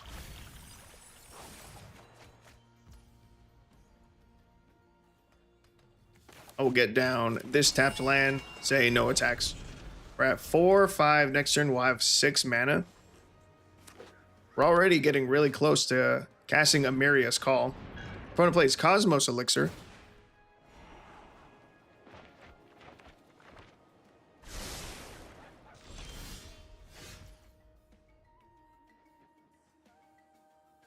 One, 2, 3, 4, 5, 6. I want to activate Thematic Compass here. Go grab a basic. We'll grab Plains. Play that for turn. 6, 7. I'm going to play out Kazandu Mammoth here. Next turn we can Amiria's Call. Our opponent's playing colorless. They've got some big Eldrazi they're planning. Oh, I thought they would be playing some big Eldrazi. Nope, their win con is Aetherflux Reservoir. I could try to find something in the Mystical Archive to destroy that. Or we can just play Amiria's Call. Let's get down the archive. Let's see what we get. Let's grab Bulk Up. Let's grab Bulk Up. We get a landfall trigger for our Kazandu Mammoth. We're going to cast Amiria's Call. We're going to make 2 4/4 angels. Our Mammoth is now indestructible. We'll swing a 5/5 Mammoth. Our opponent does not block with their Ornithopters. They just take the 5 that go down to 17. Are they playing some kind of like artifact affinity deck that's colorless? I don't know why you wouldn't jump with the Ornithopter there. Play a Wormcoil Engine. That kind of sucks. Growing Rites of Itlamok. When this enters, look at the top 4 cards of your library. You may reveal a creature card from among them, put into your hand. Let's start with you. We find no creatures. That is bad. That is bad. Kazandu Mammoth becomes bigger.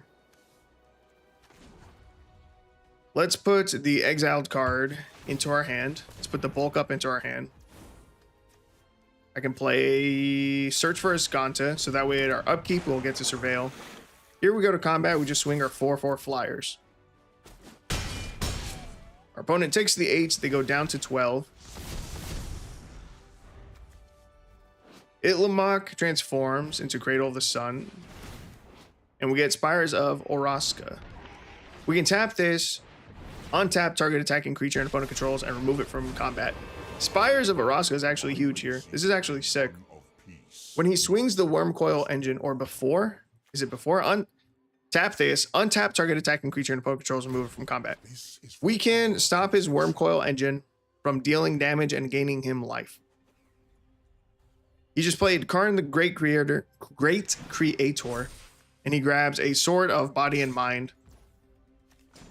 Okay, we get to remove Worm Coil Engine from combat. That is sick.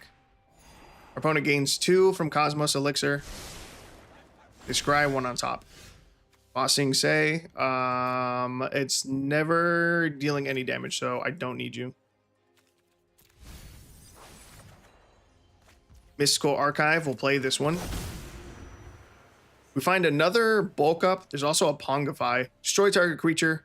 Can't be regenerated. Its controller creates a 3/3 green ape creature token.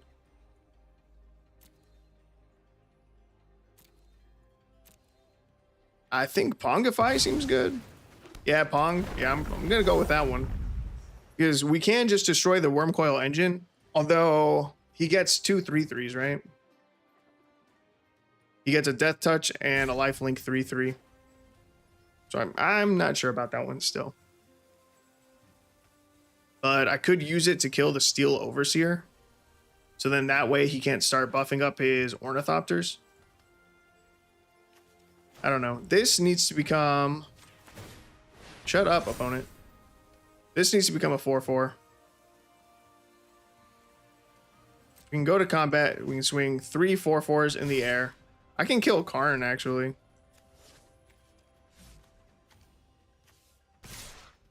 Let's kill Karn. That's a lot of damage lost. Where did I miscalculate? But it is what it is. Tap that. Let's put the Pongify into our hand. I'm going to Pongify his Steel Overseer. He gets a 3/3 ape. We get to play a treasure map. We still have 1 floating. Why are you trying to highlight? Why are you trying to highlight this?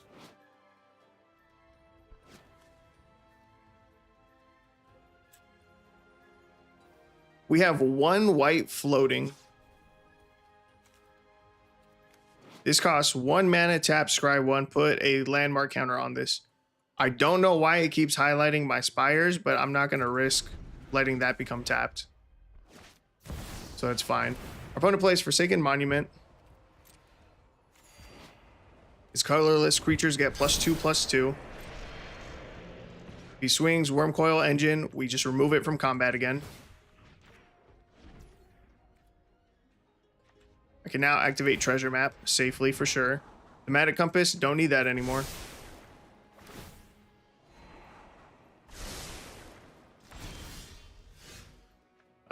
Don't need this. Well, I could use it, but I could use this to bounce the archive. No, I don't have the Bossing Say. That's fine. We'll just get rid of this. We can cycle you for 3. Cycle that away. We find another Amarius Call. That's good. That's what I'm talking about. We'll tap this for 4 green. Amarius Call. We'll make 2 more 4/4s. The rest of our creatures are the 2 creatures. They're indestructible now. Let's go to combat. Swing the 2 4/4s. Does he block? He's gonna double block with Ornithopter. Can I save my Angel?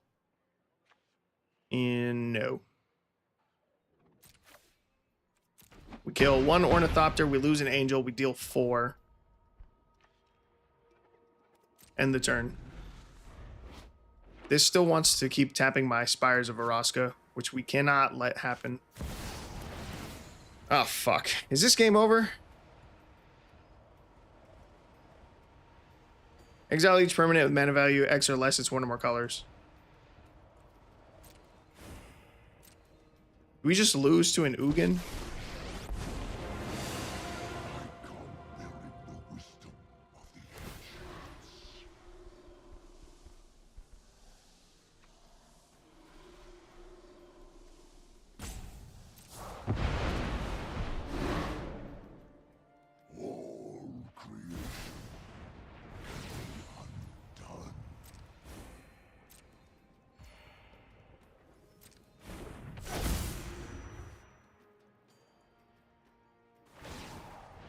Puts a Sword of Body and Mind onto the Ornithopter. Means we're gonna start milling 20. I either mill 20 or I mill 10, or I let him gain 8 life. I can't let him gain the 8 life.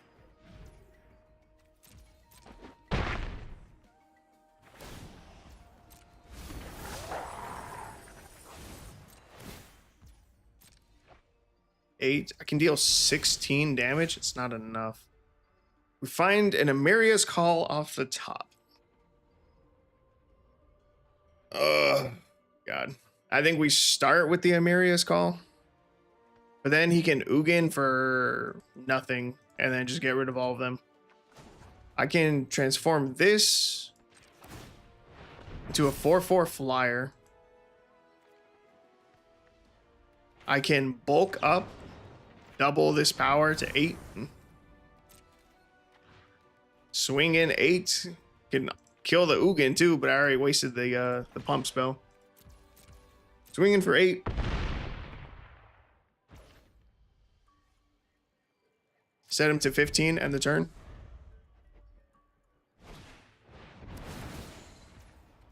Gains 2 life, gains 3 life. Yeah, there's just no way. Oh my god, come on, dude. That's lame. Stupid Ugin. Only lands. Bro, there's got to be someone who has a land-only deck that can actually win.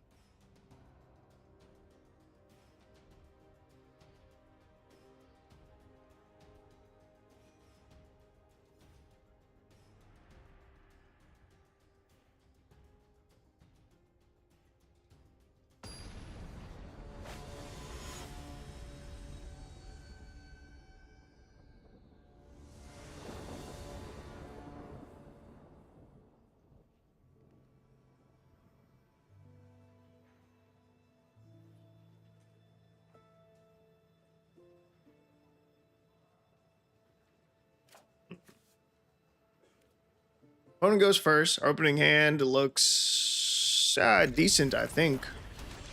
I don't know how much treasure map is really doing for us. The Scry one should be good. You hate Ugin players. That is completely understandable. Let's see. We go Florahedron.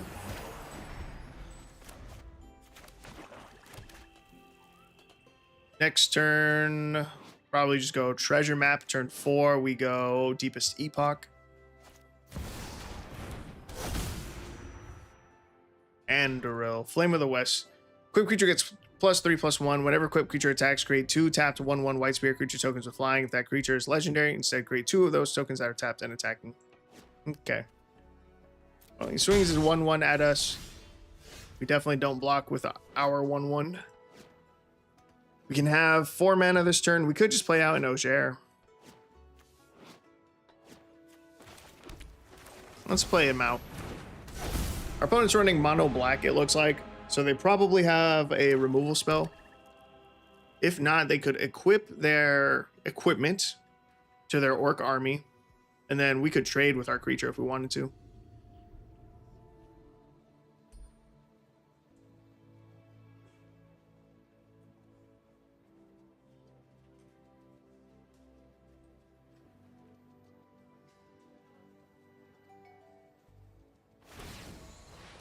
He is going to equip. We will block. I thought these were tapped and attacking. Are they just tapped? Oh. Oh, that's the difference. You make 2 tapped ones. But if the creature is legendary, they're tapped and attacking. Okay. We have 5 mana. We can go treasure map. Let's see. Prismatic ending. Pay 1 white and X converge. Exile target non-land permanent if its mana value is less than or equal to the number of colors of mana spent to cast a spell. Could exile. Is it non-land? Yeah, we could exile the equipment. We're going to take that. We're going to put that under the Mystical Archive. We'll play Growing Rites of Itlamok. We'll grab an Auger. That's good. Now we have a backup one, and then we'll play the treasure map.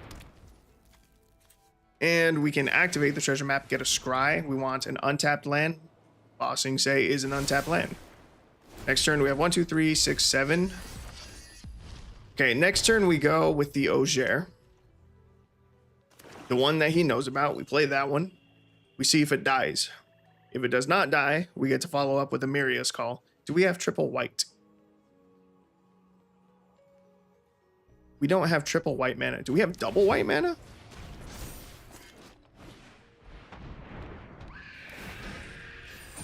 We don't have double white mana.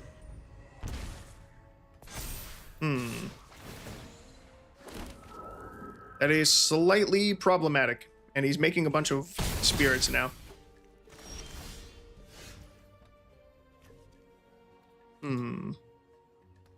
How do I fix this? Can I fix it?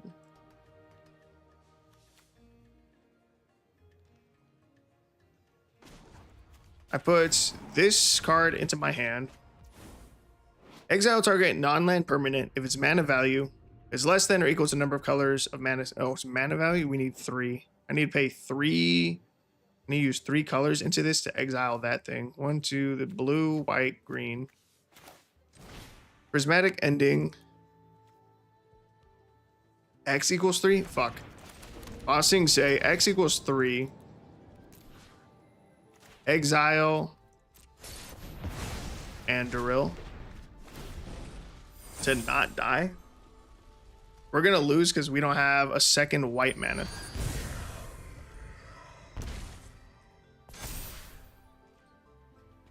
That has not really been a problem in our previous games.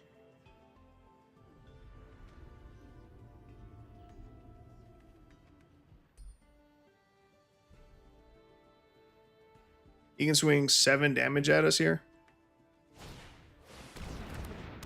8 damage at us here.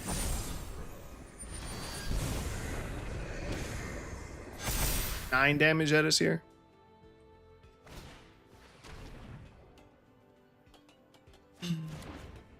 There goes our Amiria's Call.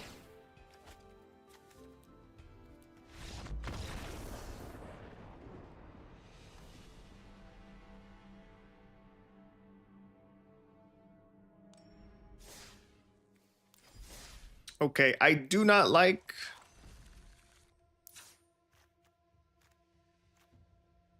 the Mystical Archive. It's gone. It's out. Bossing Say, you're also out.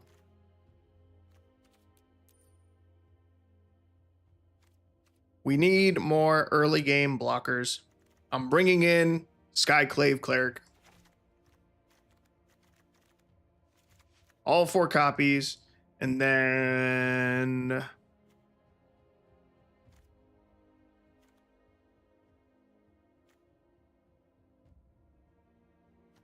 We've been struggling with white mana. I could go 3 Razor Grass Ambush and then 1 Witch Enchanter.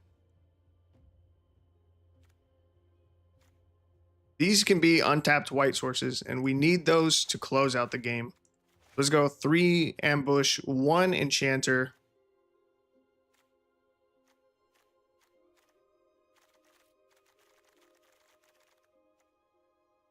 Compass is good. Do I really like Treasure Map, though? I will cut out 1 Treasure Map and go up a 2nd Enchanter.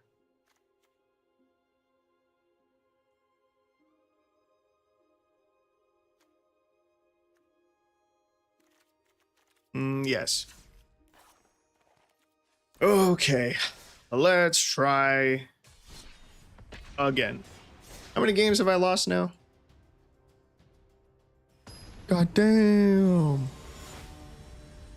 You see that? God damn. Do you see that number? 1 in 18. And that's just including this version. I think there's another version of the deck that we have. Do we have more stats? No, I kept it all in one. 1 in 18.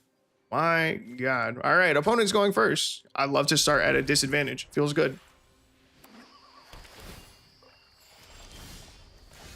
All right. Sparrow's headquarters. Easy turn 1.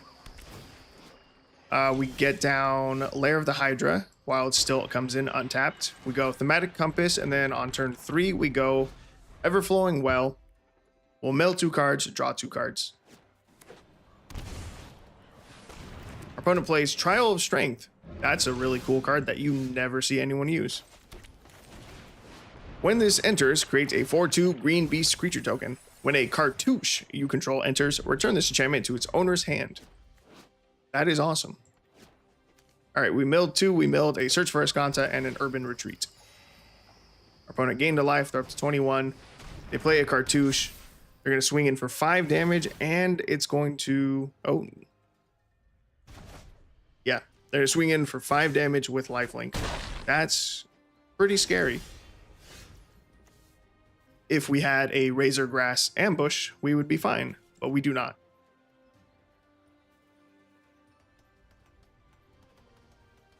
One, two, three. Let's go Tapland, Tangled Florahedron. I may need to cut out the final. Cut out 1 more treasure map. We might need the full playset of Razor Grass Ambush because we are just dying. And being able to deal 3 damage to this attacking creature would literally save us, would literally win us the game. Well, I can play out the treasure map. If this does not scry us into exactly what we need, we just lose next turn. Nope, not you. Get rid of that. Play out Thematic Compass. We're about to go down to 5. 1, 2, 3, 4, 5. We're going to play out a blocker next turn. That is simply going to die to instant speed removal. Oh, look, we found our missing combo piece. But it doesn't matter because the game is over. He's going to use any removal spell. That is it. And we die. So...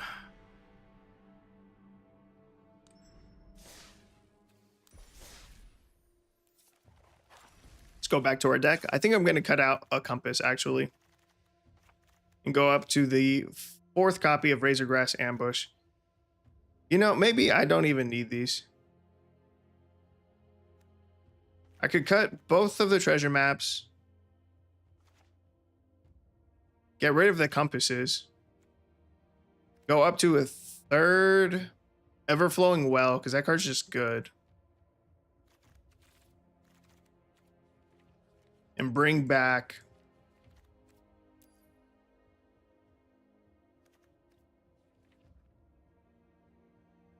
Legion's Landing to try and get another 1-drop.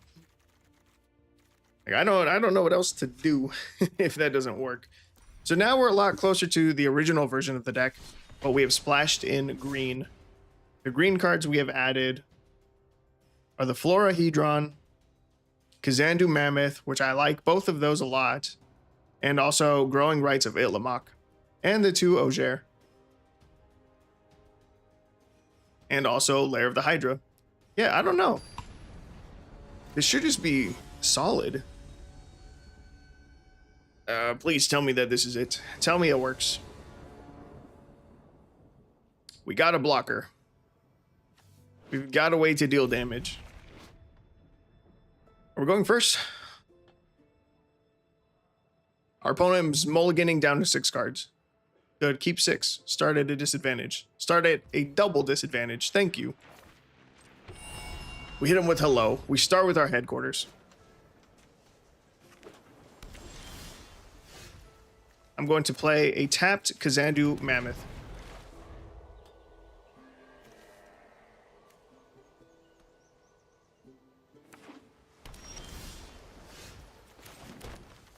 We're going to cast Everflowing Well. We will mill 2 cards. We mill 2 lands. We draw 2 cards. Our opponent has done nothing so far, which is good. It's a good sign for us. We will get down this tricolor land. We will attempt to cast Legion's Landing. Let's see if they have a counterspell. If they do have a counterspell, they chose not to use it. We'll try to play a Tingled Florahedron as well. They will counter the Florahedron. Okay. We have 4 mana next turn, 5 if we need it. All of the Storm Giants can come down. 2, 3, 4. Let's try Florahedron again. Let's see if they counter this. It doesn't seem like they do. Swing in for 1, 7 to 19. I'm going to play Skyclave Cleric here. Let's see if they counter this bad boy. Nope. It enters. We gain 2 life. We're up to 23. Okay, our opponent's doing nothing, so our deck is looking good. How much mana do you cost to activate? 6. Let's set up Search for Escanta. Our opponent has a counterspell. They counter it. Our opponent gets to Surveil 1. They've missed some land drops, so they Surveil to the bottom or into the graveyard. We set up Kazandu Mammoth. Go to combat. We swing in 3. Our Legion's Landing transforms. We end the turn. Play land number 4. They opt, trying to hit land number 4. Tell me you find it. They scry 1 to the top. That's got to be their 4th land. There it is, land number 4. So they're not going to concede yet. Vanishing Light, get rid of the Mammoth, probably. Yep. That's good. That's good. They're still in this. 1, 2, 3, 4, 5, 6. We could just start swinging in with Hall of Storm Giants, but I'm going to play out the Deepest Epoch instead. And the Search for Escanta. Go to combat, swing in 3 damage. We set our opponent down to 13. We end the turn. I'm going to keep the Hall of Storm Giants in the back pocket in case our opponent has a board wipe. They could be waiting to use an Aetherize or something, like right now. Swing in. Our opponent goes down to 6. We end the turn. Do they have a board wipe? Okay, well, we won, but that was not in any way, shape, or form a satisfying victory. Honestly, I'm surprised we haven't gotten a free win in the past 20 games. We haven't run into any opponents who flooded out or got mana screwed or even got enough bad hands that they mulligan to like 4 cards left and then just scooped. We didn't get any free games until just now. 20 matches deep. That was our 21st match. That's crazy. All right, we'll try again. We still got 11 minutes. We got another 1 or 2 games. Oof, I just popped my hip. Come on. Come on, give me 1 good game that we can win.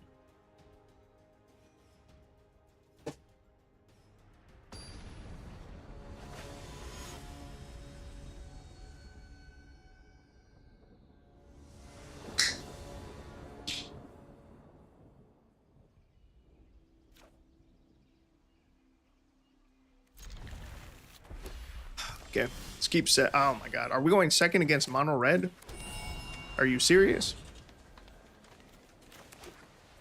Nope. Electrostatic field. That could be a problem.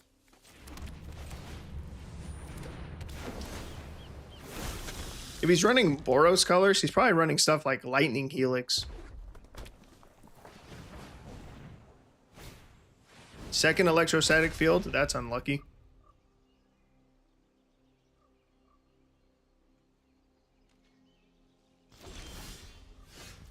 We're flowing well.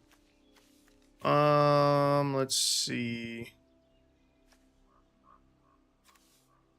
I'm gonna pay the 3 life. Seems risky, and it is risky. We're gonna play the ever-flowing well.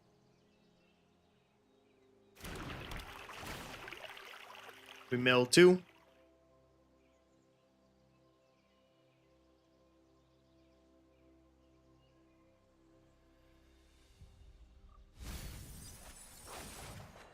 We draw 2. Go to combat, we swing 1 just to try to gain our life back. You have a response to this with your 1 white mana? Ephemerate.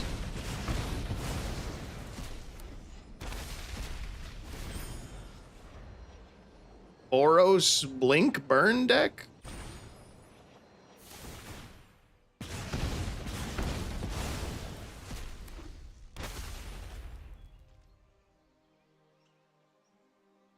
How odd.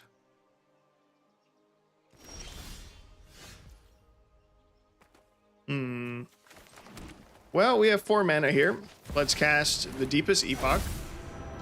Swing in with our 1/1 again. See if he has more bounce effects.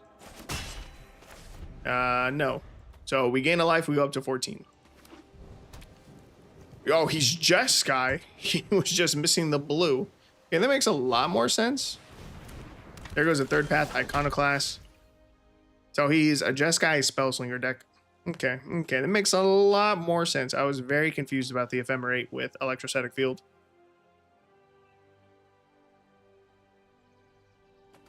Let's get down this land.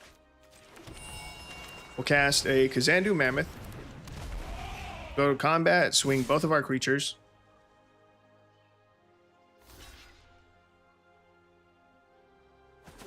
We connect for 4 damage in the air. We set our opponent to 16, and we gain a life going up to 15. We're looking pretty good in this match. Opponent has 3 cards left in their hand. We'll get down this tapped land. Down to Mammoth. It gets to get its landfall trigger, and our opponent scoops. That was a real game. That was an actual match. And we won.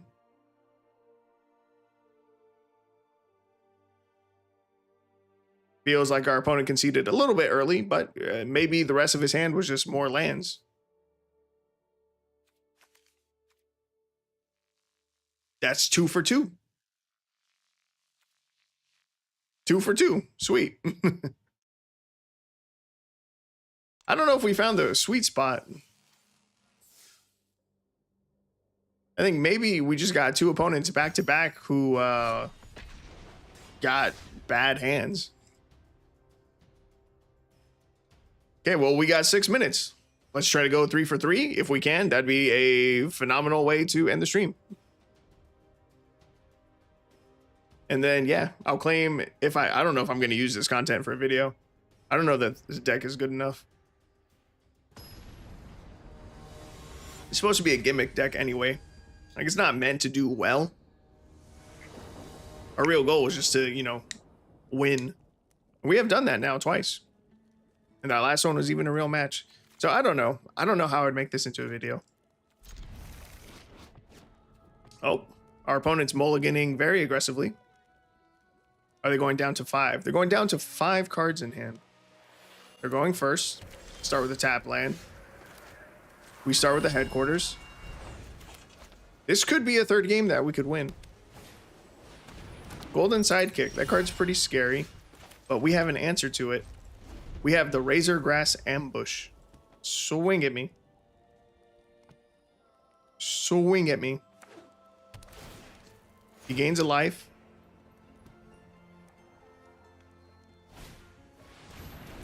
He plays Cleric of Life's Bond. 2 mana, 2/2. Whenever another cleric you control enters, you gain 1 life.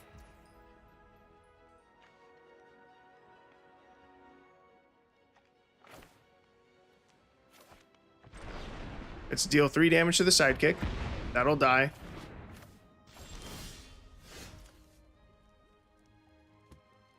That's good. That's very good. Let's play a tapped land. Kind of want the cleric. I don't want to play any of these as a tapped land. I guess I'll do this one. I kept around the Witch Enchanter in case he has an enchantment that we want to destroy. It may have been too greedy. We can ambush the Cleric of Life's Bond. That'll die. That's good. We can play this tap land. We can go into Everflowing Well. Mill 2, draw 2. Okay. Bat Glimmer.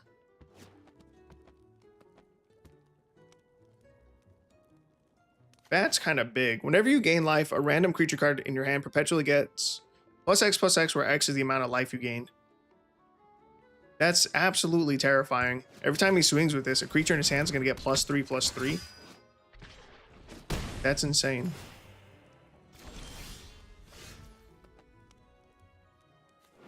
It's a Guardian Paladin, 3 mana, 4/3. As long as you've put 1 or more +1/+1 counters on a creature this turn, this creature has trample and lifelink. Pay green and a white. Target creature you control with a +1/+1 counter on it gains trample and lifelink until end of turn. I don't think I have an answer to the bat. We have 5 mana available this turn, at most. Do I just play Growing Rites of Itlamok? I guess so. I just did. We whiff. Feels bad. That was a whole turn of doing nothing.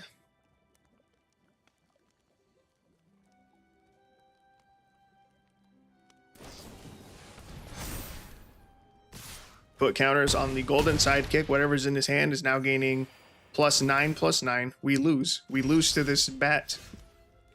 We can't. We literally cannot beat it. There's nothing in our deck bigger than the bat.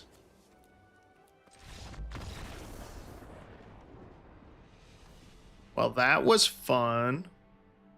We did not go 3 for 3. I want to try one more. I've got 2 minutes. All right. Yeah, I will catch you later. Thanks for hanging around. And thanks for any suggestions that you had for the decks. Even if this deck is still struggling. Opponent's going first. We start at a disadvantage. That's good. Feels good. All right, turn 1. We have Legion's Landing. That is nice.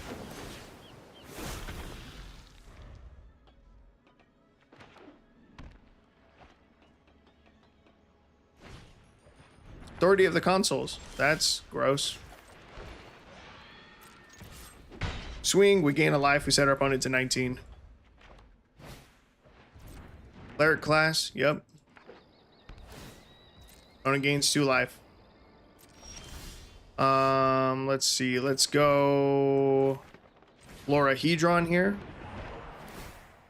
Opponent gains 2 life. We swing in, set him to 22. We go up to 22.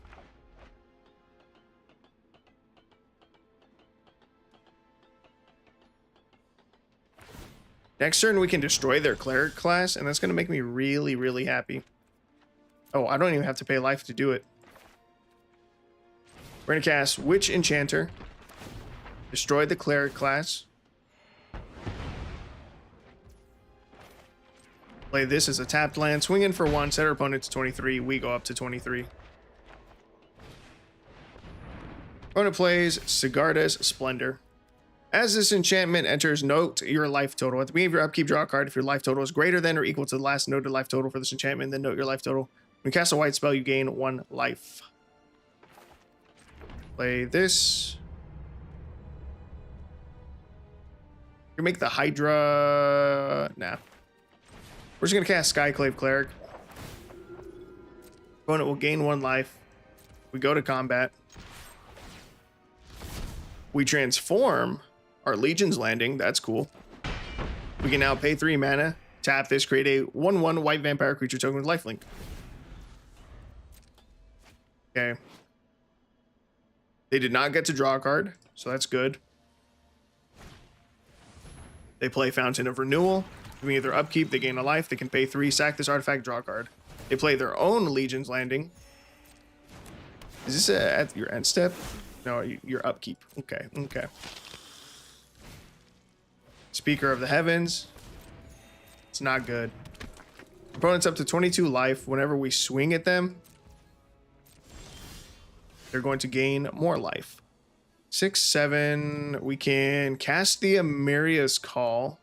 Do you have trample? You don't have trample. You have trample. 5 mana, 6, 5. 3, 2. 20.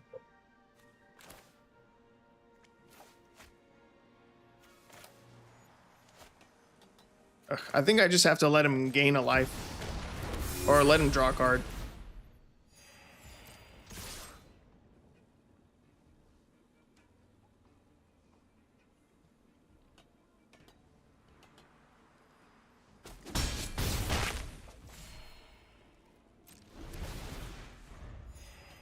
He still gets to draw a card.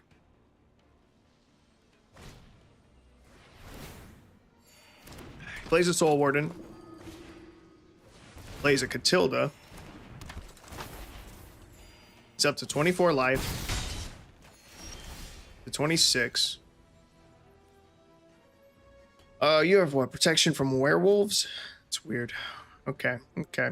What if I just start pumping mana into the Hydra?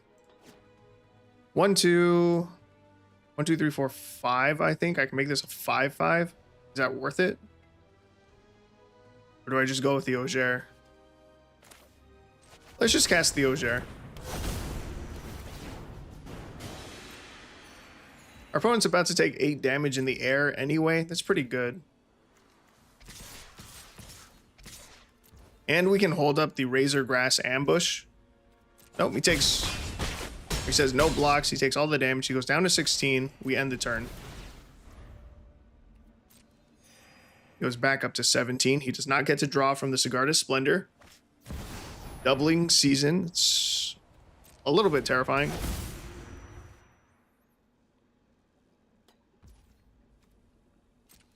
Our opponent has only had 3 lands this whole time. I would just like to point that out. They're still at 17 life, and they have all of this on their board.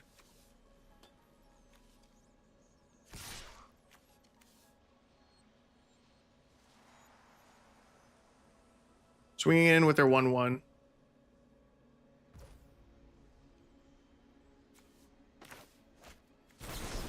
That's fine. Let's kill it.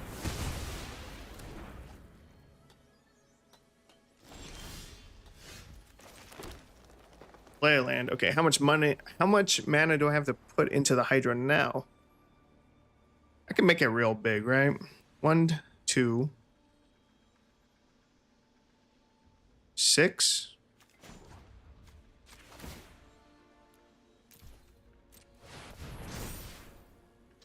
Swing out everything. He's gonna jump block the 6/6 Hydra.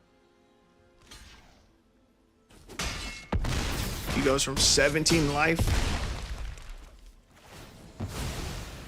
to 1. Whenever Deepest Growth deals combat damage to a player, reveal that many cards from the top of your library. You may put a creature card and or land card from among them onto the battlefield. Put the rest on the bottom in random order. Ooh.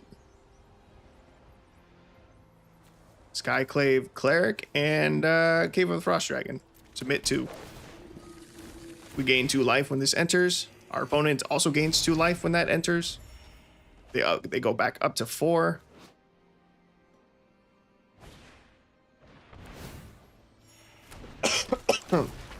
They play another Catilda. They're up to 6 life. They play a cleric class, back up to 7 life.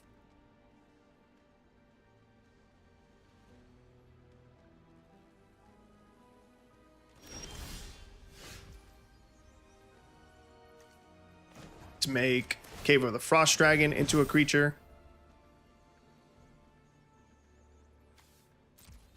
Go to combat and swing out, and that should be game. And we did it. We got the victory. And it still was not easy. 3 lands. That's all our opponent was working with. 3 lands. Yeah, one had a Utopia Sprawl on it. And Catilda was allowing his Soul Warden to tap for additional mana. And that's how he was able to get out a 5 mana doubling season. But still, only 3 lands. Life gain is just that hard. Just that hard to beat. It's that hard to close out games against mono white life gain. We did it though. If you take a look at our Untapped, it would appear as though we found a working deck list. God, overall we went 4 and 20, 17%. That's so bad. But if you look at version 7 of the deck, it looks like we turned a corner. We went 3 and 1 with version number 7 of the deck. 75% win rates, 100% on the play, 67% on the draw. The last 3 games we played, we were on the draw. We did start the game at a disadvantage, and we won 2 out of the 3 of those games.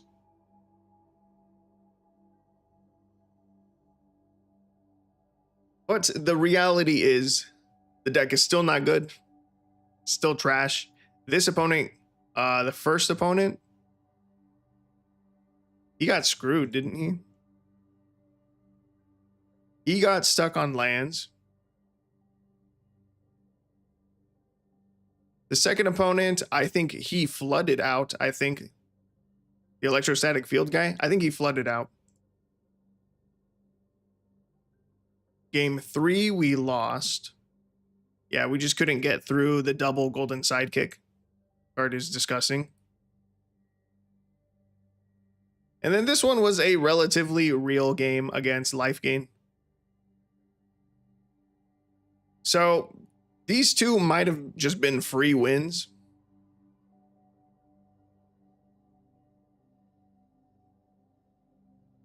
Then we lost a real game and then won a real game. Hey, well, whatever. We did it. We did it. We made a land. We made an only lands deck that was able to get some victories.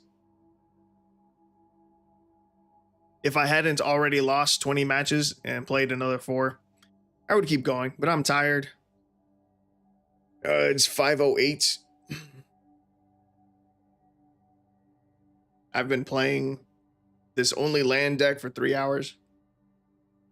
I'm tired of losing, and I'm hungry. So I'm going to call it here.